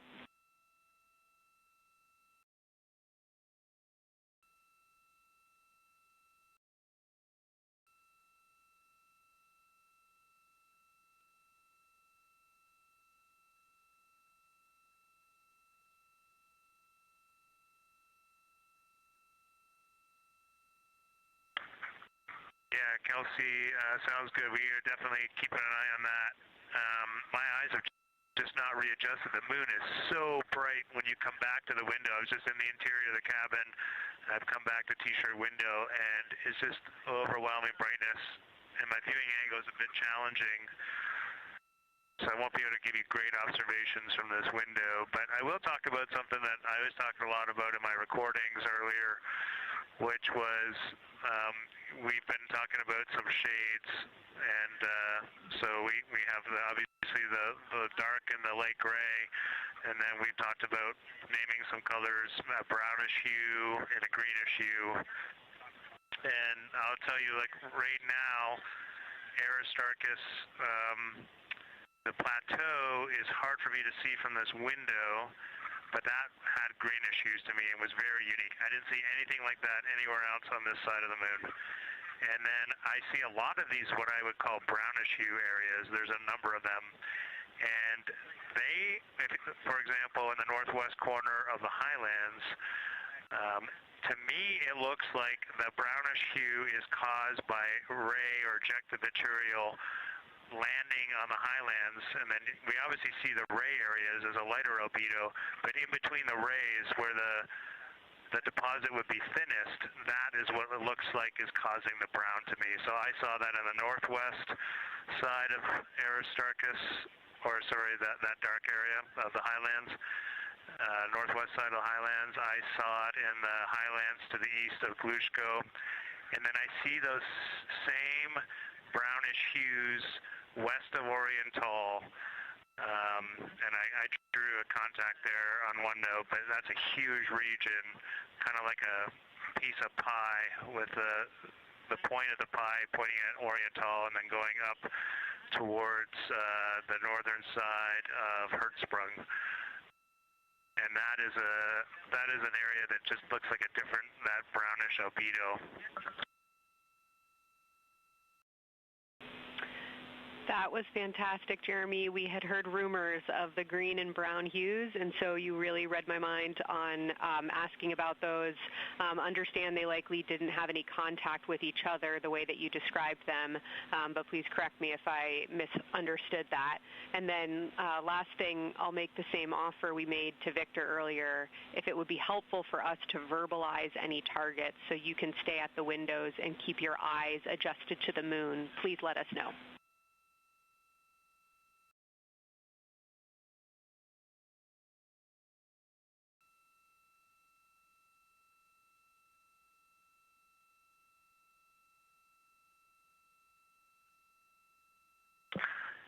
If you got something you want us to look at, Kelsey, you can send it on up.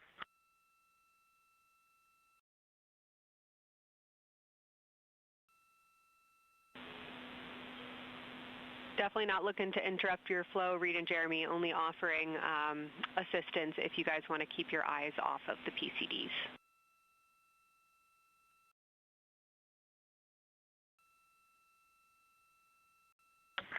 Oh, I see what you're saying. Okay.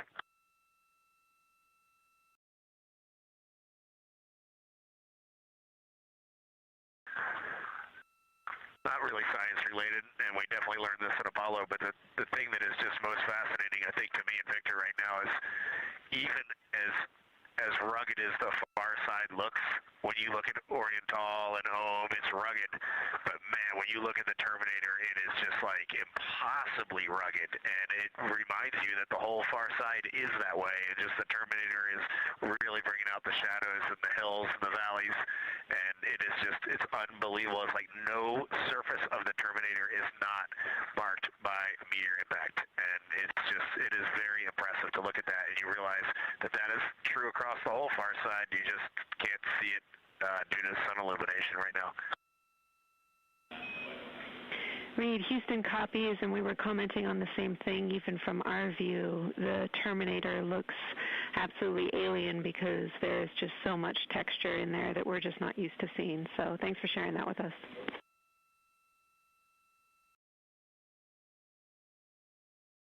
There's also, I don't know the name of it, coming out the south-southwest of Oriental, right on the southern Terminator, is just a massive crater.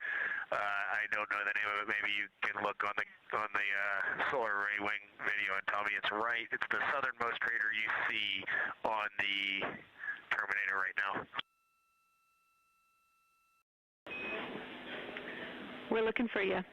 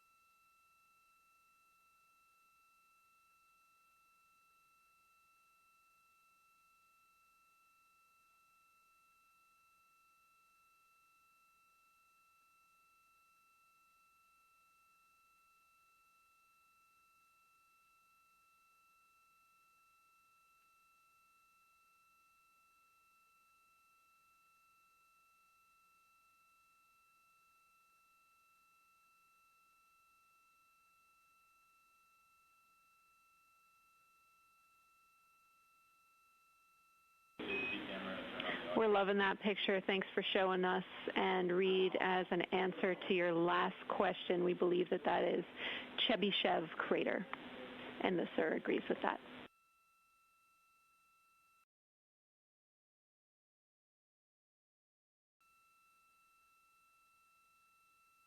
Okay, that picture I was just showing you is an 8X iPhone out the docking hatch for the high grazing angle. It's just amazing.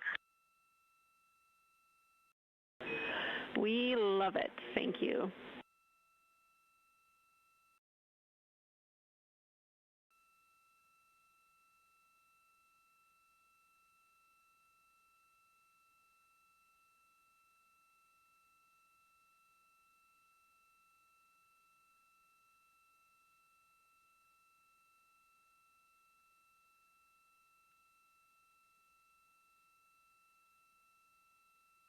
This is Artemis Mission Control in Houston, Texas. Mission elapsed time, 4 days, 22 hours, 12 minutes into the flight of Orion.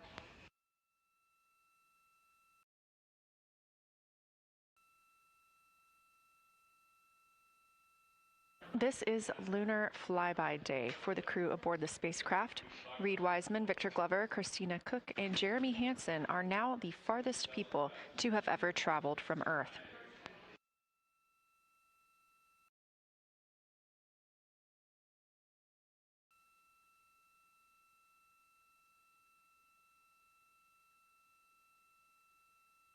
This a live view from inside the spacecraft. They have turned off the lights so they're able to see outside and photograph the moon better with no reflections from inside.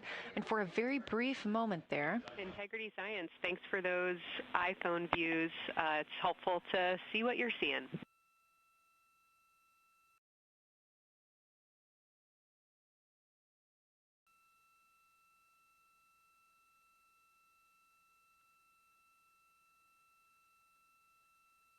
We very briefly saw NASA astronaut Reed Wiseman showing a picture he took on his phone of the moon.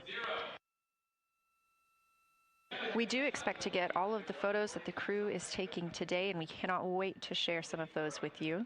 But pretty cool in the meantime, just to see one quick shot from what the crew is seeing. And this view from outside the spacecraft on Orion's solar array wing. Orion is now 6,643 miles away from the moon and continuing to grow closer. Again, their closest approach will be about 4,066 miles.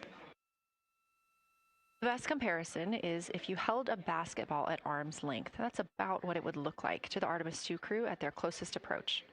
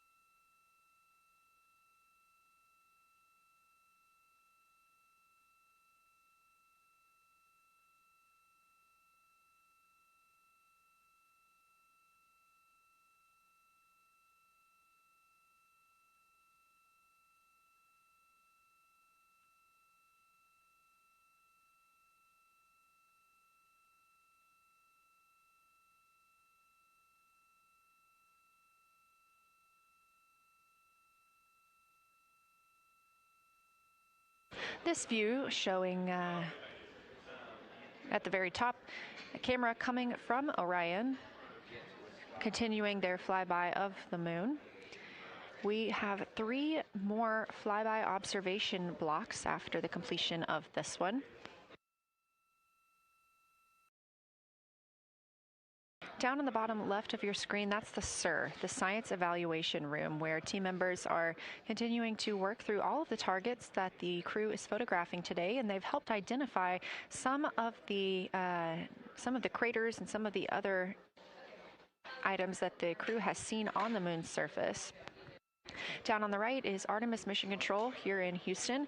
Those 2 rooms down at the bottom are just down the hall from each other.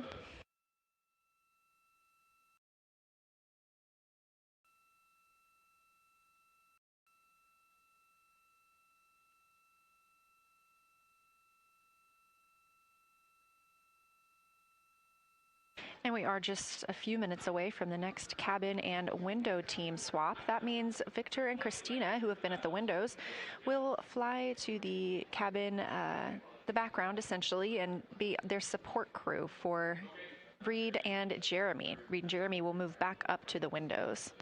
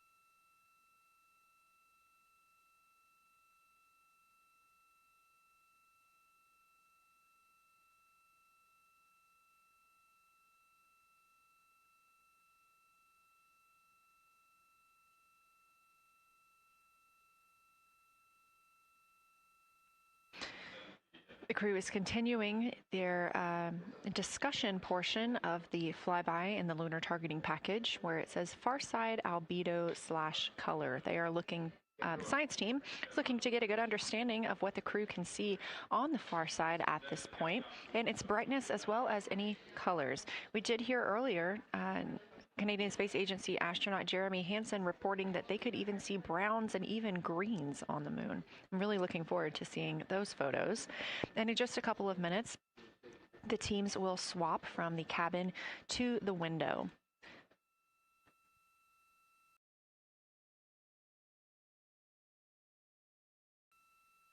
Another rundown of just how this flyby is choreographed inside the spacecraft today. So these activities have been timelined, and there are these 5 blocks of time during which the crew is going to be observing the moon from Orion's windows. Now we are just coming up on the end of the second block, and we'll start the third soon. So at any time during those blocks, 2 members are at the windows working in a pair. One is taking photos from window 2 and has a blue shroud over the window to help prevent any reflections from inside the spacecraft. They are also using an 80 to 400 millimeter zoom lens. And the other astronaut on the window team will be in window 3 using their portable computing device to make annotations. Now, again, both of those crew members are making audio recordings of what they are seeing, and we are not hearing that right now. Those are going to be downlinked later to the science team, who will evaluate them and use that data to inform our understanding of the moon. Those 2 crew members at the windows swap roles. Integrity Houston, it is time for another swap between the cabin and the window teams. So we have 15 minutes of handover time, and then we will expect Jeremy and Reed at the windows and Christina and Victor at the cabin. I have no new vehicle updates for you, but I do have a photo location for some photos on Ike's PCD, and I want to let you know that Jeremy's family have arrived in the viewing gallery.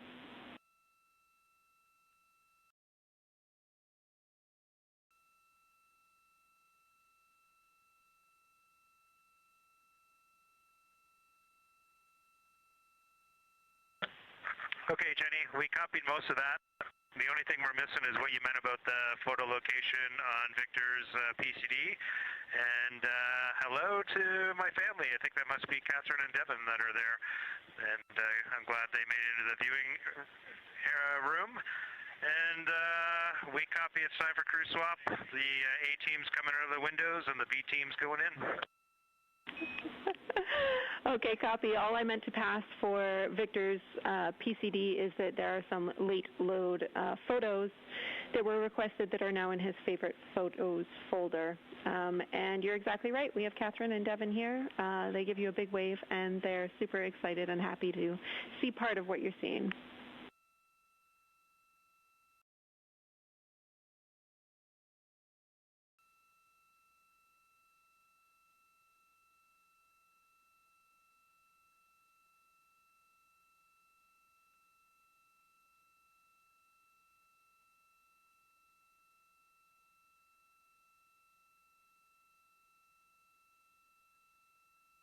Okay, copy, Jenny. We're not sure what we're looking for in the PCD, but we're going to poke around, and we may be calling you back about that one. All right, that's no problem, and it's unrelated to flyby.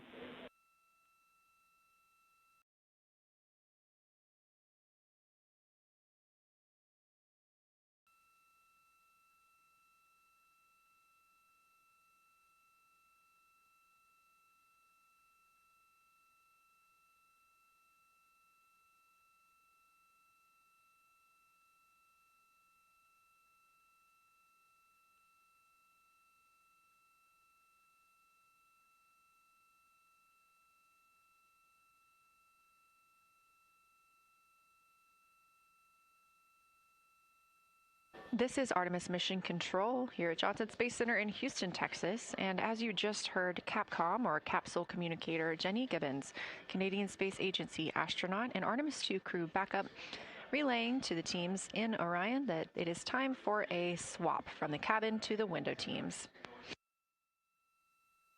We're now at the tail end of the second lunar flyby observation block. Again, we have 5 of these today. Most recently, Victor Glover and Christina Cook were at the windows photographing and making annotations, while Reed Wiseman and Jeremy Hansen were in the cabin providing support, whether that is SD card help, but also science sit reps calling down any situation reports for what they are seeing on the moon or anything about the vehicle status. With that call to make a swap, Reed and Jeremy will be back at the windows, making observations for what they see at the moon and taking photos.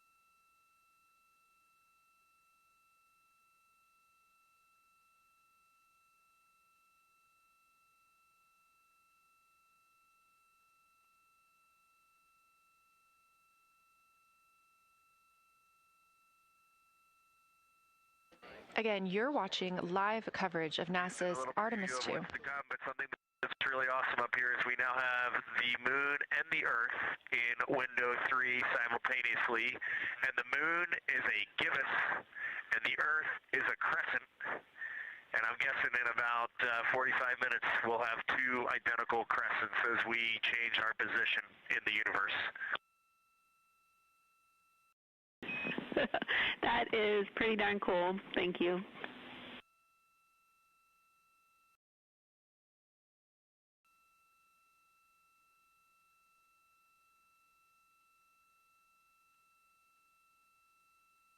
That's the Artemis 2 crew, the first astronauts to fly by the moon in more than 50 years, reporting that when they look out of window 3, one window, they're able to see both the Earth and the moon at the same time now. Now, obviously, our view is from a camera on the solar array wing pointed at the moon, and we hope to see that view of both the Earth and the moon soon.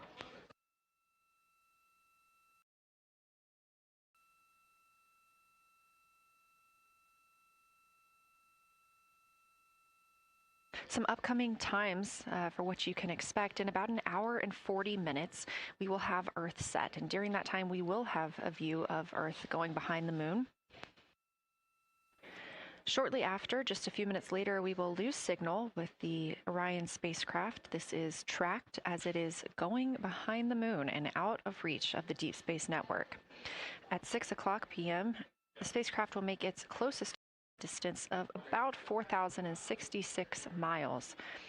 At 6:02 Central, the spacecraft will reach its farthest distance from Earth at about 252,755 miles. Of course, these are approximate, and we will make sure to provide you with the final distances once those are confirmed. At 6:21 p.m., we will have Earthrise from the Orion spacecraft. But we will not have communications with the spacecraft until 6:25 p.m. Central, when we expect to acquire signal with them after they've emerged from behind the moon.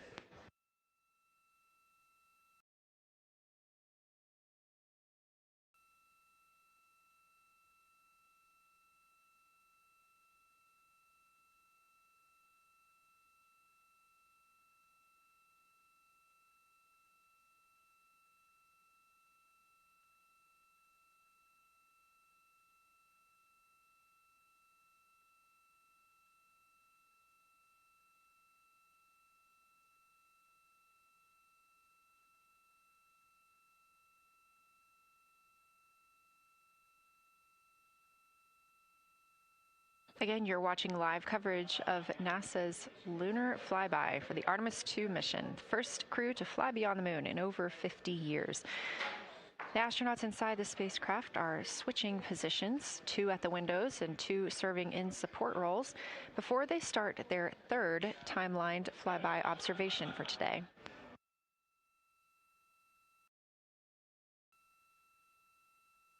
We've heard great calls from the crew so far describing what they're seeing, all well trained by the science team here on the ground.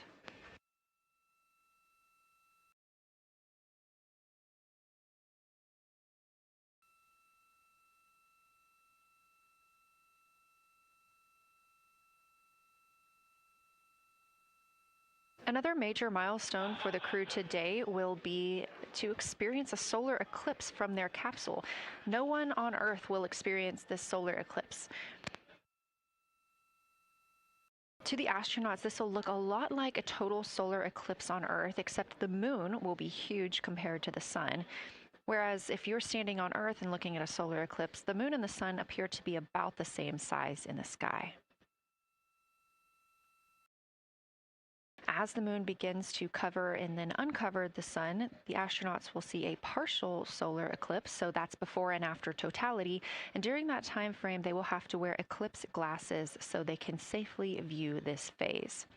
They also intend to capture images of the sun's corona during the eclipse. This is a rare glimpse at the innermost corona that will only be captured by the astronauts' cameras. During the eclipse, we also look forward to the crew members describing what they will see, which includes unique light features like the shape and size of the corona and potentially even lunar dust. At the same time, Venus, Saturn, Mars, and Mercury will be near the sun, so they may be able to identify what part of the sky they're looking at. This can help train future Artemis astronauts on what part of the sky they're seeing, which is useful knowledge in challenging situations when they may need to rely on that information instead of instruments for navigation and orientation. That eclipse window will last about an hour, and it'll happen near the end of the day today, closer to 7:35 p.m. Central, 8:35 Eastern.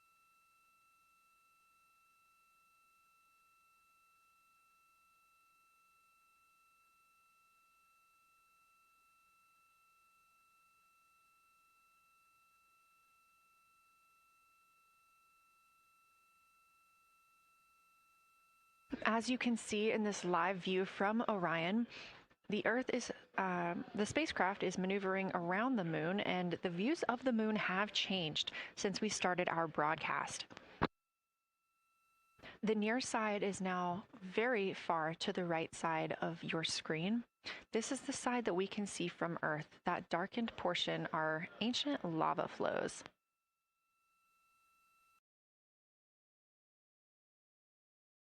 The crater down towards the bottom of the moon is Oriental, and this is a crater that was previously never seen before by human eyes until this mission.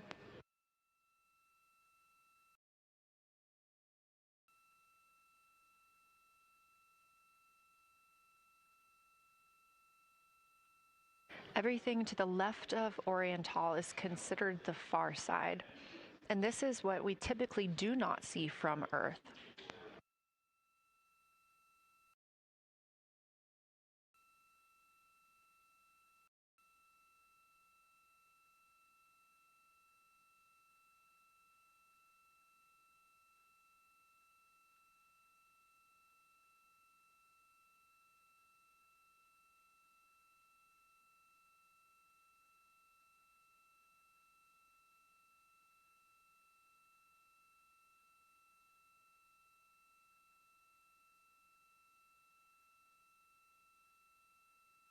Just a reminder about this view. This is coming from a GoPro camera mounted on the tip of one of Orion's 4 solar arrays. Each solar array has a camera mounted on it, and the bandwidth is limited due to we have a crew on board, and this is our first flight of crew aboard the Orion spacecraft. So having a crew means we have to have an environmental control and life support system. There's a lot of data around, a lot of data to bring down for the crew members to keep us up to date on everything happening aboard the spacecraft. So we have to share our bandwidth when it comes to imagery and data.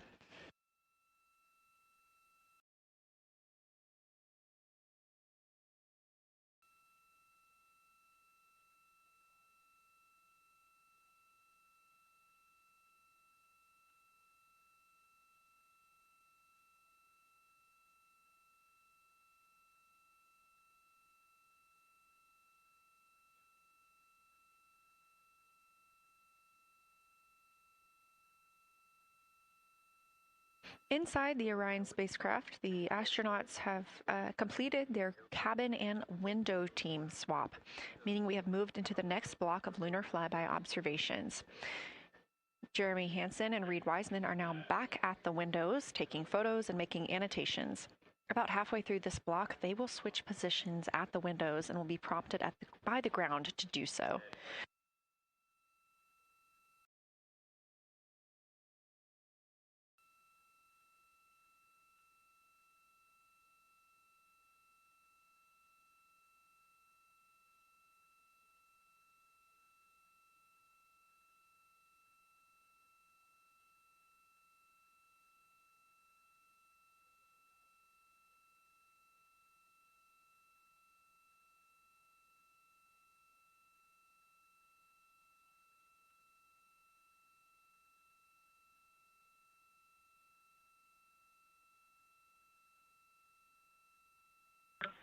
Houston integrity for SITREP.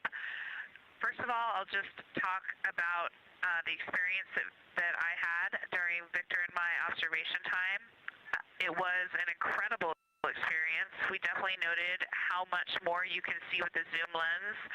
Even though we have a great visible eye image, there's just a lot of texture that just pops right out at you when you can zoom in. So almost just using it like a telescope, the camera lens. We really enjoyed our discussion time. That was a great innovation on the lunar targeting plan. We were both able to describe a lot more kind of with flow, I would say, when we were talking to each other. And it was also, we sort of were able to bounce ideas off of each other and come to new conclusions. We had, I think, a very successful talking through of some contacts between different color areas, both in the mare and in the highlands, and we identified some really unique texture areas as well. At one point, towards the end of the images of my time in window 3, I just had an overwhelming sense of being moved by looking at the moon. It lasted just a second or two, and I actually couldn't even make it happen again. But something just drew me in suddenly to the lunar landscape, and it became real. And the truth is, the moon really is its own body in the universe. It's not just a poster in the sky that goes by. It is a real place. And when we have that perspective and we compare it to our home of the Earth, it just reminds us how much we have in common. Everything we need, the Earth provides, and that in and of itself is somewhat of a miracle, and one that you can't truly know until you've had the perspective of the other. I'll switch into some logistics stuff. The Peltors, both their batteries stopped providing the active listening, but we have verified they are still recording, and so we are able to have discussion time and hear outside our recordings by just moving the ear cup off of the ear. Other than that, everything's working well technically, and we've been able to find all our targets, and we're having a really great time. Thanks, Christina. We copy those logistics for the Peltors, and also thanks for bringing us into the cabin with you with that description.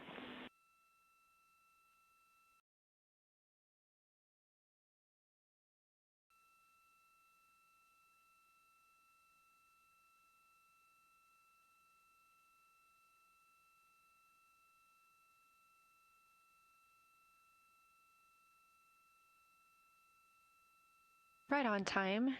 NASA astronaut Christina Cook, a mission specialist for Artemis 2, calling down a science sit rep, a situation report. Good news, reporting that she and her teammates have been able to capture all targets that were listed.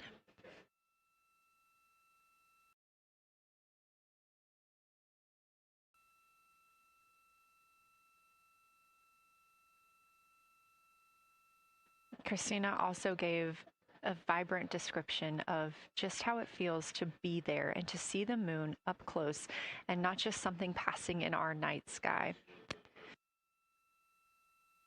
Currently, the team members at the window are Reed Wiseman and Jeremy Hansen. Meanwhile, Integrity cabin team for window shroud.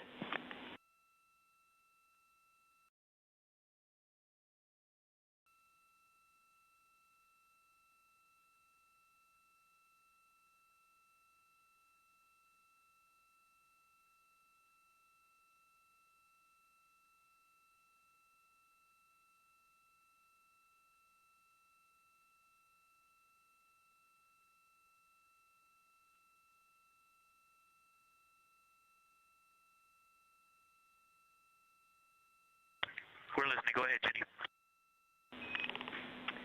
Hey, Victor, we have a temperature constraint on the windows, and the shroud might be getting us close, so we just want to check on the state of window 4's shroud, whether you believe it's still necessary because maybe things have changed with our viewing, and if so, we would like to request to have the shroud removed.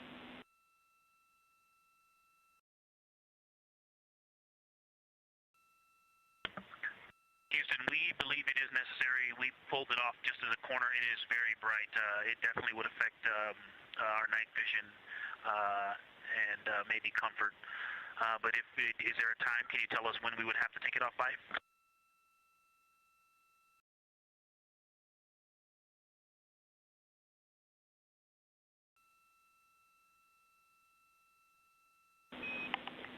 Unfortunately, since it's been on for a while, we are going to have to request that the shroud is removed, and we can recommend something that could block the light but just create a bit of distance between the window and whatever is covering it. Something like a T-shirt would do the trick and help.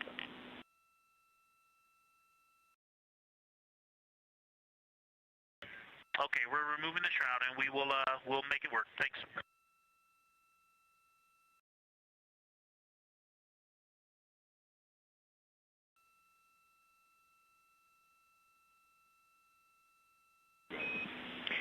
Thank you, Victor. We know it's pretty bright in there now with that window uncovered. We will also offer that airflow on the window would be helpful. So if you want, you can also retrieve the condensation hose, which should be friction fit onto one of the diffusers. And that on the window would also help.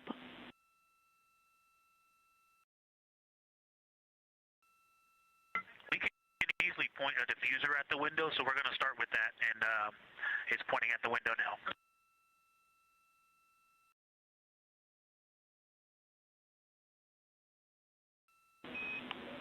Okay, we'll take that, Victor. Thank you. Please keep us updated.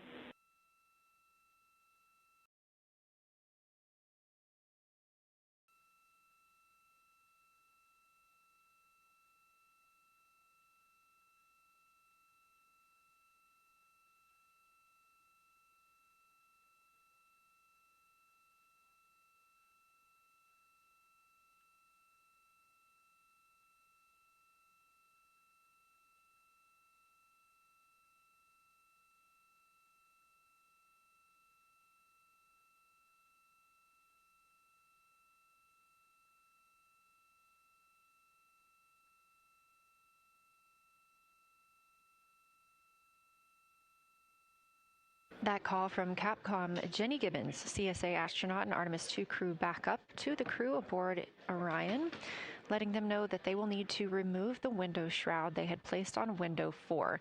They initially placed that shroud there to block out some of the light from the Earth. It was extremely bright coming in the cabin and interfering with some of their viewing opportunities out at the moon.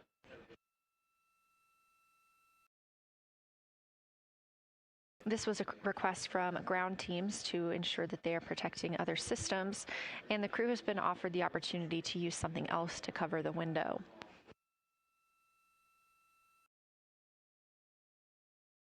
Meanwhile, Reed Wiseman and Jeremy Hansen continue with their lunar flyby observations.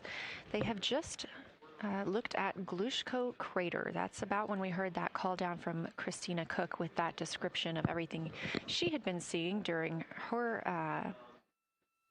observation period and what she was seeing at that time. The science team asked this crew to take centered images of the entire crater and their ray system in one frame. They're also interested in knowing the brightness, texture, and extent of Glushko's rays and how they differ in the mare, or that sea area, versus the highlands. Glushko is considered a young lunar crater, and these observations can help understand material properties of those craters.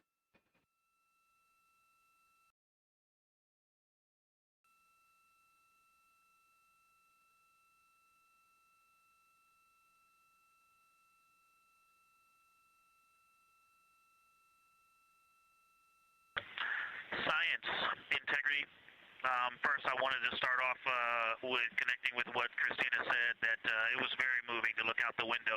I had the unfortunate sequence to start looking out the window and then moved to the long lens, and it was hard to speak looking through the Zoom because I went straight where Christina went, and I was walking around down there on the surface, climbing and off-roading on that amazing terrain. I also want to underscore something that she said.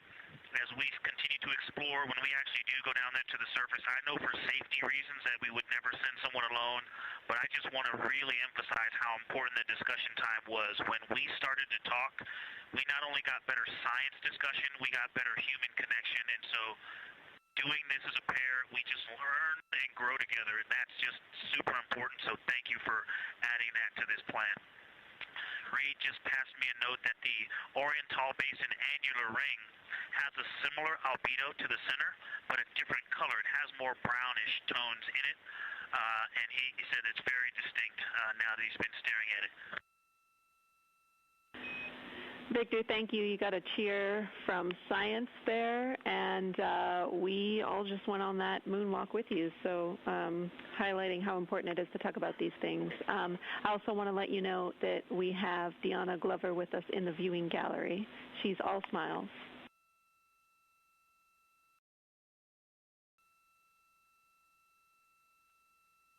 Well, you just got a bunch of cheers up here. Hey, babe. I love you from the moon. We love that we got a hey babe too, and we also have one of your lovely daughters here watching you guys work.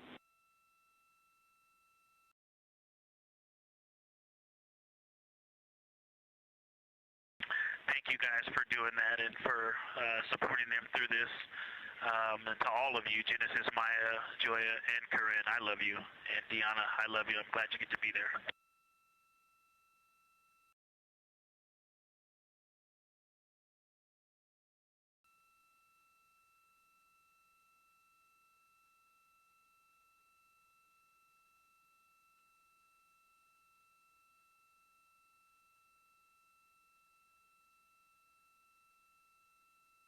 We've had some really sweet words from the crew members aboard Orion today, as their families have been able to filter in and out of the viewing room here at Artemis Mission Control at Johnson Space Center in Houston. Victor Glover also giving a great science sit rep and just a description of how it must feel if you were down on the lunar surface while he was looking through that 80 to 400 millimeter zoom lens. He also expressed how important it was to be able to talk through that real time with Christina Cook and stress the importance of that on future missions, that it not only made their discussions better, but also more human. Glover and Cook are in the support roles right now, not taking photos or making annotations at the windows, but they are also encouraged to have their midday meal at this time. For lunch today, those two crew members have options of beef ravioli, salmon, butternut squash, sweet and savory kale, pickled beets, cherry blueberry cobbler, tuna noodle casserole, tomatoes and artichokes, broccoli, and chocolate peanut butter bar.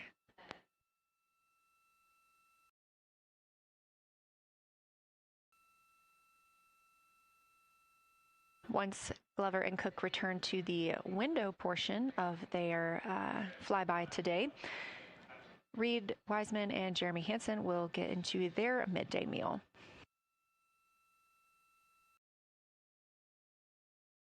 Again, this is the third of 5 scheduled blocks for our lunar viewing today, and if you were watching at the start of the broadcast, you can definitely tell the difference in the distance from the moon. We are now 5,518 miles away from the lunar surface, and again, expecting the crew to get about 4,066 miles away. They are currently 252,050 miles away from Earth, and every mile is a new record, having surpassed the Apollo 13 milestone for furthest distance earlier today.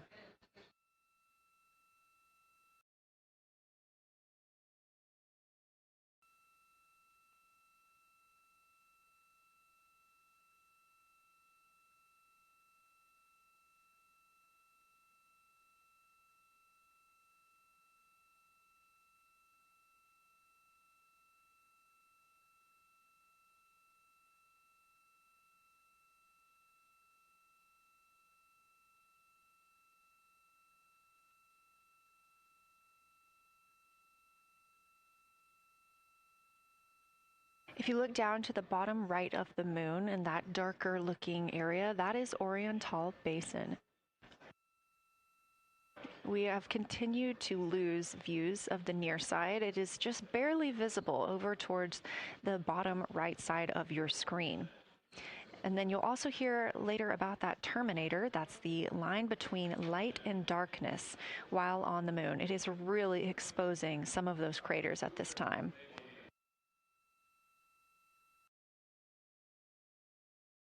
A couple of the other features in view right now are Hertzsprung Basin and Vavilov Crater. Hertzsprung Basin is nearer to the center of the moon, closer to that terminator line right now, and Vavilov Crater is just on the outskirts of it, closer again to the terminator.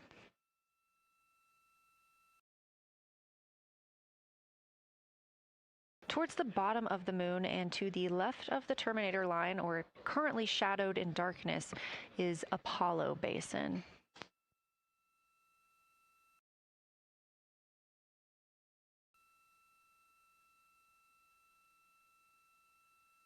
Science from integrity. Let me find out how far we are from the moon right now. But our view is about a third of the moon is in eclipse. That beautiful terminator is out there calling to me. We're 4,691 miles from the moon. And what looked like in the terminator about a third of the way up from the southernmost part of the terminator looked like a dinosaur print if one was running to the northwest. Now is clearly a crater with a bunch of craters around it. And that terminator, I can only see about half of it. I'm looking through the docking hatch window right now because we have the Z9 in window 1. But that terminator has moved. I guess I've been using Vavilov the whole time, so it's gone 2 more Vavilov craters to the west. And so a few more features are starting to peek out into the sunlight there with that low sun angle, and so you still have ridges and valleys showing up very clearly, a very jagged terminator, and a few islands of light out there with some high elevation shining in the sunlight in that darkness. And on the eastern side of the moon, Grimaldi appears to be one of the farthest east features, and that is maybe 5 degrees from being right on the limb and going off over the horizon. It is interesting, just looking at Oriental, that my first impression of it is all of the dark areas appear lighter, which I think makes sense because it is now facing, well, it's still relatively the same to the sun, but my angle to it is different. So I'm looking at it from a little more, even further to the side as we pass it. But all the darker features appear to be just a little bit lighter from this vantage point. The darker ring structure in the outer and inner ring and the interior, as well as the annular ring portion, everything seems to be just a smidge lighter at this point. Thanks for that description, Ike. Any additional words you can provide on Oriental would be wonderful, as that is such a high priority target for us. And while I have you, as we get closer to target 15, which is the Terminator target, if you can find Zeeman Crater again that you were looking at earlier, everything to your left of Zeeman would be getting into the South Pole Aiken area to help you orient yourself.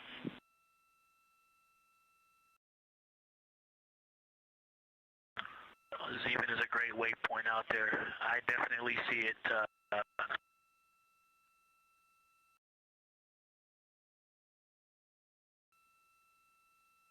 Yeah, Zeeman is very easy to find, and that is awesome. Thank you for pointing that out. Feel free to do that as often as you think of things. Let's see, looking back at Oriental. Okay, another thing, after looking through the zoom camera, man, you guys are smart. You probably did this on purpose, but after looking with my plain eyes and then going to the 400 millimeter zoom, now looking at it, I see the cliff face as if you were standing in the center. That inner and outer ring have definitely some real terrain to them, and now I can see that as terrain. Now that I look at it even with my naked eye, I can tell that there's a lot of elevation and that, like I said, a cliff face on that eastern edge where all the darker deposits are. And it's just the scale now. Looking at it from far away, before it seemed like flat with color painted on it, but now that I look at it, I can definitely see that there is, different depositional characteristics, and so the darker is some other material, but there's also some shadowing going on because of the cliff face that is a part of that crater wall. Great description, Victor. Thanks, and really interesting to hear now the distinction between shadow and color. Before I let you go back to other observations, you mentioned that Reed saw a browner hue to the annular ring than the rest of Oriental. Are you seeing that from your vantage point?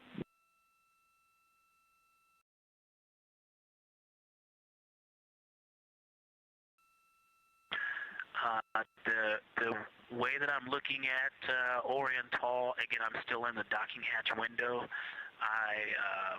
There's like a thermocouple right here in the center of the window, and it is the orange Kapton tape color, and so it is unfortunately, it's like trying to look at stars, next to a metropolis. I think it's drowning out any color that I could pick up from the moon. I am not able to see that color, but I have not looked at it through one of the forward face, from one of the windows 1 through 4. I think when I get away from this Kapton tape strip that I would be able to see the variation that Reed's talking about. That is great feedback operationally. Thanks, Victor. I'll leave you to it.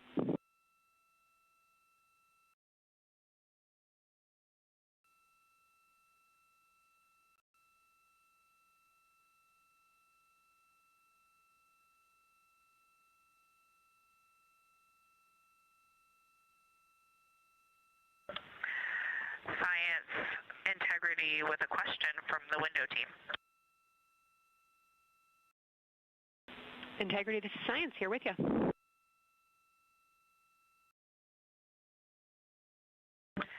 Yes, they have a question to help inform a theory that they're sort of tossing back and forth.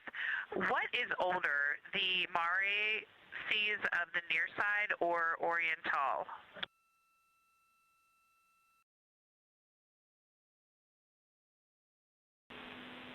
Stand by, Integrity. We're going to get you a little geologic history here.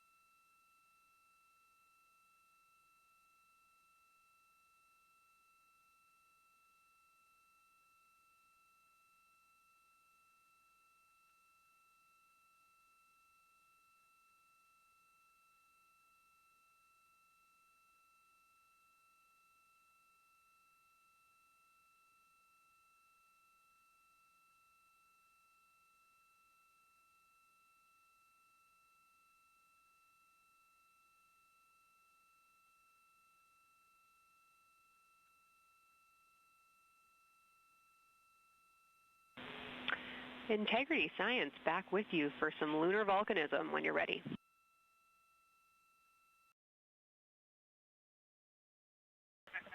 Go ahead. You're making our day down here getting to talk about lunar volcanoes. Oriental, as far as Mare go, is younger than almost all of the Mare on the near side. The exception are features like Aristarchus, which really pop out to you guys and really pop out to us here on Earth. That is younger, but other than that, Oriental is pretty young as far as Mare go.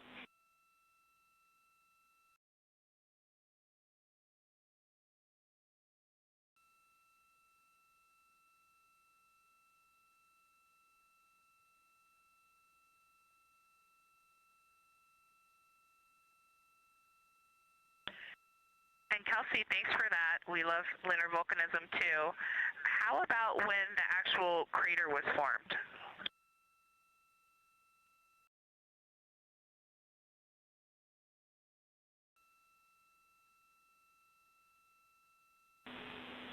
Yeah, we're going to get you an age for Oriental, and while we're getting that, Christina, can you, maybe you've heard the window team talk about the sort of contacts around Oriental, but because that material is so much younger, if anything pops out to you about physical relationship between that and surrounding terrain, we'd love to hear it.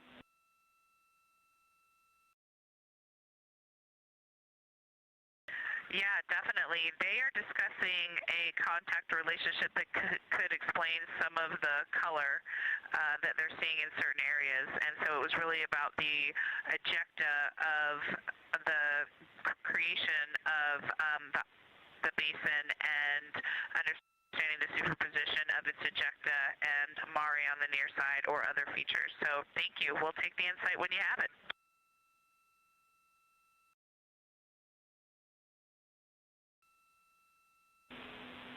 Thank you, Integrity. And I know Jenny wants to get to you with some topics, so I'll leave you with Oriental is 3.8 billion years old.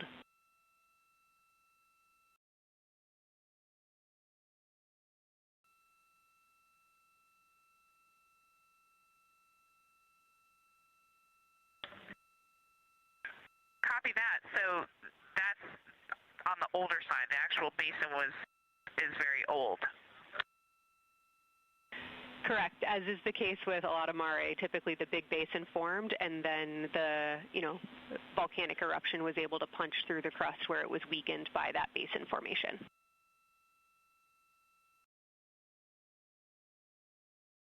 Perfect. Tracking. Thank you.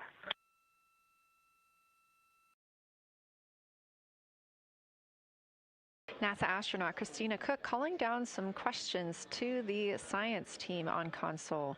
The voice you're hearing with those answers is Dr. Kelsey Young.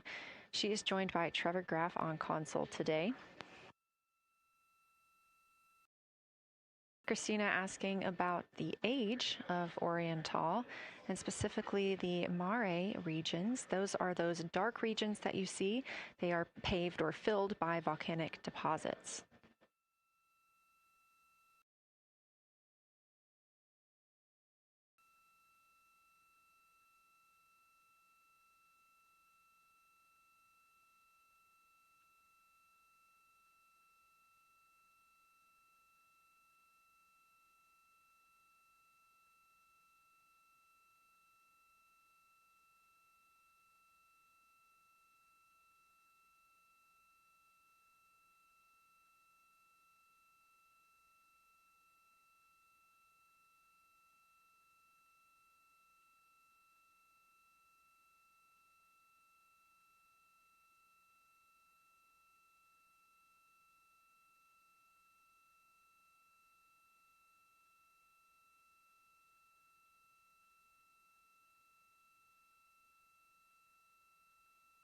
Better answer. Integrity, it's about time for a position swap at the window. So we will ask Reed and Jeremy to swap positions. And I'll remind you again about your SD cards. And Victor or Christina, I have one window task for the cabin team when you're ready.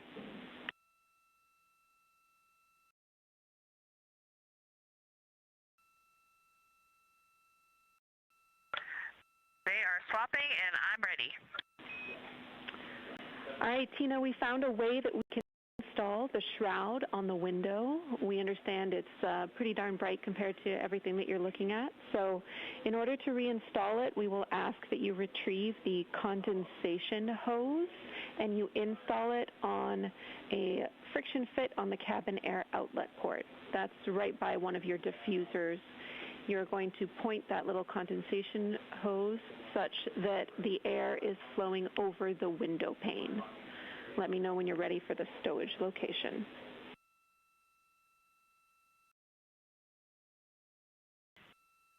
Ready.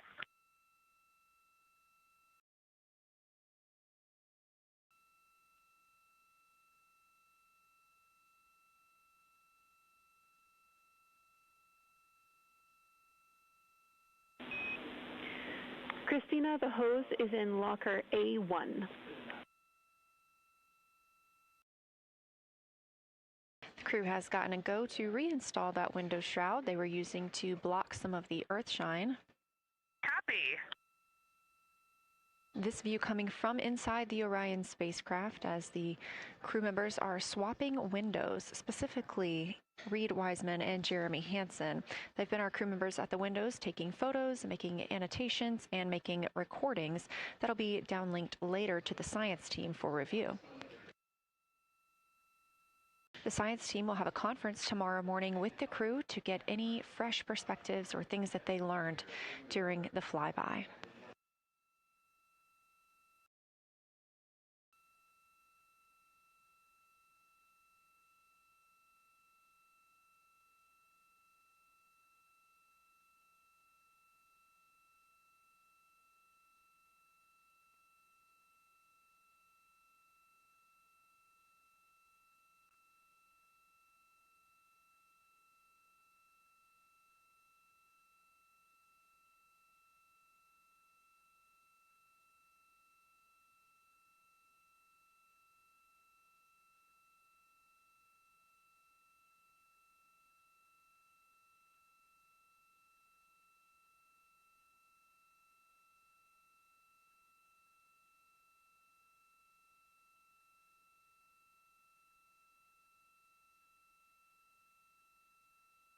Again, we are now in the third of 5 observation blocks for the crew scheduled for today.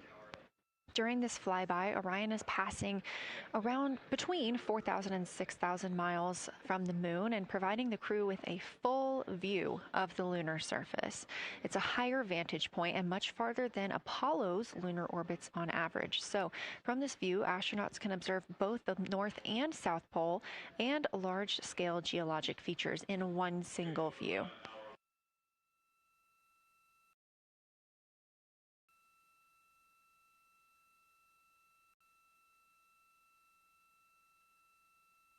We are now just under an hour until Orion passes behind the moon, and we lose communication with the crew. They will be out of reach with any of our deep space network antennas. That loss of signal will last about 40 minutes, and we expect to regain communications with them once they fly behind the other side of the moon. While they are behind the moon, they will also reach their max Earth altitude as well as their closest approach to the lunar surface.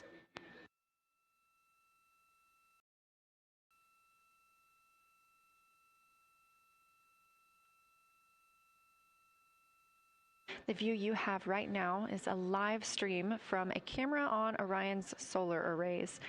You are looking at a live view of the moon, and 4 people are inside that spacecraft taking pictures of it, telling us everything that they are seeing. The first humans to do so in over 50 years.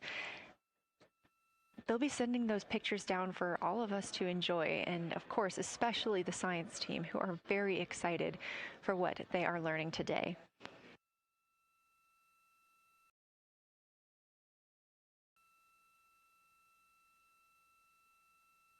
It appears the Artemis 2 spacecraft, Orion, is now under 5,000 miles away from the moon. Again, we expect their closest distance to the moon be about 4,066 miles.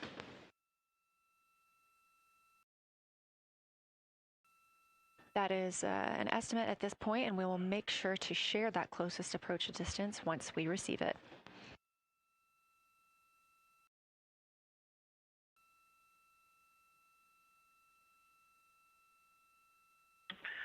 Houston integrity question, did you just want us to cool the window with the condensation hose, or did you want us to put the shroud back on and cool the window at the same time?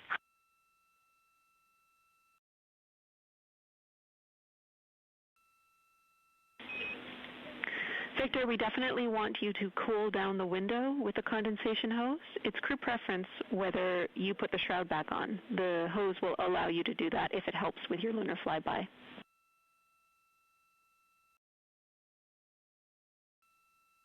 Okay, copy. We're going to do both at the same time. Thank you. Houston copies.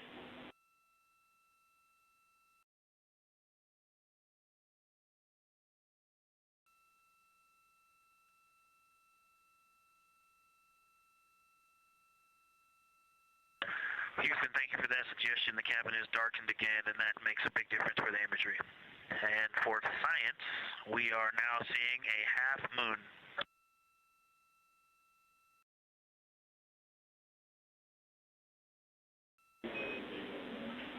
Thank you, Victor. We're happy to hear it, and we see half moon, full moon joy still.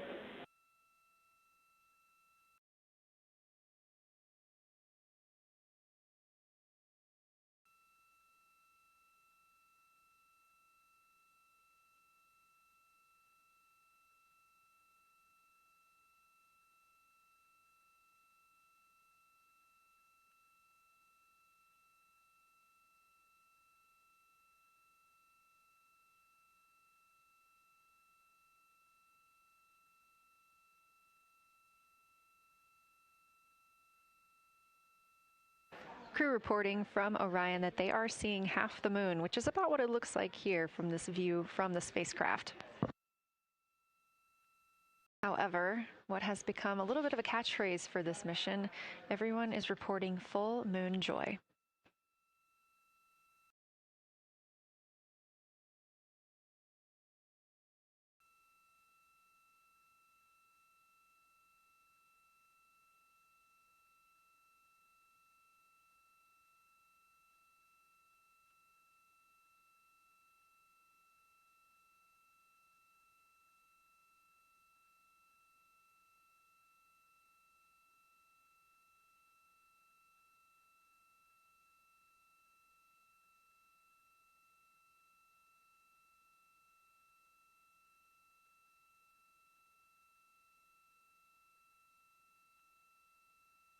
We are keeping up with which targets the crew is tracking through their lunar targeting package. They are just wrapping up their second. Science, integrity, another observation the window team commented on and Christine and I discussed a bit is in Hertzsprung.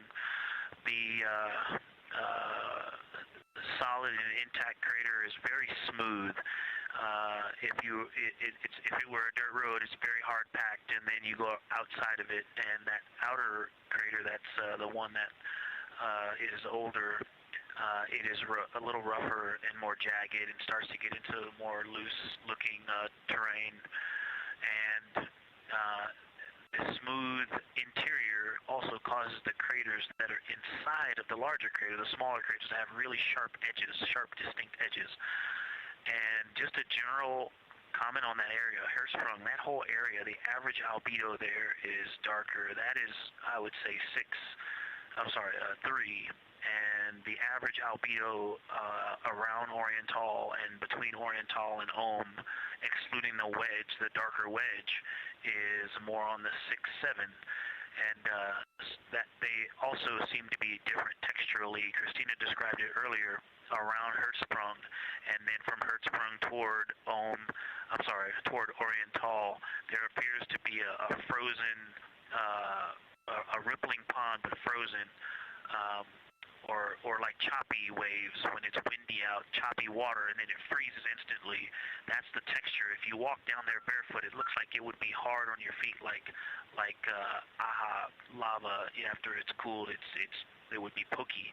Except for right there in the center of Hertzsprung, it looks paved, like a paved road, nice and smooth.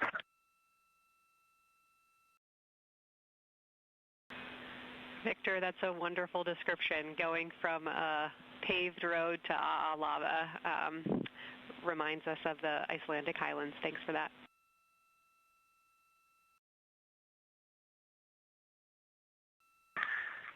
In science, another in the interior of the very intact, the interior of the intact crater at Hertzsprung is albedo variation. I think I heard one of the window crew maybe say color variation, but definitely albedo variation. There's lighter patches and slightly darker patches.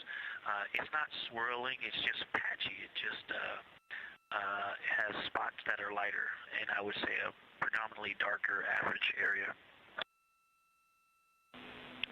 Great descriptions, Victor. Thanks. Not swirly, just patchy is really helpful for us.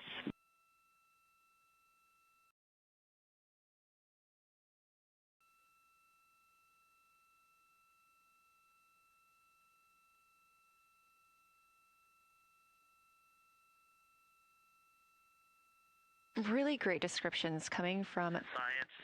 The window team is hitting all the targets. They are on the plan and starting the discussion of the Terminator. And boy, I am loving the Terminator. I think I know it's not purely a moon feature, but what it does to the features of the moon, to the terrain, I've probably spent the most time describing into my recordings and thinking about and looking at the Terminator. There's just so much magic in the Terminator.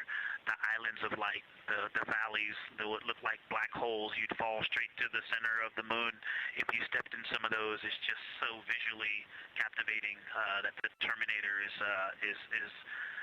the most striking thing that I've seen so far.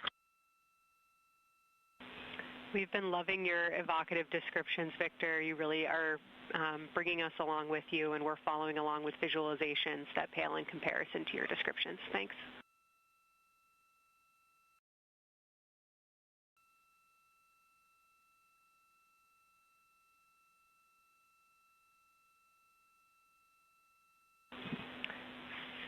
Integrity Science, one more question on a status of what the window team chose to observe for crew choice.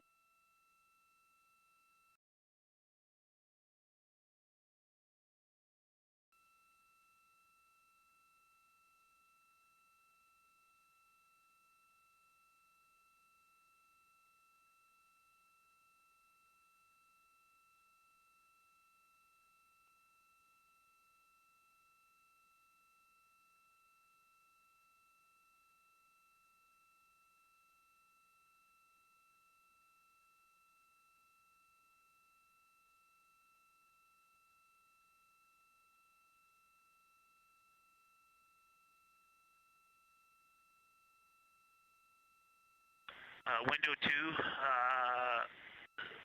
talked about Vavilov, looked for suspended dust, and the Terminator. And window 3 about the experience and about the three-dimensionality of the moon this close. Wonderful. And another Thanks, Victor. observation about Oriental, I would say, is the features going off to the southwest, the two large, almost look like scratches in the surface. I don't know if they're rays or canyons or collapsed lava tubes, but two distinct features that are almost parallel going off southwest from Oriental Basin. They are the first things that made me notice parallax of our trajectory looking out at Oriental. That and in the inner walls of the east side of the crater rings, you really get a sense that we're flying over something with elevation and terrain, and they look different from this orientation. Love to hear it, Victor. And you had it that those chains are actually crater rays, secondary craters formed from the formation of Oriental.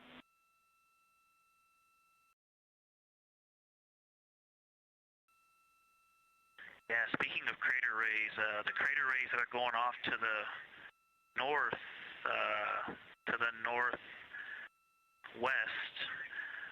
that run off toward Hertzsprung and I believe toward Vavilov. I'm not looking at it right now, but those crater rays are very interesting. They're all very small. I know you've imaged this, but they're all small and they look like, you know, a big impact launched rocks and things that made smaller impacts down the way.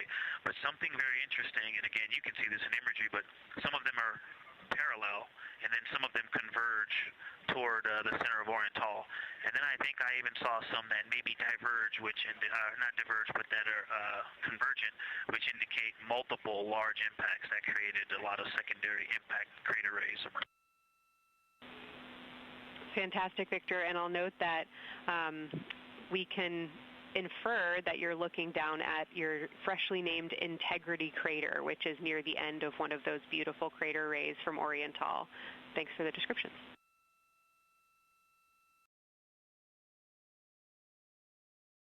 Yeah, you're welcome. And Integrity is easily identifiable with the naked eye from this point.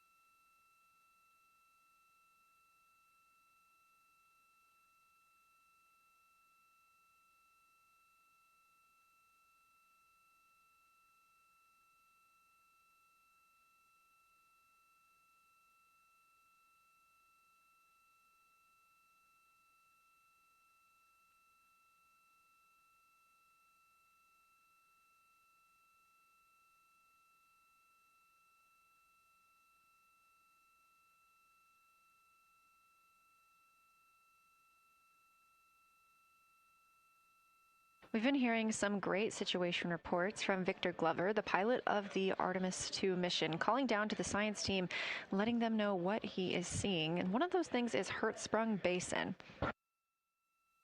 If you look just to the right of the Terminator, that is the difference between light and darkness on the moon. You can see what he's describing when he says Hertzsprung Basin and how it looks a little bit paved in the middle there. It's almost in the very center of the moon in this view, coming from the Orion spacecraft and a camera mounted on its solar array.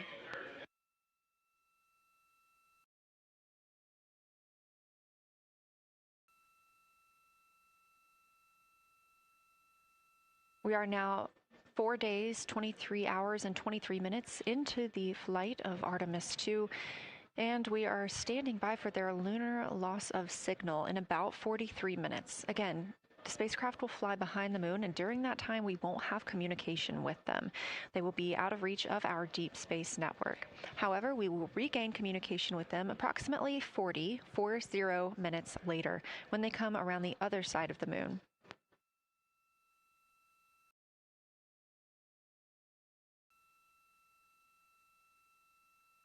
The crew aboard the spacecraft are currently discussing the Terminator, that difference between day and night.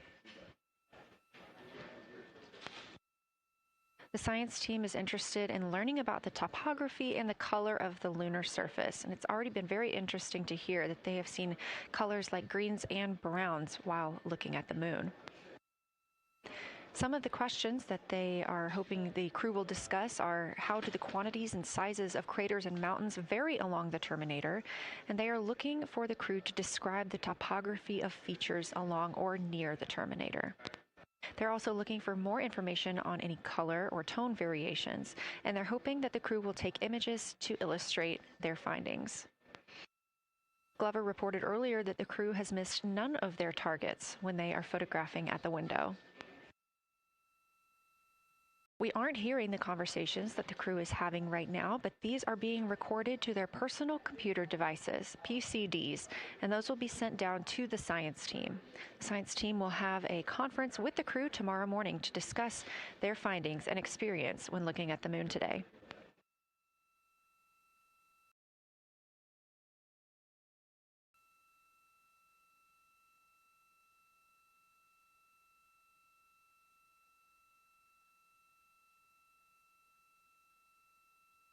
We have a few minutes left while the crew is discussing the terminator. And if you're just joining us, you're looking at a live view of the moon, our moon, from the Orion spacecraft and a camera on its solar array.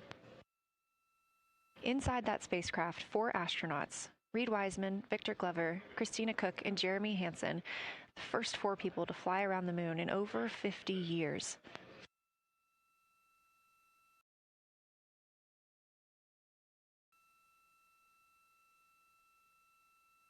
This is our lunar flyby day, and the crew has already surpassed one record today. The crew passed the Apollo 13 distance record at 12:57 p.m. Central, 1:57 p.m. Eastern. Canadian Space Agency astronaut Jeremy Hansen calling down that he hopes it's a record soon broken by other explorers.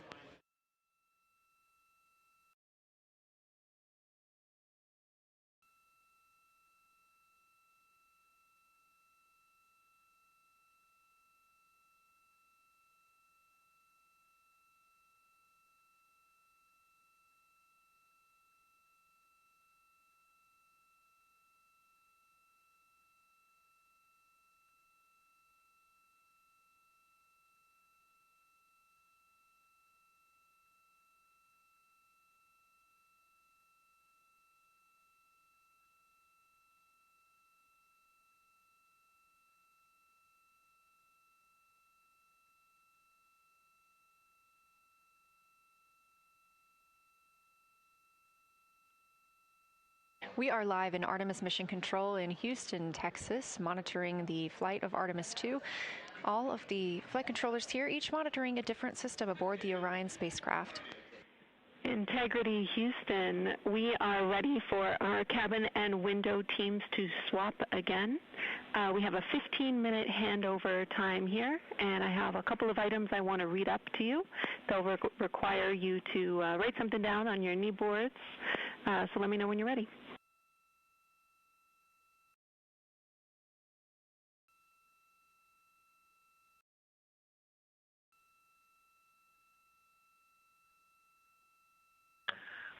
Okay, Houston, we are ready. Copy, Integrity.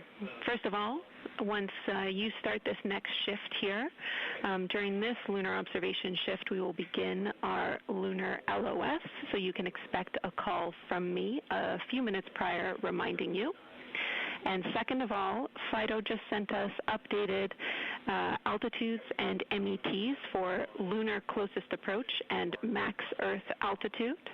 Let me know when you are ready to write those down. They differ slightly from Optimus.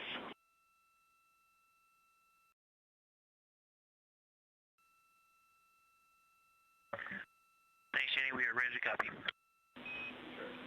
Lunar closest approach will be at MET 5 days, 0 hours, 25 minutes, 34 seconds, and the altitude will be 4,067 statute miles.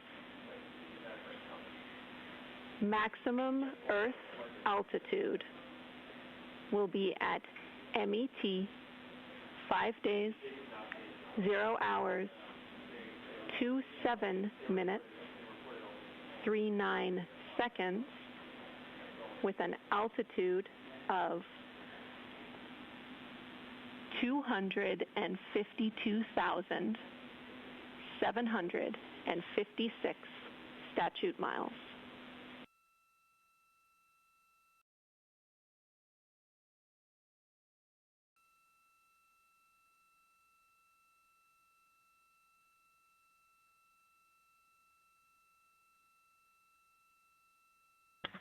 The crew really wants to ask for that in kilometers and in parsecs, but thank you for those.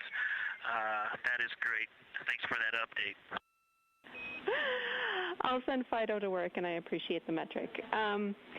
Other than that, I have no new vehicle statuses to pass to you. Enjoy your handover time, and we're looking forward to picking back up with you shortly.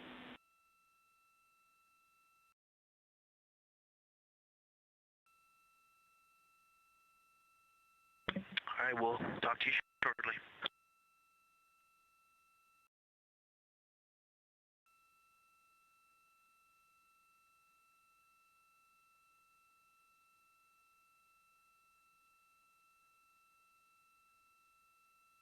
Those words called from Capcom Jenny Gibbons, CSA astronaut and Artemis II backup crew member, to the crew working aboard the Orion spacecraft. Had a little bit of a view inside the cabin. As you can see, it is very dark. The crew has turned off the lights, and the light that you were able to see is coming through the window, a reflection of Earthshine and from the moon.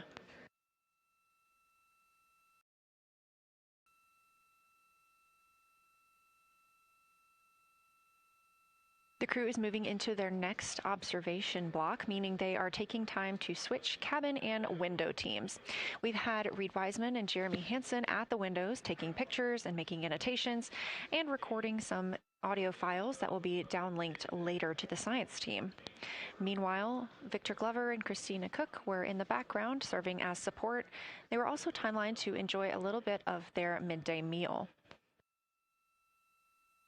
Now that we are swapping positions, the support team becomes Reed Wiseman and Jeremy Hansen.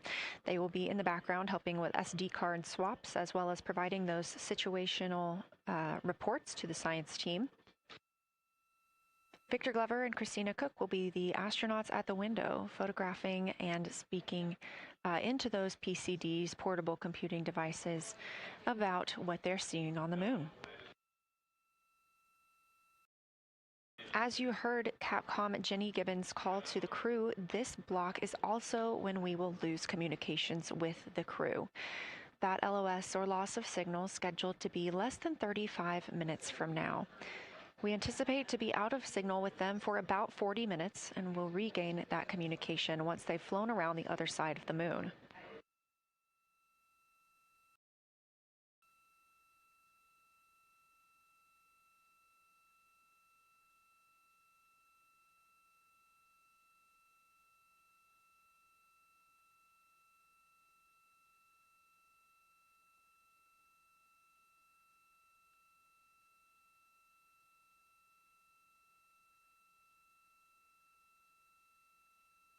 Now, even though the crew will be flying behind the moon, their observation period does not stop. They will still be taking pictures and making annotations of what they are seeing.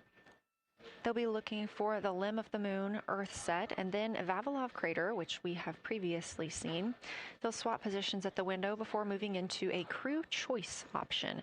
They will get to pick things that are interesting to them on the surface, take pictures, and explain why they find them that way. They'll also be looking for any impact flashes. These are short-lived flashes on the lunar surface caused by impact bombardment.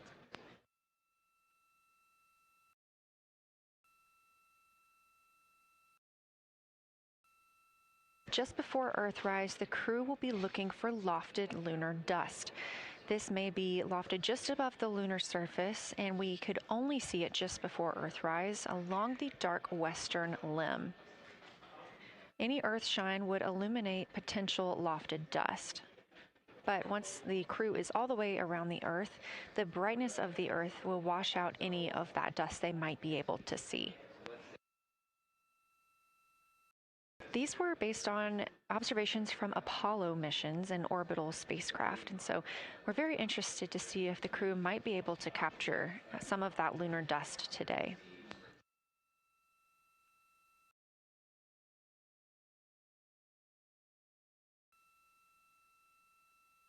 Following that lofted lunar dust target, the next will be Earthrise. We will regain communications with the crew shortly after Earthrise.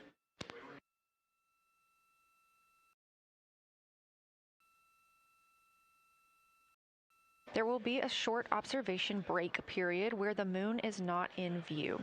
That's because we are also anticipating the crew seeing an eclipse today.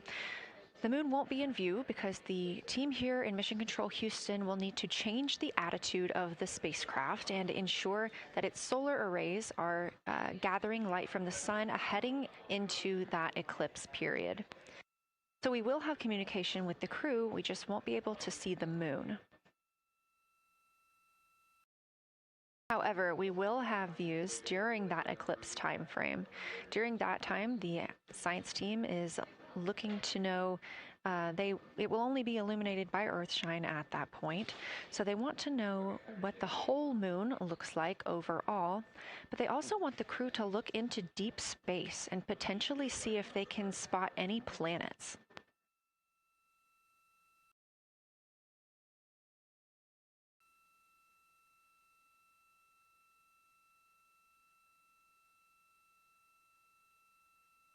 Once the eclipse is over, the lunar flyby period will have ended.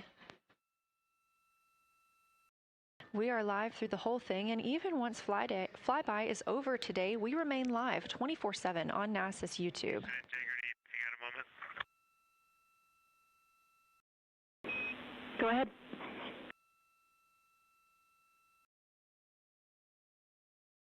I don't know if Catherine and Devin are still there, but if they are, just wanted to just let them know how much fun we're having out here. It's extraordinary to be on the far side of the moon right now, just hanging out there and looking back at the Earth. And Ashley and Kaylin, I know you're back in Canada, but if you happen to be watching too, just wanted to say hi to all you guys. Love you guys, and we'll be heading back your way shortly.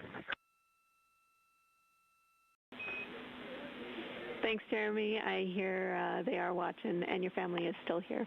So thanks for passing that along.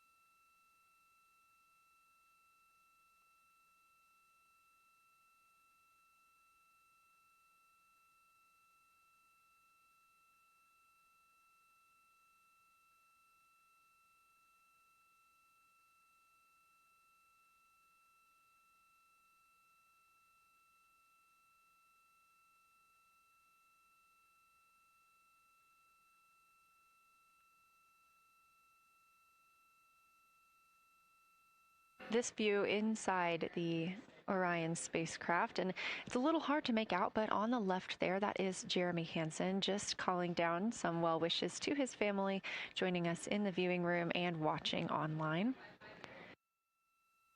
Currently in the window are Victor Glover and Christina Cook. They are taking pictures outside of the window as they are now in their flyby observation block. At this time, Reed Wiseman and Jeremy Hansen are serving as support crew members, and they are also going to have an opportunity to enjoy their midday meal at this time.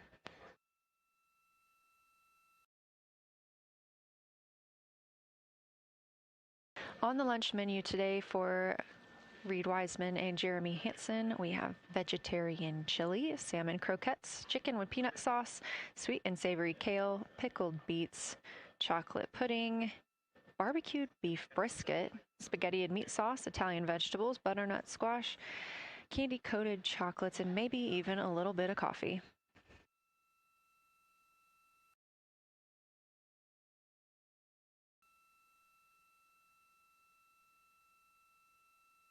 And if you look closely, you can see it looks like they are getting into some of their food for the midday meal. All of the food on the spacecraft is rehydratable. We don't have an option for fresh food as there's not a refrigerated section of the Orion spacecraft. So all of this food can either be rehydrated or eaten straight from the package. Just depends on what the food actually is.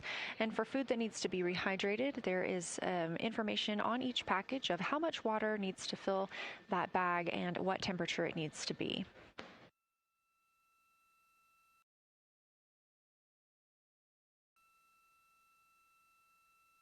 We are now 4 days, 23 hours, and 39 minutes, 40 minutes actually, into the flight of Artemis 2, the spacecraft now under 4,500 miles from the moon.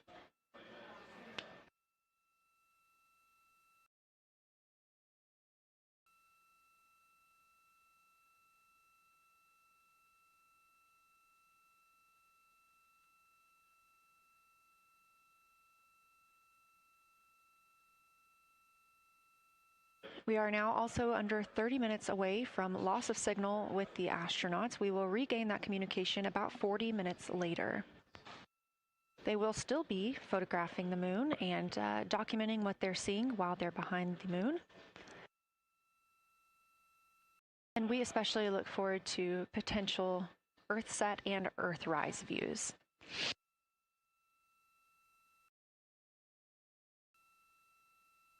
As you can see on the left side of your screen, we are streaming this solar array camera view throughout the flyby.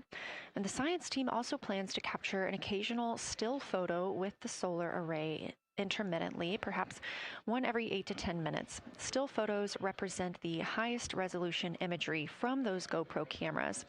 So starting 5 minutes before Earthset and loss of signal, the science team will capture a series of photos, one every 30 seconds, to include Earthset, all the way through 5 minutes after Earthrise and acquisition of signal. In order to capture these frequent photos, the solar array camera that we were streaming will need to switch to time-lapse photo mode. So during this time, the streaming video quality won't be as sharp as you have it right now, but we want to ensure that the science team captures the data that they need during these time frames. And we really look forward to seeing those higher resolution images once they're available. But with the view you are seeing right now, we are sharing bandwidth on the Orion spacecraft with every system that is keeping the spacecraft powered and the crew alive, especially the environmental control and life support system. As this is the first flight with crew, this is also the first flight of a life support system, keeping the crew healthy and safe on the way to the moon and the way home.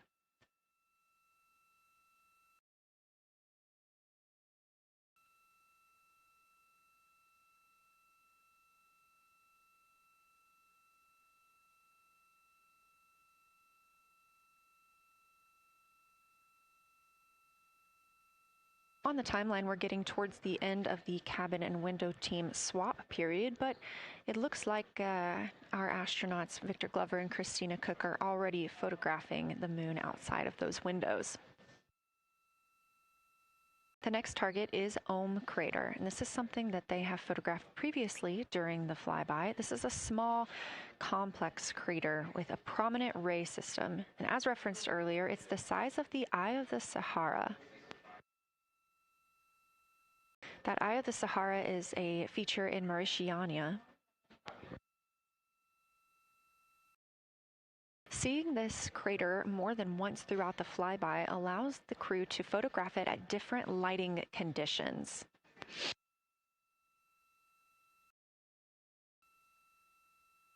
Those different lighting conditions help expose different portions of the target and can help the science team learn a little bit more about how it formed and what it is today.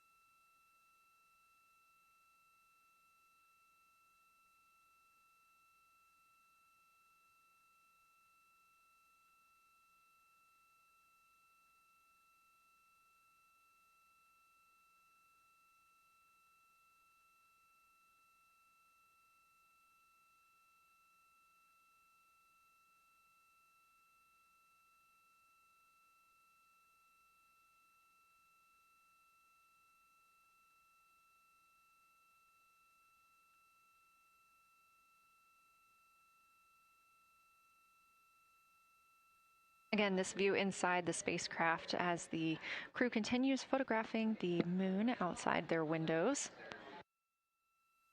They have turned the lights off to allow them to better get photos of the moon, preventing any reflections from coming in from the spacecraft.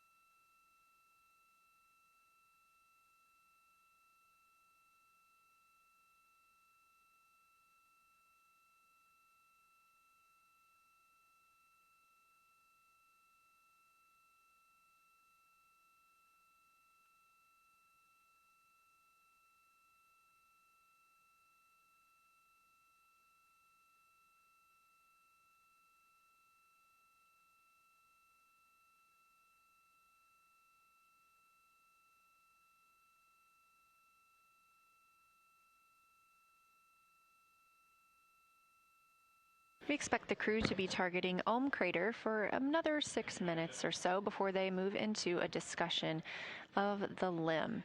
Now, the science team has asked for a science sit rep or situation report during that time, so we hope to hear calls from the crew on what they are observing.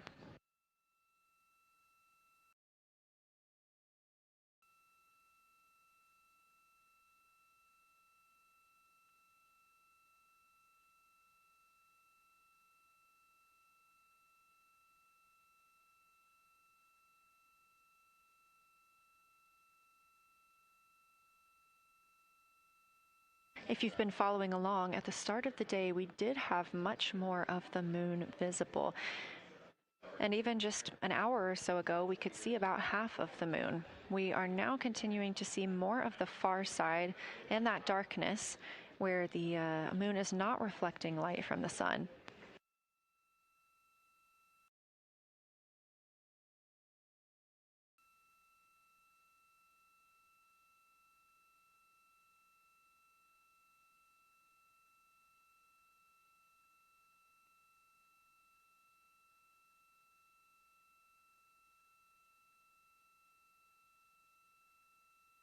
Earlier, we were also able to see some of those darker portions, that old lava flow that we often see on the near side of the moon and that we can all see from Earth. That has mostly gone away. We are now just seeing very little of Oriental. That's down to the bottom right of the moon. You can see just a small dark portion near the limb.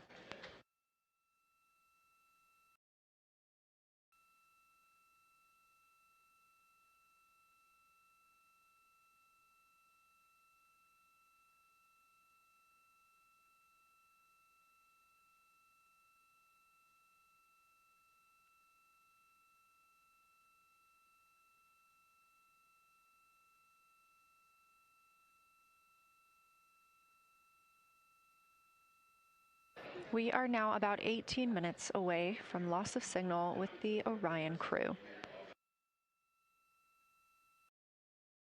Again, we use the Deep Space Network to communicate with the crew members when they are this far from Earth. This is the first mission since Apollo when we have had humans on the Deep Space Network.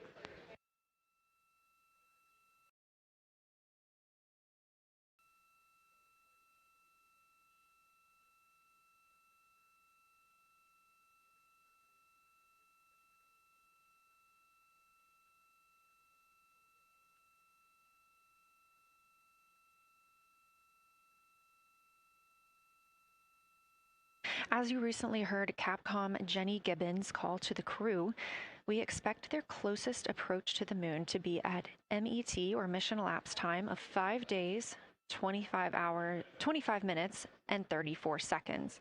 At that time, their altitude would be 4,067 statute miles above the Earth's surface. Just over 2 minutes later, they will reach their maximum distance from Earth at mission elapsed time 5 minutes, 5 days, 27 minutes, and 39 seconds. The altitude at that time would be 252,756 statute miles. These are our latest numbers, and we'll make sure to verify and confirm those once those milestones have been achieved. Obviously, we will be without communication to the spacecraft at that time. So once we regain communication, we will make sure to find out those numbers and report those to you.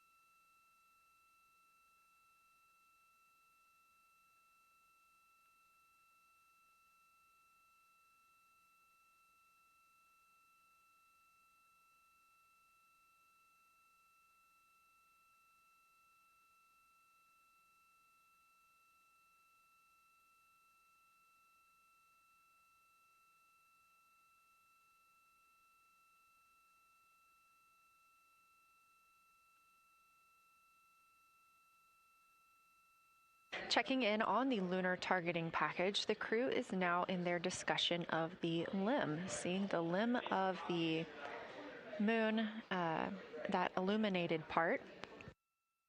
Currently at the windows taking photos and making annotations are Victor Glover and Christina Cook.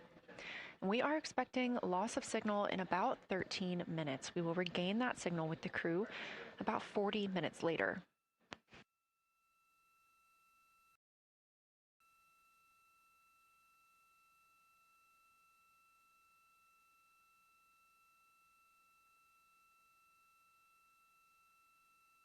A milestone worth mentioning that this day marks the first time in more than 50 years that humans will observe the moon directly, a critical opportunity to practice how lunar science will be conducted during future Artemis missions.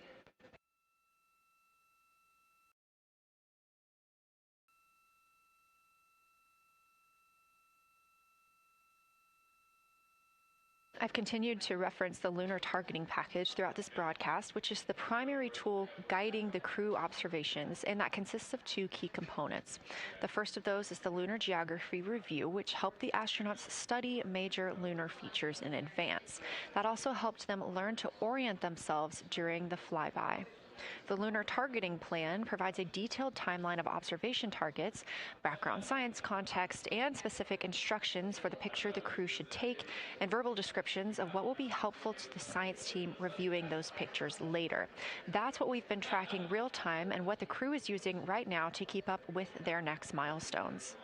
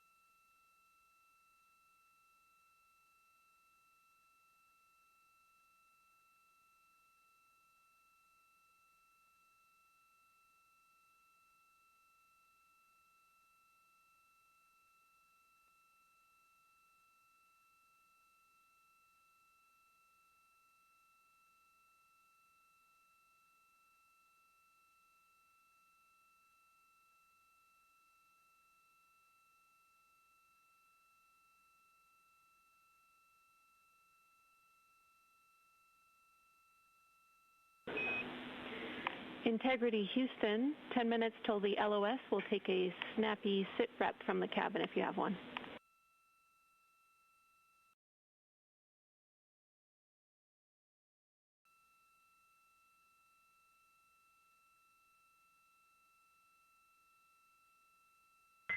Okay, Jenny, that came, we missed most of that, but just a 10-minute warning, is that what you're saying?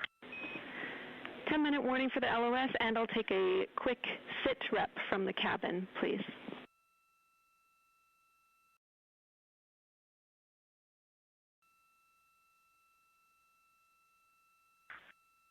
All right, cabin is still full of excitement. We've got Christina in window 2, Ike in Victor in window 3. Reed's actually been trying to get some images out of the docking tunnel. We can see the Earth and the Moon and part of the Moon out of the docking tunnel, which is pretty good. And I'm just grabbing some footage right now with our interior cameras.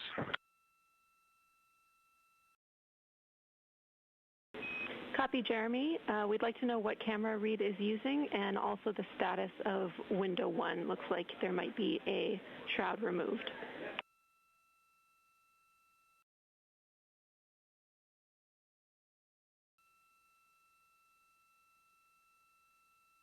Okay. Reed was using the Z9, and the T-shirt shroud is still on window 1, but we took the camera out of it. So maybe that's what you're noticing. But when I looked in there, I saw a lot of sunlight reflecting around. Copy. That makes a lot of sense to us, Jeremy. I want to remind you, coming up on this LOS, that we'll take sit reps in the blind.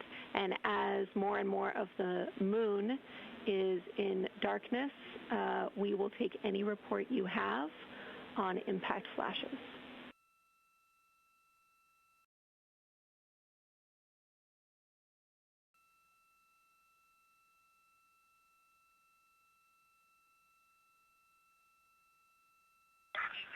All right, Jenny, you have to say again your last. There's a lot of conversation here, and I was on the other side of the cabin, so I missed all of it. Look out for impact flashes, and we'll take sit reps in the blind.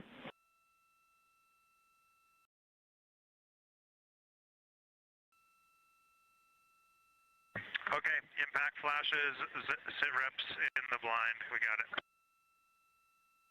And yeah, just so you understand what's going on with window 1, there is light coming through the outer hall from window 2 to the inside of window 1, if that makes sense. Like I can see the inside of the vehicle when I look between the 2 panes of glass. Copy.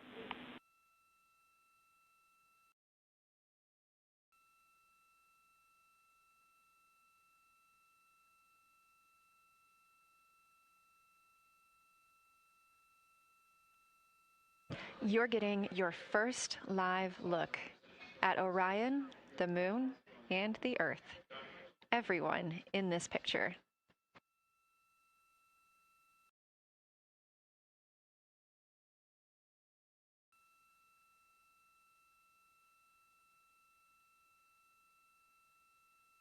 This is a live view from the Orion spacecraft.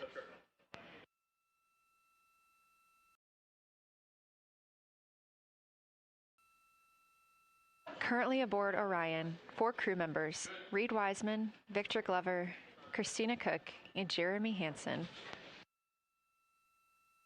And on the Earth, all of us, all of humanity. You can see the moon is starting to get a little bit dimmer as the astronauts are going to pass behind it. Now 6 minutes and 26 seconds away from that loss of signal. Again, we will be out of communication with them for about 40 minutes until they come around the other side of the moon and we can re-establish contact.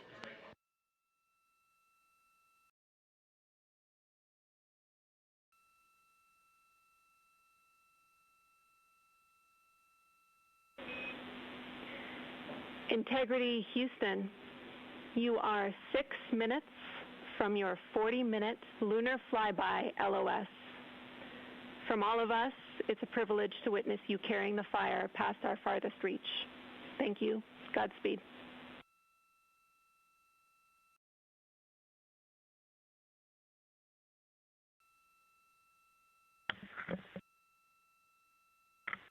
Thank you for that, Jenny. And thank you to all of you for allowing us the immense privilege to be on this journey together. It's quite amazing. And as we go on this journey, thinking about the NASA mission to explore the unknown in air and space, to innovate for the benefit of humanity, and to inspire the world through discovery. And as you've gone along on this journey with us, hopefully we're doing just those things. And as we get close to the nearest point to the moon and farthest point from Earth, as we continue to unlock the mysteries of the cosmos, I would like to remind you of one of the most important mysteries there on Earth, and that's love. Christ said in response to what was the greatest command, that it was to love God with all that you are. And he also, being a great teacher, said the second is equal to it, and that is to love your neighbor as yourself. And so, as we prepare to go out of radio communication, we're still to feel your love from Earth, and to all of you down there on Earth and around Earth, we love you from the moon.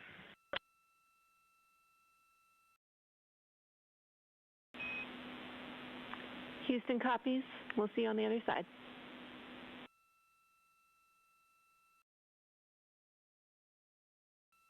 We will see you on the other side.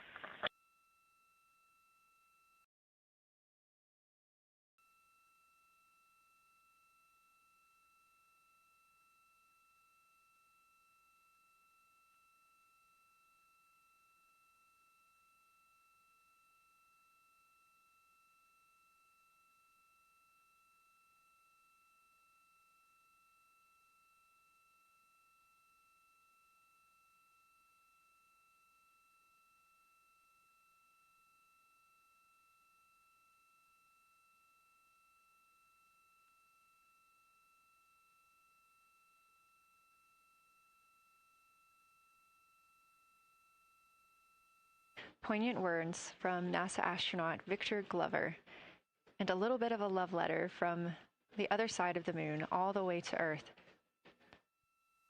Glover touching on the teachings of Jesus, including to love your neighbor as yourself. We are now less than 3 minutes away from loss of signal with the Orion astronauts.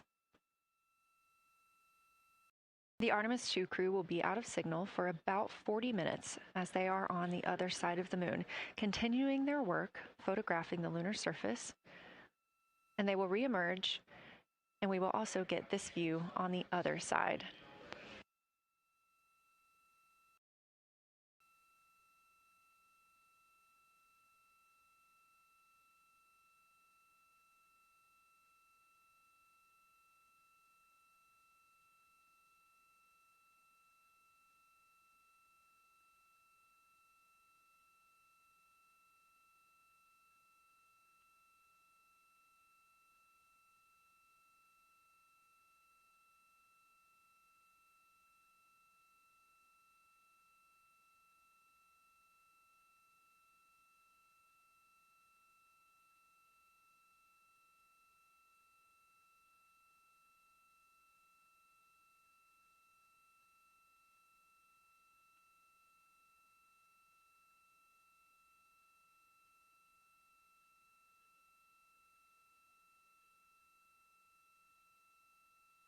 Just about a minute and a half now until we lose communication with the astronauts aboard Orion on the Artemis 2 mission. Now 5 days and 6 minutes since their launch on April 1st. Again, we'll be out of communication for about 40 minutes. And this really beautiful view of a crescent moon and a crescent Earth. How great thou art.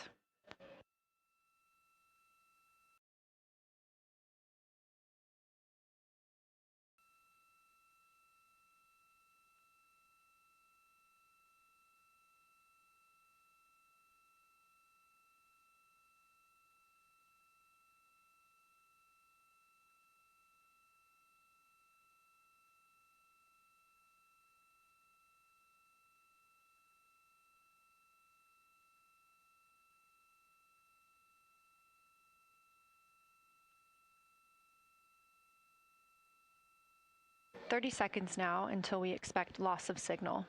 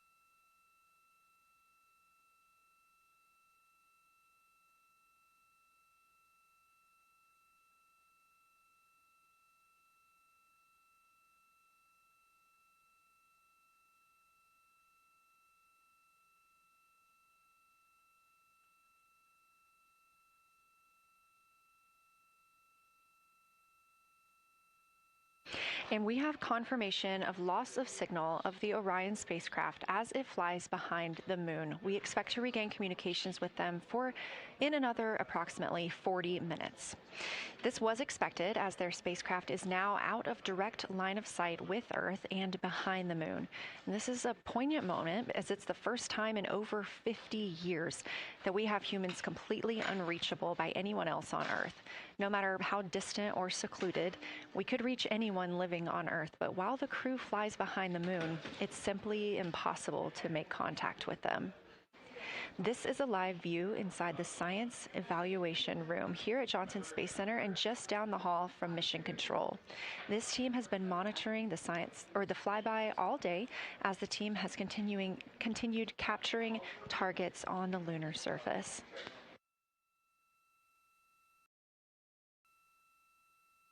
We even got to see this team in action as they were helping the astronauts identify some of the features they were seeing on the moon but not expecting.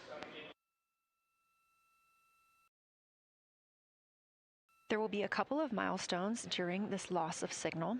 The first will be when the astronauts make their closest approach of the moon at MET 5 days, 25 minutes, and 34 seconds, when we expect they'll be 4,067 statute miles above the lunar surface.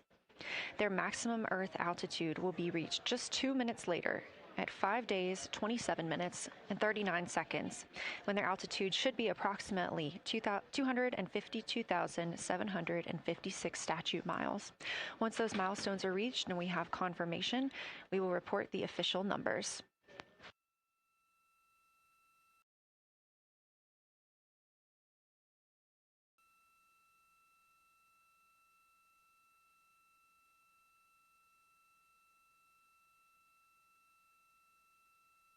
Throughout the Artemis 2 mission, astronaut voice, images, video, and vital mission data must traverse thousands of miles carried on signals from NASA's powerful communications systems, the Near Space Network and the Deep Space Network. Let's learn a little bit more.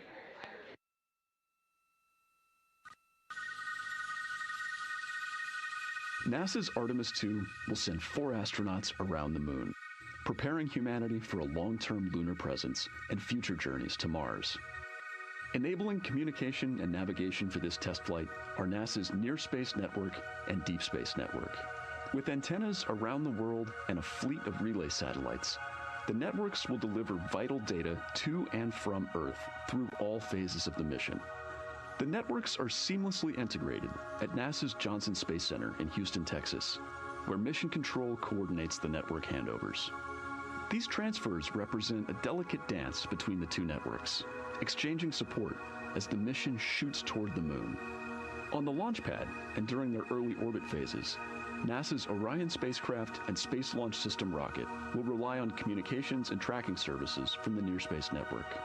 After its translunar injection burn, the Deep Space Network's global array of antennas will serve as Orion's primary communication support during lunar orbit.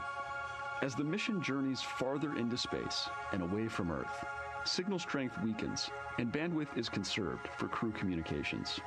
The astronauts will have a near constant connection to Earth, ensuring their safety on a journey farther into space than ever before. We say near constant because as Orion goes behind the moon, a planned loss in communications will occur.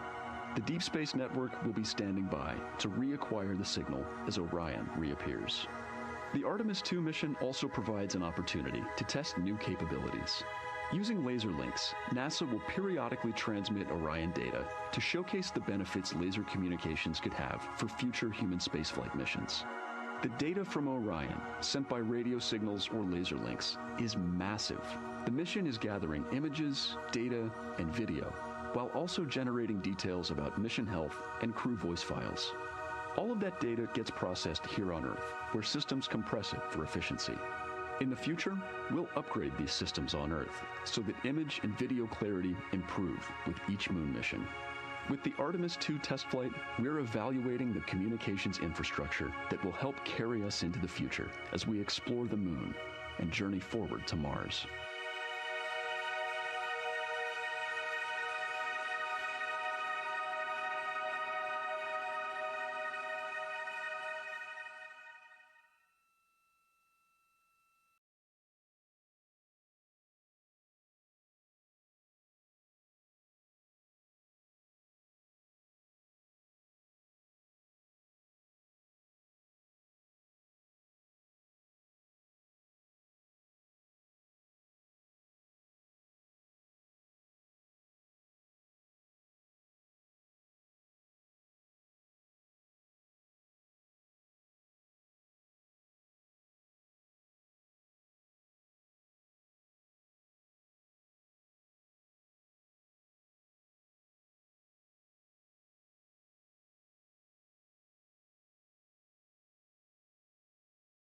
We are now about 33 minutes until we expect to regain communications with the astronauts aboard Orion. And in the meantime, I've got Dr. Kelsey Young, Artemis Science Flight Operations Lead, here with us. Thanks for joining me, Kelsey. Thanks for having me. This is such an exciting day. Oh, no kidding. It has been so cool to hear you communicating directly with the crew. And I know that you have been preparing for this for years, so I am so excited for you and for your team. So just to get into that background a little bit, tell me about your background and what you've been doing on console. My background is as a field geologist. actually, I studied impact cratering in the field for my PhD. So all these descriptions of impact craters have me just absolutely swooning.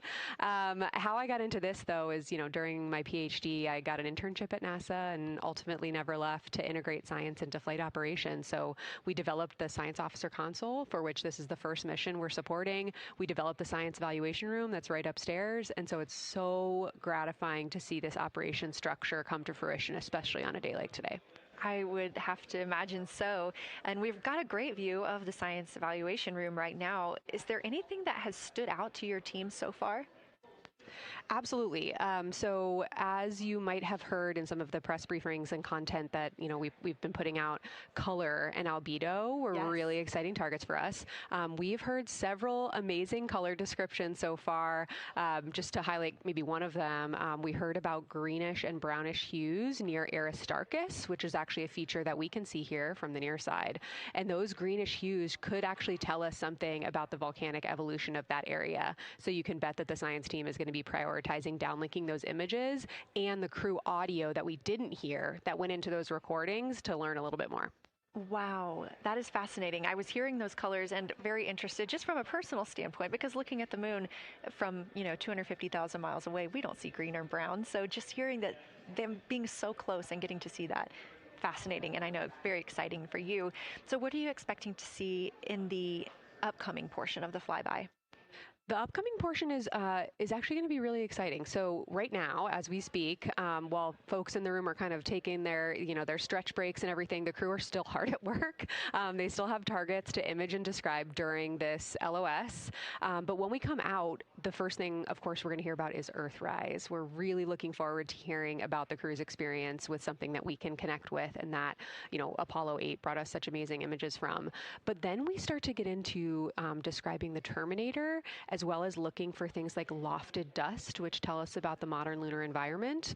Then the vehicle's going to orient away from the moon for an hour and then pivot back for the eclipse observations, which is a whole different set of science observations that we're really looking forward to. It's kind of nice that the crew will get a little break in there, because they have been hitting it hard today with photos and videos and annotations. What are you hoping that the crew sees coming up? Is it that lunar dust?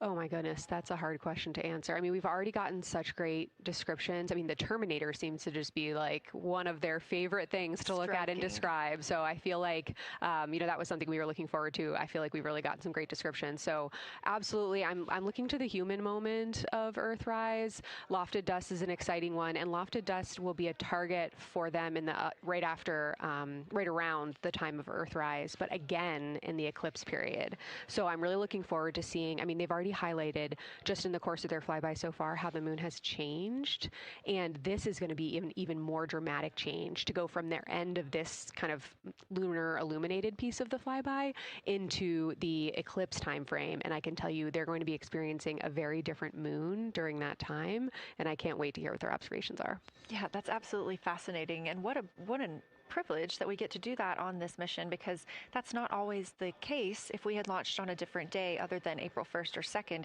we wouldn't have gotten to see that eclipse. Is that right? That's correct. April 1st and 2nd. I will say, I was asked a lot in the weeks leading up to the launch, well, what's your favorite day? And my answer truly was, there is no bad day to launch to the moon. We were going to get great science out of it no matter what, but it's a really neat opportunity to, bring the sun into the picture, bring different planetary bodies into the picture while still literally keeping the moon in center stage. Fascinating. So what differences are we looking for at each site? We're hearing a lot of different terms. We're looking at craters. We're looking at mare. What are the differences that you're hoping to see? We do have, as you highlight, kind of different prompts for each target. That's what they're looking at in their lunar targeting plan, which I know you've been showing. And we have even different prompts for the person with the, the really long lens on the camera versus the people with the unaided eye. And you've heard the crew talk about, oh my goodness, when I go from one to the other, I can really detect different nuances. And that's something that we experienced in simulations, but hearing them actually, see it for real has been really gratifying. But we're looking for different things based on the target. Sometimes we're looking for color. Sometimes we're looking for texture. For the Terminator, we're looking at kind of what texture and morphologies pop out to you and what kind of diversity you see along the Terminator. You've heard, Victor especially make some comments about future impacts for exploration. So already I think that their descriptions in this first part of the flyby have told us something scientifically, but also about future surface missions. Well, it was so interesting to hear Victor talking about he was imagining in his mind's eye being down on the surface and walking around. That was very cool to hear. And when we're thinking about targets, I know some of them are determined based on the launch day because that determines the lunar illumination. So the ones that we're looking at today, how and why were these selected? Such a wonderful question. This really gets at at the heart of some of our really highest priority science questions. Illumination conditions is a big one, right? So of course we need the targets that we're interested on the lunar feature to be illuminated by the sun in order to view them, but the timing in which they see them during the flyby enables us to ask different questions. So you heard in the pre-flyby crew conference talking about, well, the same pair, Reed and Jeremy, will get to actually look at Glushko crater twice, and that looking at it from different illumination angles allows us to understand that feature better and connect color and albedo with topography and morphology. Then you have other craters where you want to look at it with the sun shining on it obliquely versus straight on, and that tells you something different about the scientific objective that drove the target being on the targeting plan in the first place. We've talked a little bit with the viewers today about what the crew is able to capture in this short time frame of those craters in different lighting conditions. Could take years for something robotic to be able to do based on attitude maneuvers and where the sun is at. So can you just talk a little bit about the importance of having both the robotic operation and having the crew? Absolutely. We definitely don't want to minimize the impact of orbiting spacecraft. Lunar Reconnaissance Orbiter is the one that's often referenced. Data from LRO and its payloads have really been instrumental in getting us, frankly, to this point for Artemis 2 and future missions. But the human experience, the crew observations that we've already been hearing about, it is such a perfect complement to the orbiting spacecraft data because they are able to have this